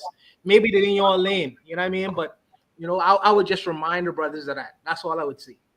But I gotta say something. I don't think any of the brothers that were speaking against having a sports show, but I think I'm sticking to the topic. I'm just saying that these brothers who play all these sports, I'm gonna give you an example. They have something called the Euro. When you watch basketball, there's something called the Euro step. You guys know that step? Yeah, Manu Ginobili allegedly invented it. No, it was a goal. No. I got it. I'm watching those black commentators, those black basketball players. You know what they said? I was watching Skip. Skip always keep referring to Manu Ginobili with the Euro step. It's the Elgin Baylor step. All these black athletes are on TV. All these basketball players, they say nothing about that.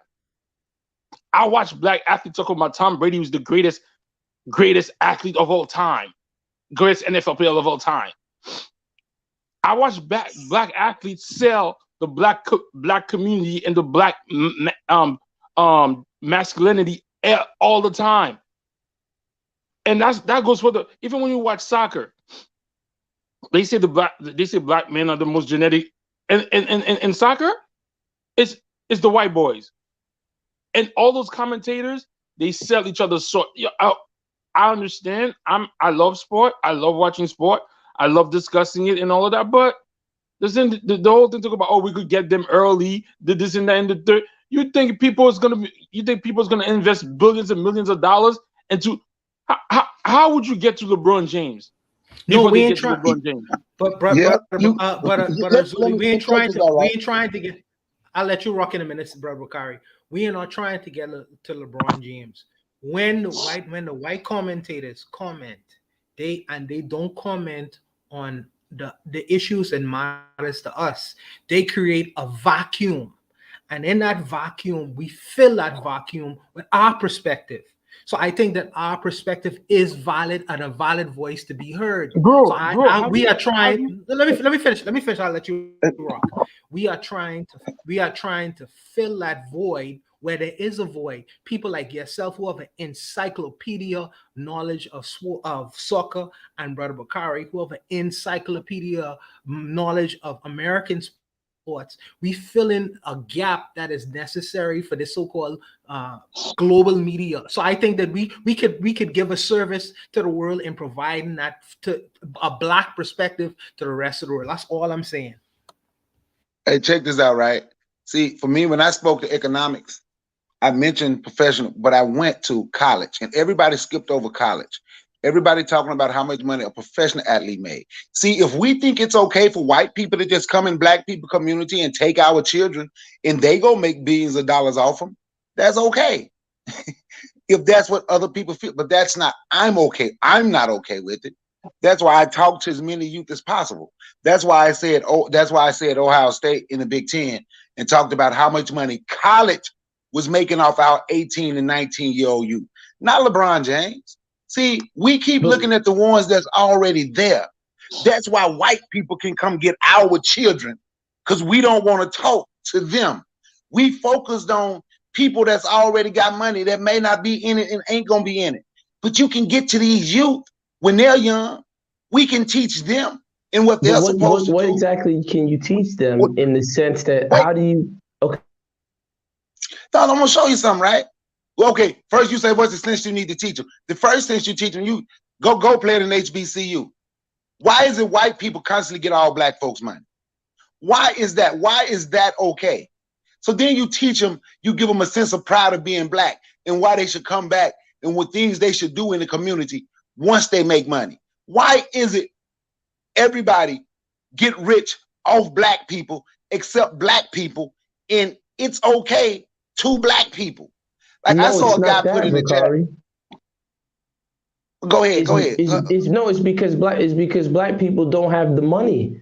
They're not getting rich off of us. They're exploiting us because they get access to the capital. We don't get access to it.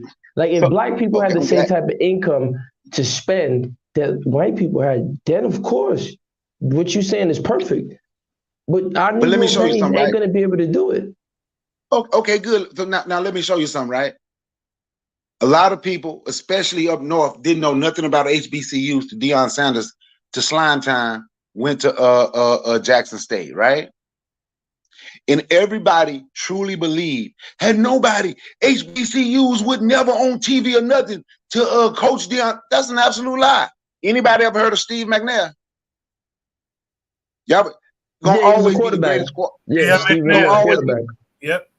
Okay, go on. You can just get on YouTube right now and go back to 1992, 3 and see how many games he was playing on ESPN and ESPN2 because they wanted to see it. White people told him he wasn't good enough to be quarterback. We'll let you be a safety. We'll let you be a cornerback. He said, no, I'm going to HBCU and I'm going to show the world how great I am at quarterback. Guess what the white people did? Go look and see how they were down there flocking way before Slime Time, the big sellout, ever went to Jackson State. Way before. What he did at Jackson State, because I follow HBCU, is nothing new. Well, he averaged 42,000 fans a game. That's great. Look and see if Jackson State was averaging 35 or 40,000 before he ever. Go look and see if they was averaging 35,000 before he ever went there. The support that black people give, Deion went there and he did shine light for people who had say they didn't know anything about HBCU sports. But when you go back and look, it's okay. They can dangle a carrot in front of you and say, go to Colorado for $5 million. But when he went to Colorado, y'all want to see what the white people talking about? His only threat to Alabama and Georgia was him being with an HBCU. They couldn't pay him $5 million yet. His base was $300,000. He got another $350,000 of ticket sales, and then due to like with endorsements, he made $1.2 million there at an HBCU. They couldn't pay $5 million yet. But when you scared to stay there, and you tell these young black men, we gonna show we can do it here, and you leave, and you say, I elevate. We are teaching our youth elevation is being next to white folk. But you elevating in football, look up the history of Colorado football compared to the history of Jackson State football. Colorado got 1 Hall of Famer. Jackson State got 4, with the 5th knocking on the door. Wide receiver Jimmy Smith, who played with the Jacksonville Jaguars. Jackson State got the greatest running back ever played the game, Walter Payton. HBCU got the first black quarterback ever win a Super Bowl. HBCU got the greatest wide receiver ever played the game, Jerry Rice. First black quarterback, Doug Williams. But when we are willing to just say we can't and they won't, so we got to go be next to somebody else talking about doing something and freeing ourselves, we might as well just shut up about it. Because if we can't teach our children how to be free from this shit, we may as well just shut up and say we are happy in our position. Because it's okay when that white boy who done got caught treating black people bad, who got a job down there at Auburn, who done got caught treating black students bad, can go make $7 million a year off the back of black people, and we don't want to say nothing. It's okay when that coach down there at Oklahoma State and still coaching, then got caught up in his racial stuff, but still there. But they making millions off the back of black children. When that coach at Clemson then got caught up, we can go on and on and on and on. So if we're not gonna try to save our children, I'm 51, so we might as well just shut the fuck up. We can be as intellectual as we want to be. We can be as smart as we want to be. You can say all that, but if you're not going to even attempt to save your children from the beast, we may as well just be quiet and just live. That's my take. Is saving them, does that involve not letting them be a part of the sports, or telling them that, hey, listen, you go to this HBCU, you represent for our people, which they should, but guess what? You might not get all the attention and all the NFL prospects coming to scout you.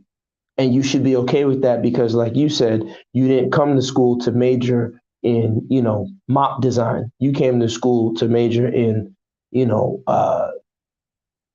science pre-med or something like that. You get what I'm saying? So I think that would also mean people being comfortable not being accepted into the NFL. It's like, yo, I was a star quarterback, but now I'm a medical doctor. But let me show you where you're wrong at about people not being. I know that's a big thing that people pitch to black people. Why is it up until the 80s, mid 80s, Grambling State had more players in the NFL than any college in the nation except Notre Dame? They were not going to white schools. Walter Payton, the team he played on his last year, 11 players come from Jackson State. When they were not allowed to go to white schools, guess what them white folks in the NFL knew? Shit, we can still get them and make money. So you're supposed to teach. If the talent is there, they're gonna come. We teach our children, you got a better shot.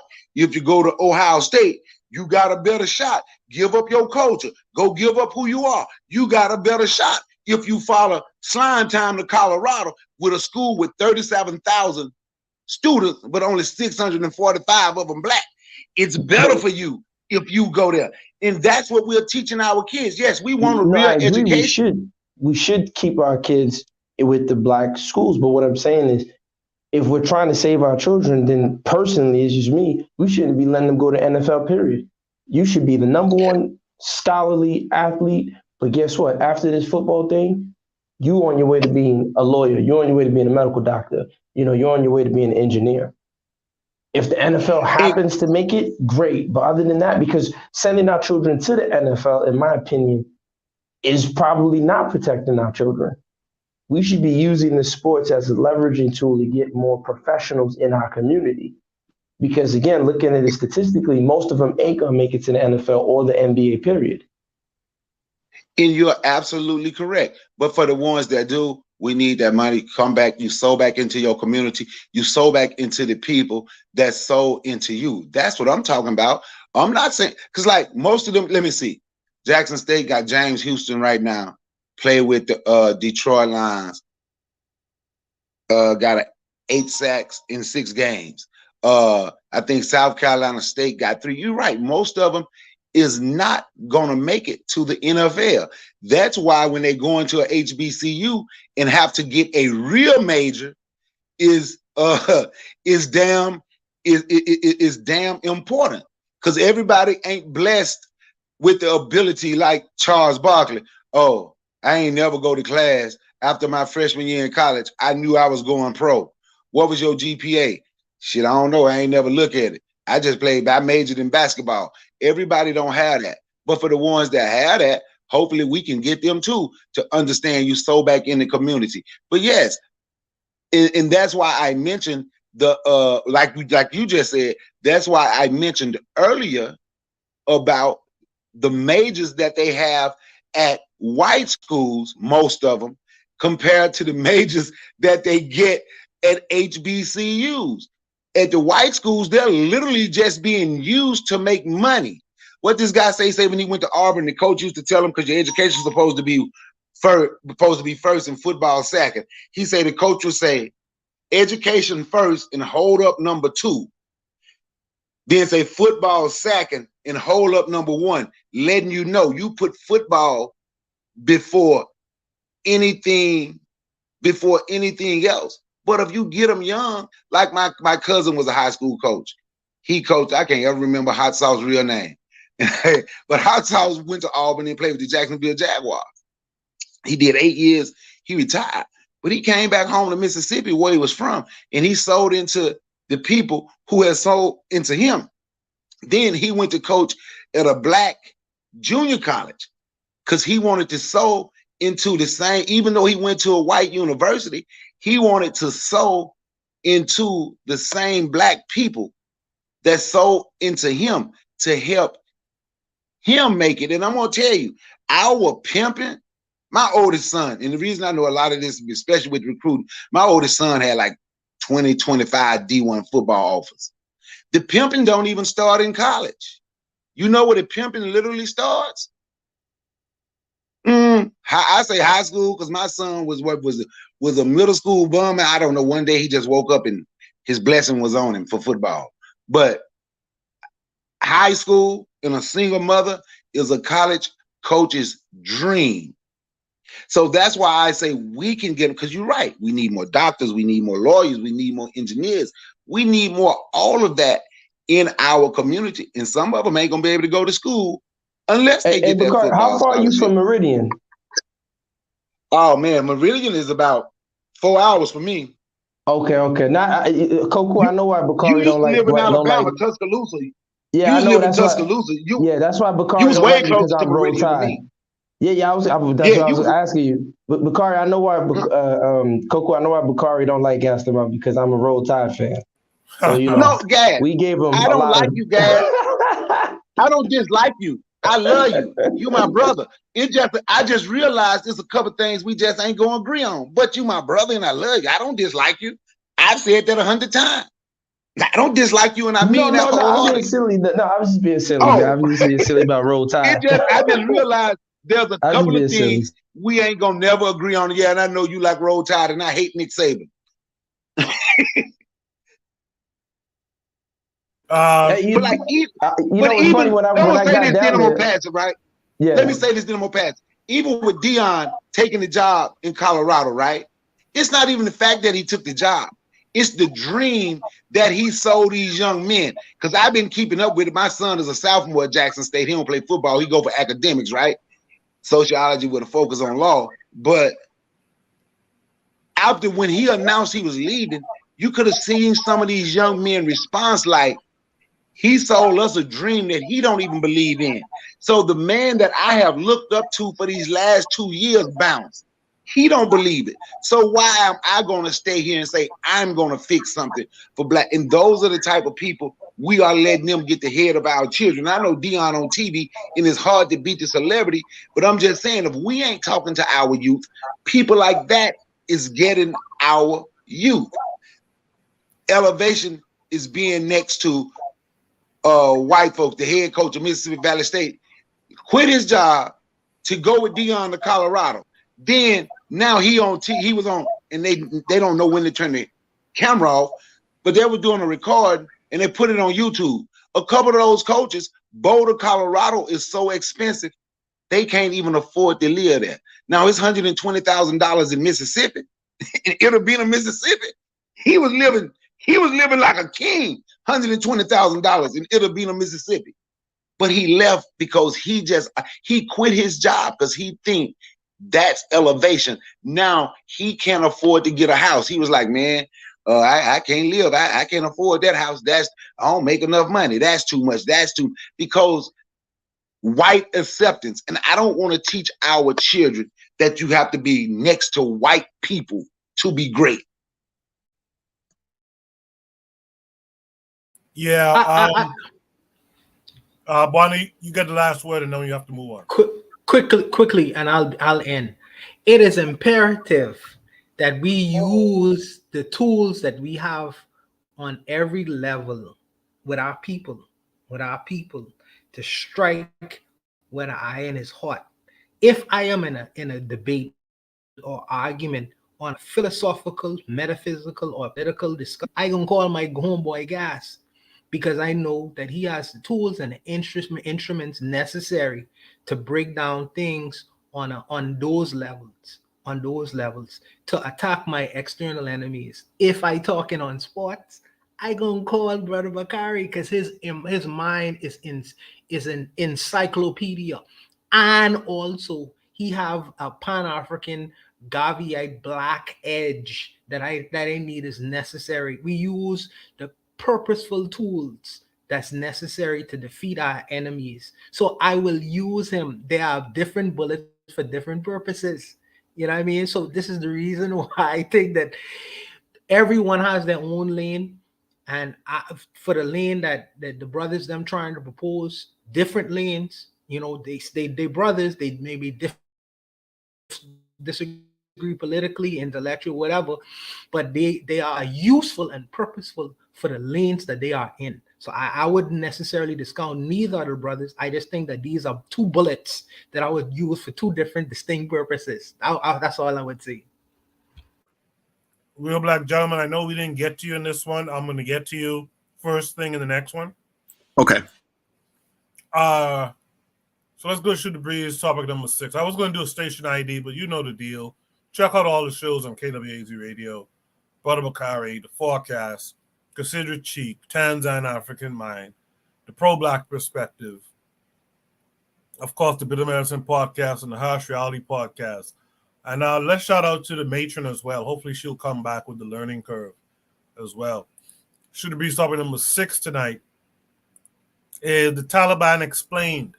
A follow-up discussion on whether tribalism or Pan-Africanism is effective. And again, I'll repeat this, but I think we really do need to take time and understand the African on the continental African sentiment when it comes to Pan-Africanism, when it comes to global unity. You know, we can't go there with this idea that we're going to dictate their reality to them just because we were in the West or whatever. You know, we have to make some room for them and their outlook. So should it be talk number 6 is the Taliban explained. This comes with a link Share that with y'all. All right, so we're gonna discuss it on the other side. The one that was really dangerous for me was the time that we need to distribute the books and notebooks to the very far village. I was working with an international organization teaching the girls out there. So we put all the books in the back of the car. Of course, my father-in-law and the driver accompanied me.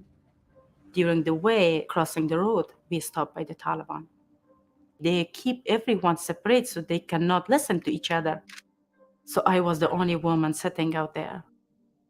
All the trunks and back of our cars were full of the books. I was really sure that this time they will definitely kill me. This was 1999, when the Taliban first ruled Afghanistan. They oppressed Afghans with laws drawn from tribal codes and a strict interpretation of Islam. Their control was total and brutal. 2 decades later, the Taliban have taken back power. Every year, I've seen how the Taliban, they grew stronger.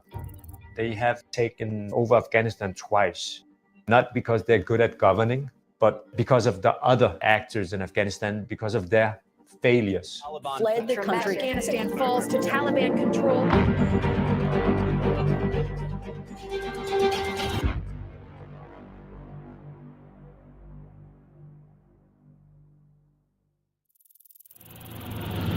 Afghanistan. Soviet troops were everywhere throughout the capital and the country. Moscow claimed they were there because they'd been invited. That version of events found few believers elsewhere. In 1979, the Soviet Union invaded Afghanistan to back an ally, the new communist Afghan government.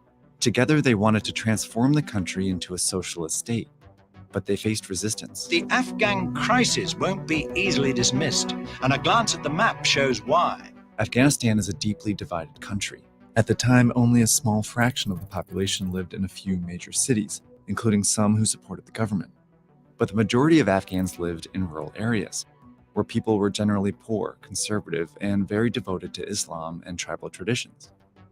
For many, authority came from tribal leaders of their respective ethnic groups, not the government in Kabul.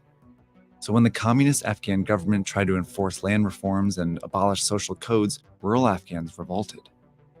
They formed independent militias, but were collectively known as the Mujahideen. These are real Mujahideen. They are scattered, almost impossible to unite. They operate best in small groups and in their home, the mountains. The Soviet army managed to occupy the cities, but met fierce resistance from the Mujahideen in rural areas.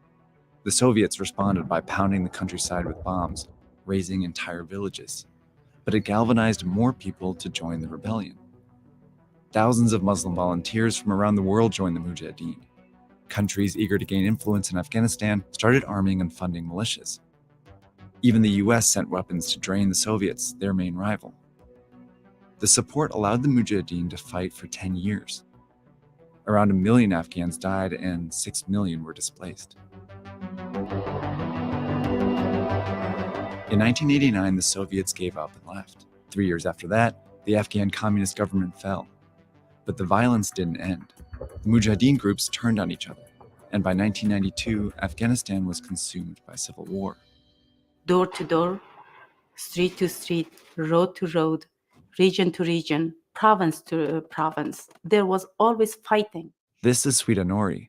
She was born and raised in Afghanistan, and has worked there for years promoting education and women's rights. They start searching the houses to find if there is a beautiful or young woman so they can marry by force. It was a really worse time. Kandahar was especially violent. Several Mujahideen and criminal groups terrorized the population. In the spring of 1994, a group of locals here had had enough. They asked this man, Muhammad Omar, for help. He had fought in the Soviet War before becoming a teacher, or mullah, at an Islamic school called a madrasa. He and a few other mullahs gathered some students and drove out the Mujahideen. When more students joined, they captured the whole district, then Kandahar city. This group became known as the Taliban, which means the students in Pashto. As the sole militia in Kandahar, they brought peace for the first time in years. And that's exactly why many people supported them. If the mullahs and imams says that the color of the milk is black, all the people accepting that because it comes from mullahs. Why not giving them opportunity to take over the government?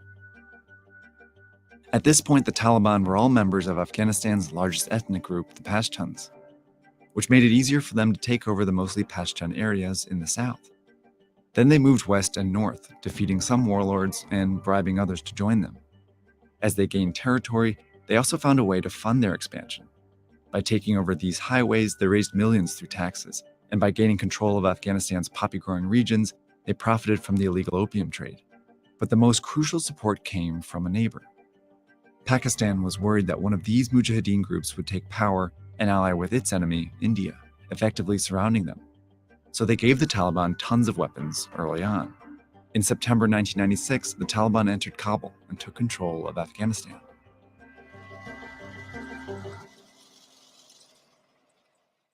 My name is Najib Haja. I've been covering the war in Afghanistan for 17 years. When the Taliban, they took Kabul in 1996, they set up a government that was basically only their members. Both its leadership and fighting base were predominantly Pashtun teachers and students. So it was basically a very inexperienced government without any practical knowledge about how to govern. Yet they decided to remake the country based on a religious ideology that took shape in their madrasas. What makes the Taliban special is that these madrasas, called Deobandi madrasas, are inspired by a certain interpretation of Islam, influenced by Pashtun culture. Music, television, and even flying kites were banned. Men had to grow beards. But the most draconian rules were placed on women. They weren't allowed to go out without a male relative. They couldn't educate themselves. They were practically banned from working. Many schools for girls went underground, like the one Sweden ran in Kabul. It was only 20 meters away from the Taliban camp. I had good number of the students coming to my school. It was all done in secret. And one day, the Taliban entered. So I stopped them in front of the door and I asked them to wait. And my student just noticed that they hide the books, take out the Holy Qurans. What would have been the punishment if you had been caught? They would start beating me, and same thing they would do with the family of the girls. Beatings, stonings, and public executions were common punishments under the Taliban regime. It's why most countries, except Pakistan, Saudi Arabia, and the UAE, refused to recognize them as a legitimate government. But the Taliban soon found other allies. Most wanted terrorist in the world, Osama bin Laden. Sheltered by Afghanistan's ruling Taliban. The ruling Taliban's refusal to surrender suspected terrorist bin Laden. The U.S. will hold Afghanistan responsible for any attack linked to bin Laden. You were looking at obviously a very disturbing live shot there. That is the World Trade Center. After the 9/11 attacks, a U.S.-led coalition invaded Afghanistan to hunt down bin Laden and topple the Taliban. With the help of these mujahideen leaders, it took less than 3 months to capture Kabul. Bin Laden escaped, but the Taliban regime surrendered and asked for amnesty. The U.S. refused. So basically, the Taliban, they don't get a choice. They can either become prisoners or continue fighting. The Taliban leadership fled to Pakistan, while most fighters went into hiding in rural Afghanistan. Then the U.S. promised to rebuild the country and turn it into a democracy. It worked with the UN to set up an Afghan government and army, and invited mujahideen leaders to run the local governments. Then they gave the government billions of dollars to build roads, bridges, hospitals, and utilities in the cities and rural areas. But many of those projects never took shape. The Afghan government was deeply corrupt and stole millions. And in 2000. All right, I think we get some info there we could talk about. Pro-Black Perspective is in the chat. He says it's 9 in the morning where he is right now. Shout out to the Pro-Black Perspective. Namar X asked a question. So something I said. He said the European goes to Africa and tells them what to do, and the indigenous people there don't push back, but they would push back on diaspora Pan-Africanists. Yes. we better understand the psychology of our people. We better understand the psychology of our people. I teach this microbiology class, and I've said it on here before. The black students have a almost open disdain for me just because I'm a black guy at the front of this class teaching, who has the authority to, based on your performance, give you a certain letter grade. In fact, Zuli had one of his people was in my class one time, right? And I got that feeling from him, from that guy, right? So yeah, you better understand our people. That's how we are. We're fucked up. We're fucked up. This white man will go there, like Gas likes to kind of make that joke. This white man will go there and they'll be like, yes, sir. Thank you, sir. And then when we come along, it'll be all kind of, this, that, and the other. You know what I mean? Yeah, the white man. Yeah, you know what I mean? Like, yo, we better understand that shit. We better understand that shit. So this is why I say you better understand the temperature, the mindset of the people on the ground there, and not just go there preaching, talking down to them on Garveyism. And I like Garveyism, but you better go there and do your research and find out what resonates with them culturally. With that said, Real Black Gentleman, we're going to start off with you. Hold on, let me go back to the prompt. The prompt is about the Taliban explained, a follow-up discussion on whether tribalism or Pan-Africanism is effective. What say you? I mean, again, the tribalism in Afghanistan, I mean, I don't know if I can directly compare Afghanistan to the whole of Black Africa, more or less. It's like I see, and that's interesting to know. I mean, I really didn't know how the Taliban, you know what I'm saying, the map and the animations is critical because it shows the geography of how the Taliban, as a group of militias that conquered one major city, can be, applied. If I'm going to talk about that, we could somehow, as I've said, and a couple of people have said before, that East Africa is like that. Excellent point.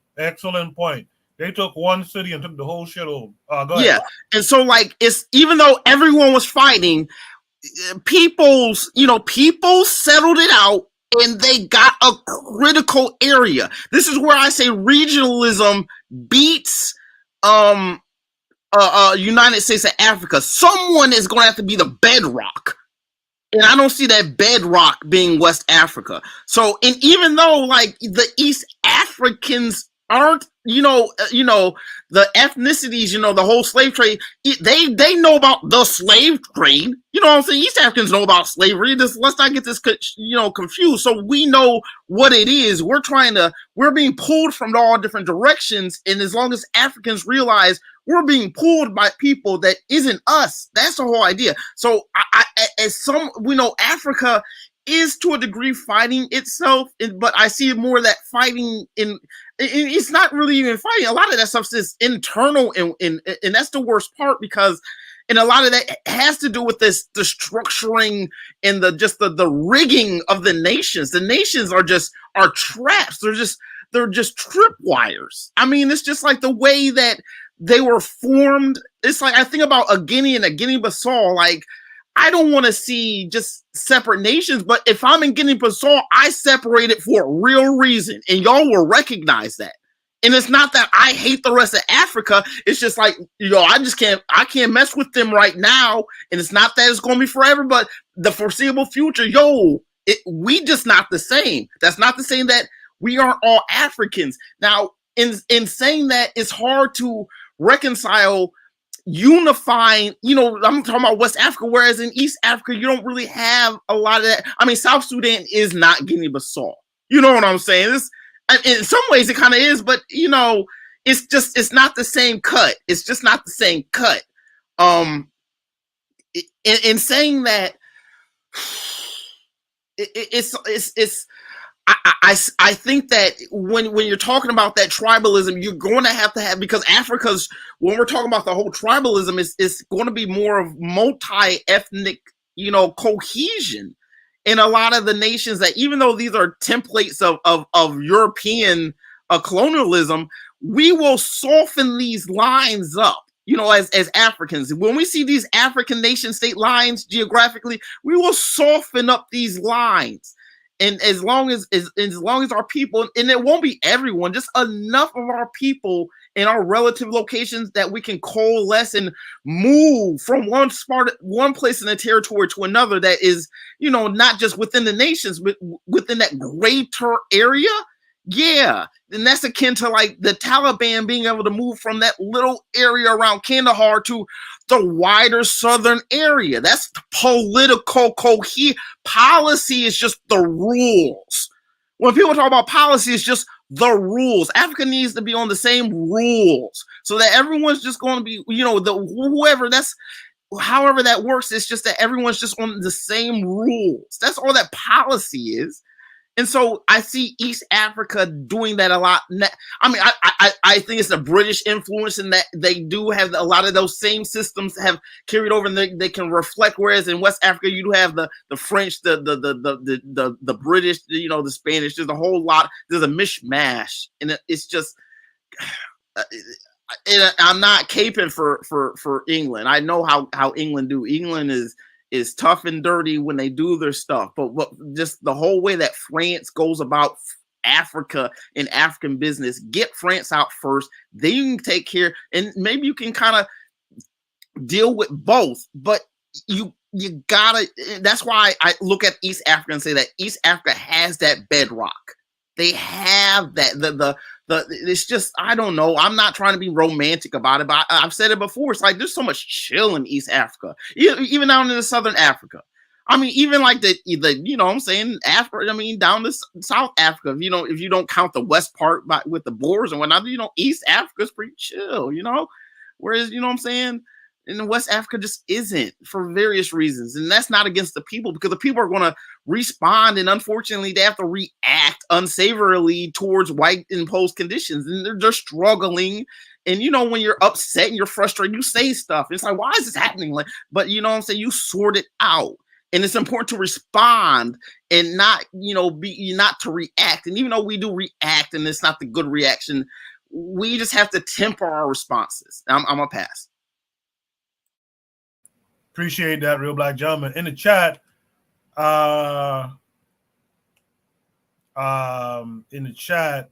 Nama X was agreeing with Real Black Gentleman, saying, yeah, regional is the only way. He said this whole One Africa stuff is not workable. Oni is out there saying East Africa for the win. He says East Africa is pretty at peace. All right. Also out there, was Erzuli saying they are African. Everybody is African. Let's let Erzuli speak his piece now. Erzuli, go ahead. Is Erzuli there? Or did he step off? Or maybe he stepped off. Bakari, what say you to all this?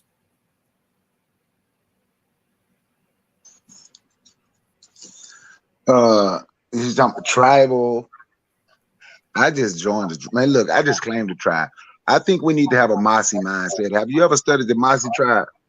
The famous Masi, the most famous Masi is like, for as I know, it's Thomas Sankara, right? And when I say have a Masi mindset, the Masi tribe came out of about 5-6 tribes to come together to fight off enslavers. So I think that's the type of mindset we're gonna have to come to, right? Like some people say, West African. You say, you know, West Indian. I'm African American. From all the islands, then you got in South America. We're gonna have to come, and any Africans on the continent that we're gonna have to just come with. We're gonna have to figure out a way to come with one mindset. We're gonna have to adopt. We're gonna have to adopt. What was it about those people that created the Masi tribe?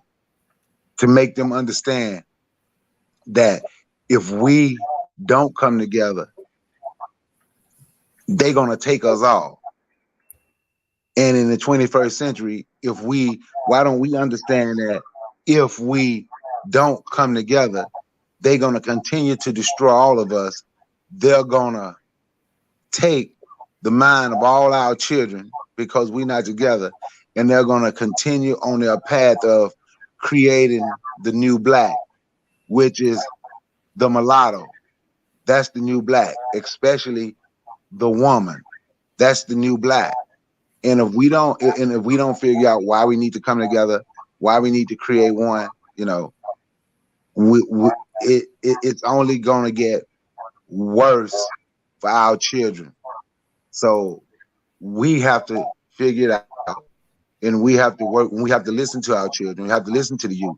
We can't just tell the youth to be quiet because they have ideas. They know what's going on. They see what's going on. We have to listen to our youth so we can figure out how we have to do this thing so we can fight it. I appreciate that, Bakari. One more thing. Hey, if Azuli is there, I want to debate him on everybody being African. Yeah, Azuli in the chat is talking about, so what if they destroy the Negroid race? We're all African. They will turn back to the Negroes when they return to the land. You know, I had asked a question in the chat earlier, much earlier. No one responded, so I could take that as a no. But I have been interested in a debate show as well. I think there's some good people on the net, some of them up here on the panel, who would make for good debating if we structured it like a debate show and put it out. Yeah, so keep that in mind. So if you guys are interested in that, let me know. I know Brother Bakari wants to debate Gas and Azuli and all the peoples. So let me know if you all want to see that happen on KWAZ Radio. Let me go to Tanzan. Tanzan, what say you? Wait, you just skipped over me. Okay. Oh, did I? Oh, go ahead, Tanzan. Ladies first. Ladies first. I'm a gentleman. Don't do that. Yeah, Gus doesn't like gentlemen. Ladies before gentlemen. Ladies before gentlemen. Go ahead, sister. Okay, we didn't have ladies in Africa. No, fine. Well, in terms of this whole, I think it's not the best analogy, but you know, we'll work with it as opposed. But I don't think we can have something like this, you know, in Africa. Well, I'll speak for, you know, some parts of Africa, but there have been wars. But for the most part, they're usually, you know, instigated, they're historical, and there's usually, you know, either fight for resource that was taken or resource that, you know, wants to be taken. So there have been wars in Africa, but I don't think anything like this when it comes to tribal wars. So, you know, and, you know, with the countries, yeah, sometimes, you know, one country goes into another country, that does happen, but mostly it's civil wars. And yeah, so we don't really have and this one is more complicated because it's both, you know, the tribes and religion. So it's two things that, you know, go together that kind of, you know, complicate things. So I wouldn't say that for us it's mostly just trying to you know, to get along in the borders that were created for us. And for the most part, I think most of us have done well enough. What we're not able to do is really, you know, counter the outside, you know, threats and so on. You know, we're still very welcoming of you know, of foreigners, of foreign aid and all these things, and we haven't really come up with our own solution to it. But one thing I'll say about, you know, this, you know, Afghani people, you know, they would rather risk it all and defend and, you know, go out in the streets and just be, yeah, you know, you have to give them that they'll defend their place even when their, you know, their chances don't look good. So I'll yeah, that's an admirable thing. All right. Sorry, let's go to Carl now. Carl, and then Gas. Well, I mean, first of all, that video was just pure propaganda. I've got to say, they completely ignored the role the United States played in creating the Taliban. How the United States funded and trained the Taliban. because they wanted the Soviet Union to be caught up in a quagmire, the same way America was caught up in Vietnam. So just like America was caught up in Vietnam for years and years, they turned around and helped fund the Taliban to get the Soviets caught up in a military quagmire. So that video just completely, ignored the role the U.S. played in creating the Taliban, and by proxy, Osama bin Laden, Al Qaeda, and everything like that. I think that understand that, as this may be something that a lot of people miss, that Pan-Africanism is a response to the powerlessness that African people all over the world face. We are at war. We've been at war for hundreds of years. And it seems like we're the only ones who don't realize that we're at war.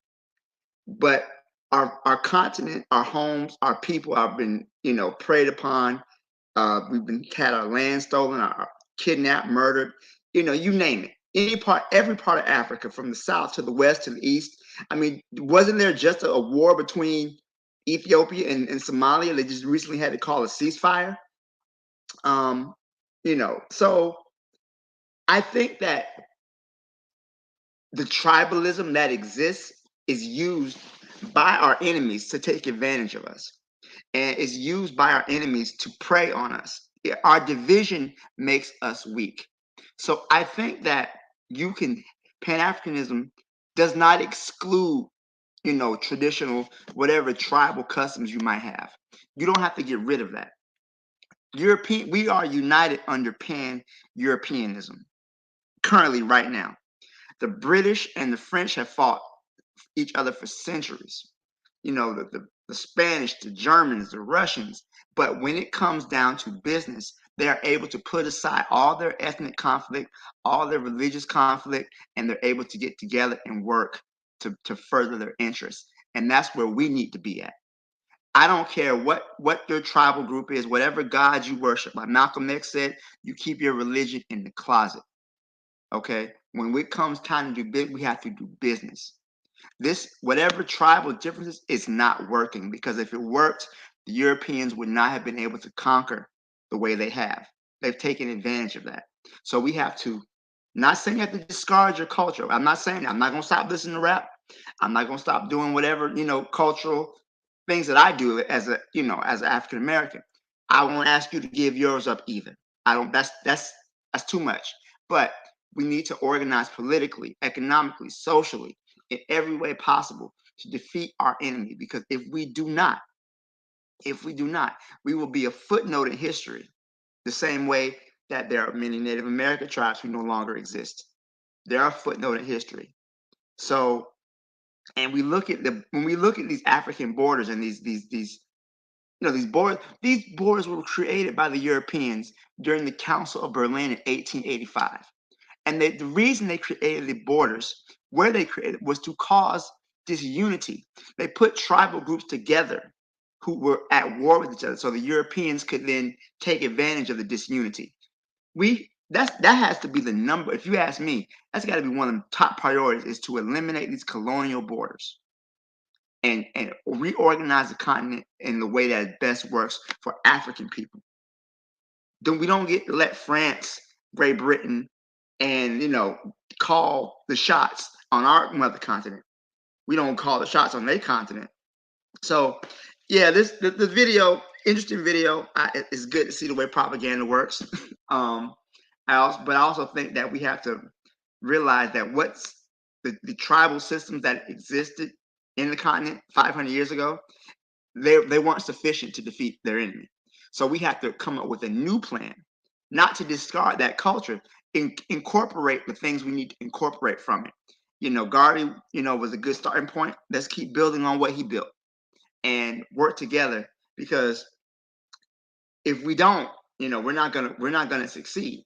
And the European does not have the moral right to dominate the planet. We see what they're doing right now and the job they're doing. We can't let them continue to run the show. All right, I'm gonna pass the mic. I appreciate that, Kyle. Gassimo, go ahead. Yeah, I just want to say, man, the brother made an excellent point that was speaking before me, man, about the Native Americans. That was a very deep, insightful point. As hard as we are on ourselves as Africans, we also have to understand we did resist because, if not, Cecile Rhodes was planning to destroy us, we would have had the Toyota Zulu or the Honda Yoruba, So our ability to resist is a testament to that, But I think this video, like the brother also said, America had played a hand in the army and the funding of these people. But I think this Nigeria could turn into this because northern Nigeria, to a large degree, has a lot of fundamentalist Islamic people who want this hadith inspired interpretation of Islam, not the Quranic interpretation, right? So it's so interesting. That's why doing the research is key, because people think Saudi Arabia, which is a recent creation, just like I talked about the mother of Iraq. I forgot her name, it's slipping my mind. She's the mother of the Far East. She's still buried in Iraq, and I think that's some occultism. They need to take her body and throw it in the water where it belongs with the British people. But when you look at Islam, historically, the bedrock of Islam was actually Turkey, not the Arabian Peninsula, where it originates from, because the Ottoman Empire was the real stronghold of Islam. And they didn't have the interpretation of Islam that the so-called House of Saud does. These were just tribal chiefs, no different than the people we've seen in Afghanistan. Only difference is they were able to strike oil on their land. And that's, they become wealthy through that. So Nigeria does have that problem, just on that level in terms of tribalism. So bringing in something like Garveyism, which is a great tool of organizing, 5 million people, I believe, were able to be organized. So, we can take that into account, but we got to also take into account, how do you organize? For example, I don't hate to accuse anyone, but from what I've heard, Ethiopians look down on, other Africans because they have a religious bent. And Somalis look down on other Africans, call us Bantus. So how do you create unity with people who already are looking down on you, who've been groomed to look down on you? Every time I get around, 90% of the Dominican people I've been around have something negative to say about black skin. They can't even help themselves. It slips out about how dark the person is. It's not good. They can't even help themselves. You want me to Pan-African with somebody like that? Hell no. Hell no. Never gonna happen. The next thing I know, my son walking around talking about he want to look like Sammy Sosa. Nah. We got to figure this out here. To quote the Bible, which I don't ever do, unequally yoked. So, I do think, like I said, what Marcus Garvey did in terms of unifying should be studied. Especially that he was able to unify without using, what I like to call Newtonian and all that other stuff. So that's brilliant. But then we got to take it to the ground level. And it's not just Africa, because even in the Caribbean, right? Now, my boys in Trinidad, good dude. Man, you got the Rastas, you got Rasta City versus the Muslims. The Muslims have beef amongst themselves. Now the Rastas have beef amongst themselves. It's always factional with us. In the U.S., it's Los Angeles, it was Bloods and Crips. They took that to Little Rock. And it was East Coast versus West Coast. In New York City at the time, in the prisons, it was boroughs. Bronx, it was always Bronx versus Brooklyn. So we've always created this factional thing amongst ourselves. And that's something that we have to contend with. We even when you look at the Bloods, I think, from a case study perspective, and I'll end with this, you look at what the Bloods and the Crips did, particularly on the West Coast and all over the United States, all over the world, they're in Europe too. It's so African what they did, because there was an attempt to unify, like Newton, right? Everything is under this grand order of being a Crip or being a Blood. But then that doesn't last long. What ends up happening is each set, no different than within, I'm Isoko, but our sister family are the Urobos. Our languages are very similar. We understand each other, and we've had historical alliance going back centuries, thousands of years. Now we understand that we're different, but we understand that the differences are very minor. So people often group us together. So it's interesting how the Bloods and Crips ended up looking like, so amongst the Urobo and the Isoko or other groups in Nigeria, you'll have maybe 60 different villages or like 50 different clans that come under the banner of Isoko, or that come under the banner of this particular side in Igbo land, or that come under the banner of this group called Arochukwu. It'll be like 30 or 40 clans and, in addition to like 20 different villages. That's the same thing Black people did in America. They couldn't stay under one thing. It's like, hell no, man, we got to split it up, man. Because you over there, so I'm this type of blood, you that type of blood. We still blood, but, we move a little different. So I think we have to understand that as it's not just an African thing, but we have to figure out ways, how do we take what Garvey gave us and update it or modify it, restructure, whatever you want to call it, so that we can account for something that seems to be what we do. We don't like to be under one unified structure. We like to fragment ourselves. We're very fractal in our nature. So how do we unify fractals? Maybe we can find the answer in math. I don't know, but I'm just putting it out there. I think that we need a cultural revolution, because even like the example you gave of the Bloods and Crips, look at how that was that peace treaty was broken by the LAPD. They were actually killing gang members and blaming it on the other ones. So we see this external enemy that works to divide us. We need a cultural revolution. We need political, ideological training, education, so we can learn to counter these moves that our enemies continuously use to keep us at each other's throat. Because if we don't, we're going to keep falling back into the same tribalism. And they know how to play us off, but they recognize us as one people. We're just one big nigga to them in their minds. They don't differentiate, the level of hatred they have for us. So we have to organize with like-minded people, because we don't want to have those self-hating, anti-Black. You mentioned the Dominicans, you mentioned the Somalis. We don't need them in our organization. If they want to do their own thing, let them do it. And we don't need that type of energy in our group. But we need a cultural revolution the same way the Chinese had a cultural revolution. They were divided and they were fractured. During the Second World War, Mao Zedong got together. They had a cultural revolution, and now they're the most, But with you using Mao as an example, we have to be careful. And I like Excuse Mao me, guys. too. Excuse me, guys. Go ahead. Yeah, man, I've been waiting for a minute. So let me interrupt here for briefly. So let me first say this.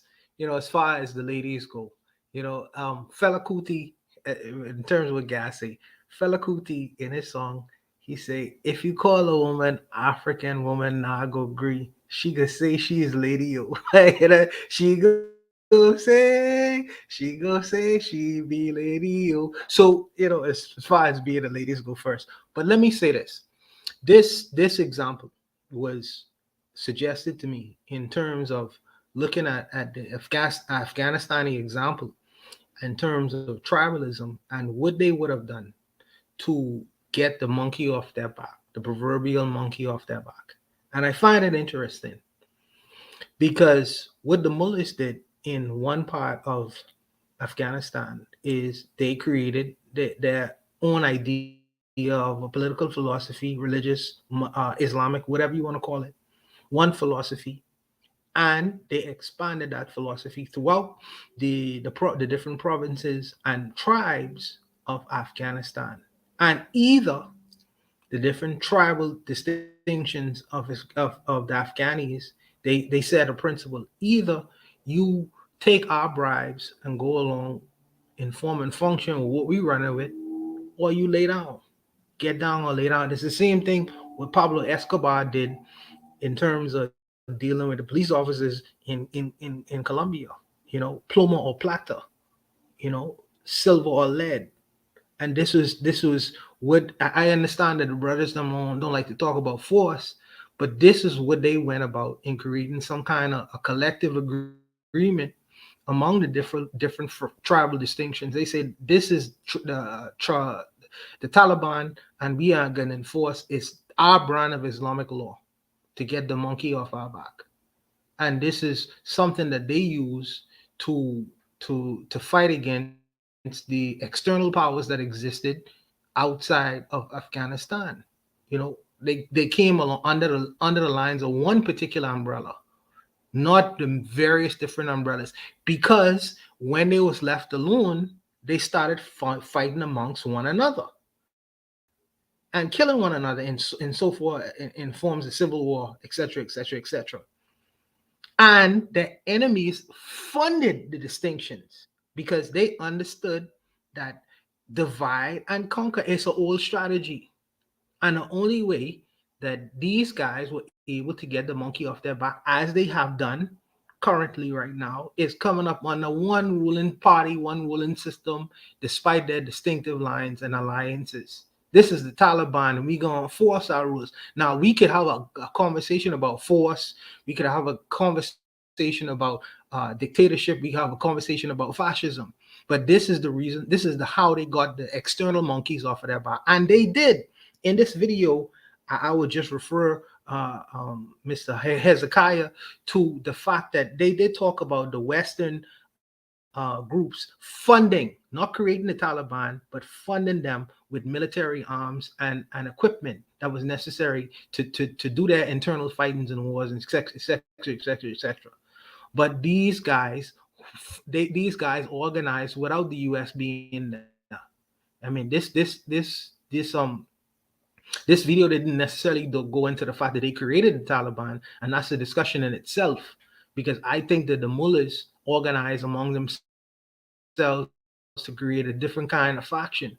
But I think that they were militarily, but I think that they collectively had to organize collectively under one particular ideology and agreement. Now, our ideology and agreement is Gaviism. Their own was Islam. Their own was a brand of Islam that was the Western world would consider to be fundamentalist.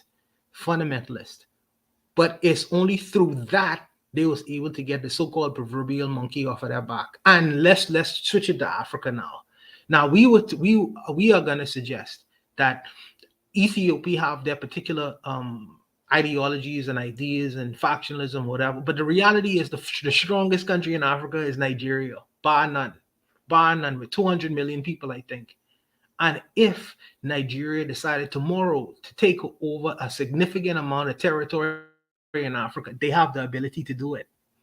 And this is unlike many other African countries who are smaller and not militarily capable. So I can't necessarily suggest that these guys wouldn't necessarily come under one particular umbrella, because they have the ability to do it. They've just at this point have not tried that yet. And if they were to do that, I would say that they should carry a Pan-African bend. You know, we are a Black nation, and we're going to define ourselves as a Black continent and move throughout the length and breadth the so-called sub-Saharan Africa. And do that, even if it means going to North Africa and doing the same shit too. They have the ability to do it. And I would remove that off of the table. But I would only say that it's not through tribalism that they got their monkey off of their back. It's through their the force on a collective ideology. Is like, we gonna come up under this brand of Islam that they're gonna remove the monkey off of our back, and I believe that they did that. And the only reason they did that is because they came up under one particular ideology. And I think that through Pan-Africanism, or the ideas of Pan-Africanism, which I don't remove forth from off of the table, where some brothers do. There are some things where men cannot be reasoned with, men cannot be cajoled or convinced. Sometimes you have to use force. So I don't remove that ideology off of the table. Sometimes to make an omelet, you have to scramble some eggs. You know what I mean? And if these old men sitting in these old traditions don't want to do certain things through willingness or through objectivity or reason, sometimes you got to remove them through force. So I don't remove that off of the table whatsoever. If that means me getting rid of my external enemies. But like I said, I'll stop there and let your brothers rock. Yeah, I don't know who I missed when Buana stepped in. Did I get everyone before Buana stepped in? All right, seems so. If you guys have any final thoughts, drop them now. We have 8 more minutes left. Go ahead. Yeah, I just want to quickly say that, it's something, just my little opinion. Whenever we talk about whether it's China or Russia, we have to, and that was the whole point of the conversation with, studying Western philosophies. Mao and Lenin were using socialism and Marxism. There's nothing in ancient Chinese culture that resembles socialism or Marxism. There's nothing in Russian, Eastern Orthodox culture that resembles, socialism or Marxism. So that it's interesting that the so-called cultural revolutions, they're able to find justifications for genocide and mass murder using foreign or alien ideologies. So then effectively what Buana is saying is the ends justify the means.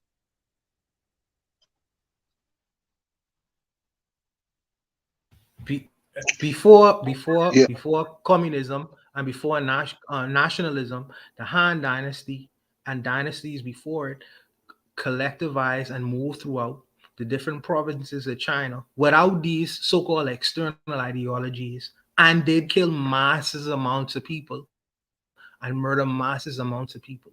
So when we're talking about the history of China, we got to go into ancient China as well as so-called communist. Do you have evidence of these mass murders? Yes, sir. Do you have evidence of the? Can you post it in the back chat? Yes, sir.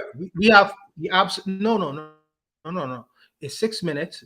We'll discuss it next week, but we'll discuss the fact that how China became a unified state before Mao would have done what he did. We're gonna discuss that next week. It's 6 minutes, and I'm gonna go over my time, but we'll discuss it.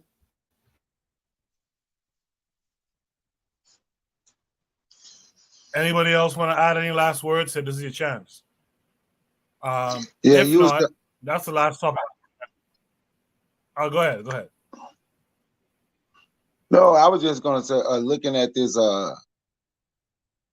thing again. You're talking, and those, I call them Arabs, Muslims, whatever.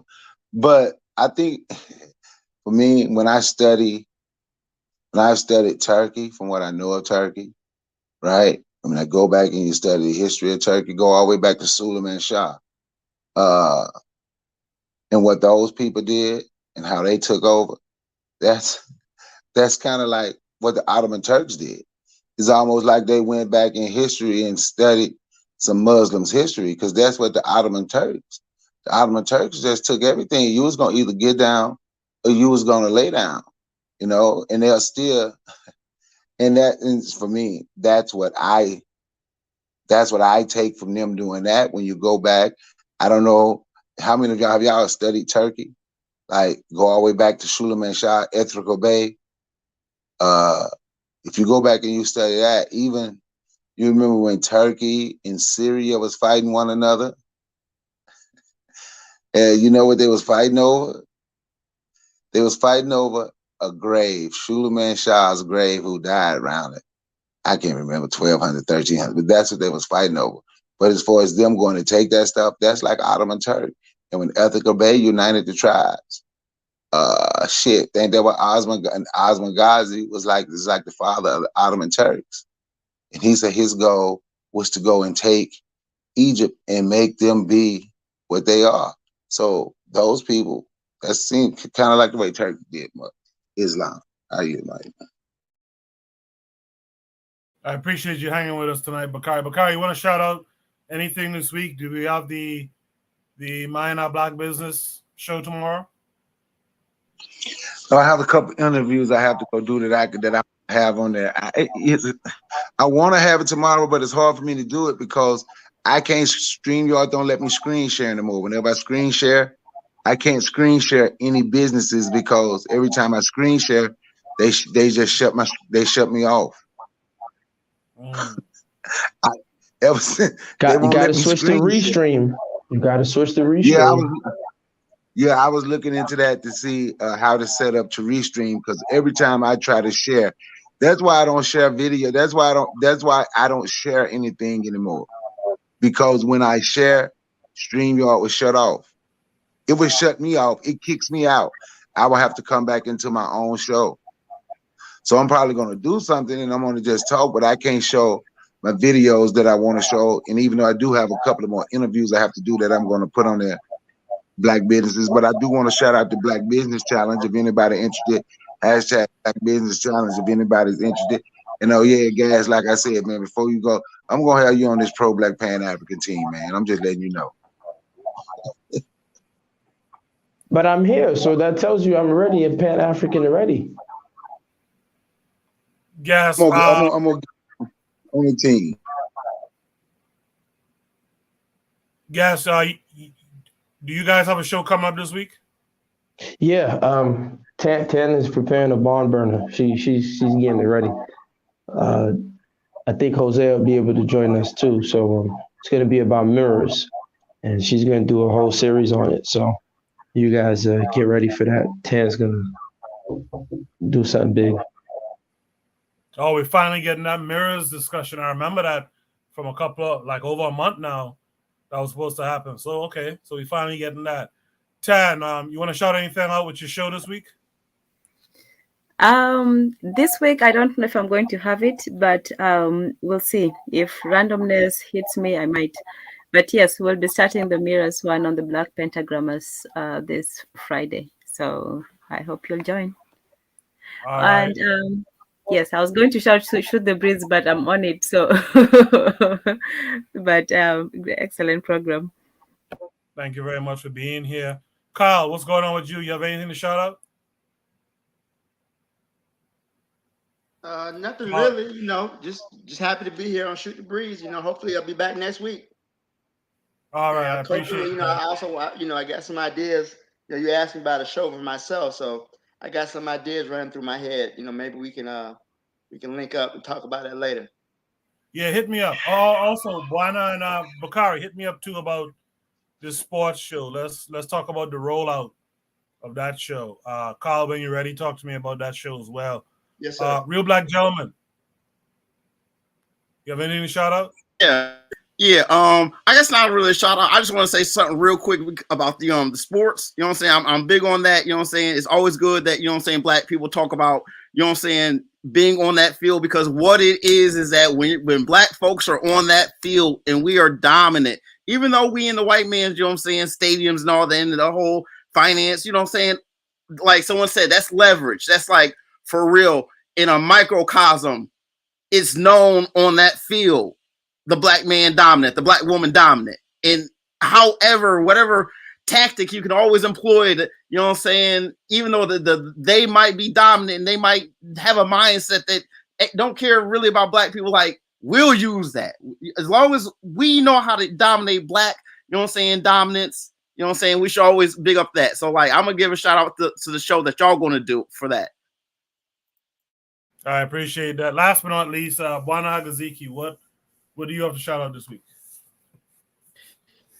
Shout out to the whole panel. The whole panel was absolutely excellent in our discourse. I'm glad that the brothers was able to give a vigorous discussions without becoming personal. I appreciate the fact that brothers can discuss and dialogue things as men without coming off as little children. So I really appreciate that. But for a point of reference, off the top of my head, Gas, the guy's name, I think his name is the Emperor Wu of Han, who solidified and had expansions into China, in unifying China. That's off the top of my head, but I'll give you more information about it next week. I promise. As in terms of what I was discussing, because I like to bring evidence to what I'm saying. I like to be factual based. So I'll give you more information on that next week. But off the top of my head, I think the guy's name is Emperor Wu of Han. But I'll leave it there. Thank you all guys for the discussion. I really appreciate the vigorous debates with all the brothers, and I appreciate the knowledge and the learning. I'll stop there. Yes, Emperor Wu of Han. All right, I think I got to everyone with the shout outs at the end here. Thank you all in the chat who hung around. Shout out to Bobby Wright. I didn't see Bobby Wright tonight. I didn't see KW Don 7. I wish you guys well. We'll be back next week. I'm trying to get some people to do interviews with. I want to get back to a midweek show sometime. So I'm looking to do an interview series, just interview interesting people who are fighting the good fight. By the way, we only got through 6 prompts tonight, so that says a lot about the discussion. I'll bring back everything that we missed and the other things on the Discord. I'll bring that back next week, so we can have those conversations. All right. In any event, I'll see you guys during the week on all the other shows on KWAZ Radio, and I'll see you here next week for Shoot the Breeze. You guys be good. Peace.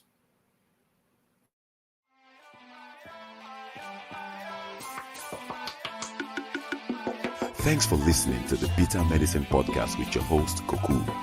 If you like what you just heard, we hope you pass along our web address, bittermedicineblogs.com, to your friends and colleagues, and share our show to all your social media. Be sure to check out our archive section on our website for previous podcasts. This has been a KWAZ radio production. Join us next time for another session of the Bitter Medicine Podcast. Follow us on Facebook at Bitter Medicine Show, Twitter, Bitter Meds, Tumblr, Bitter Meds, Instagram, Bitter Medicine.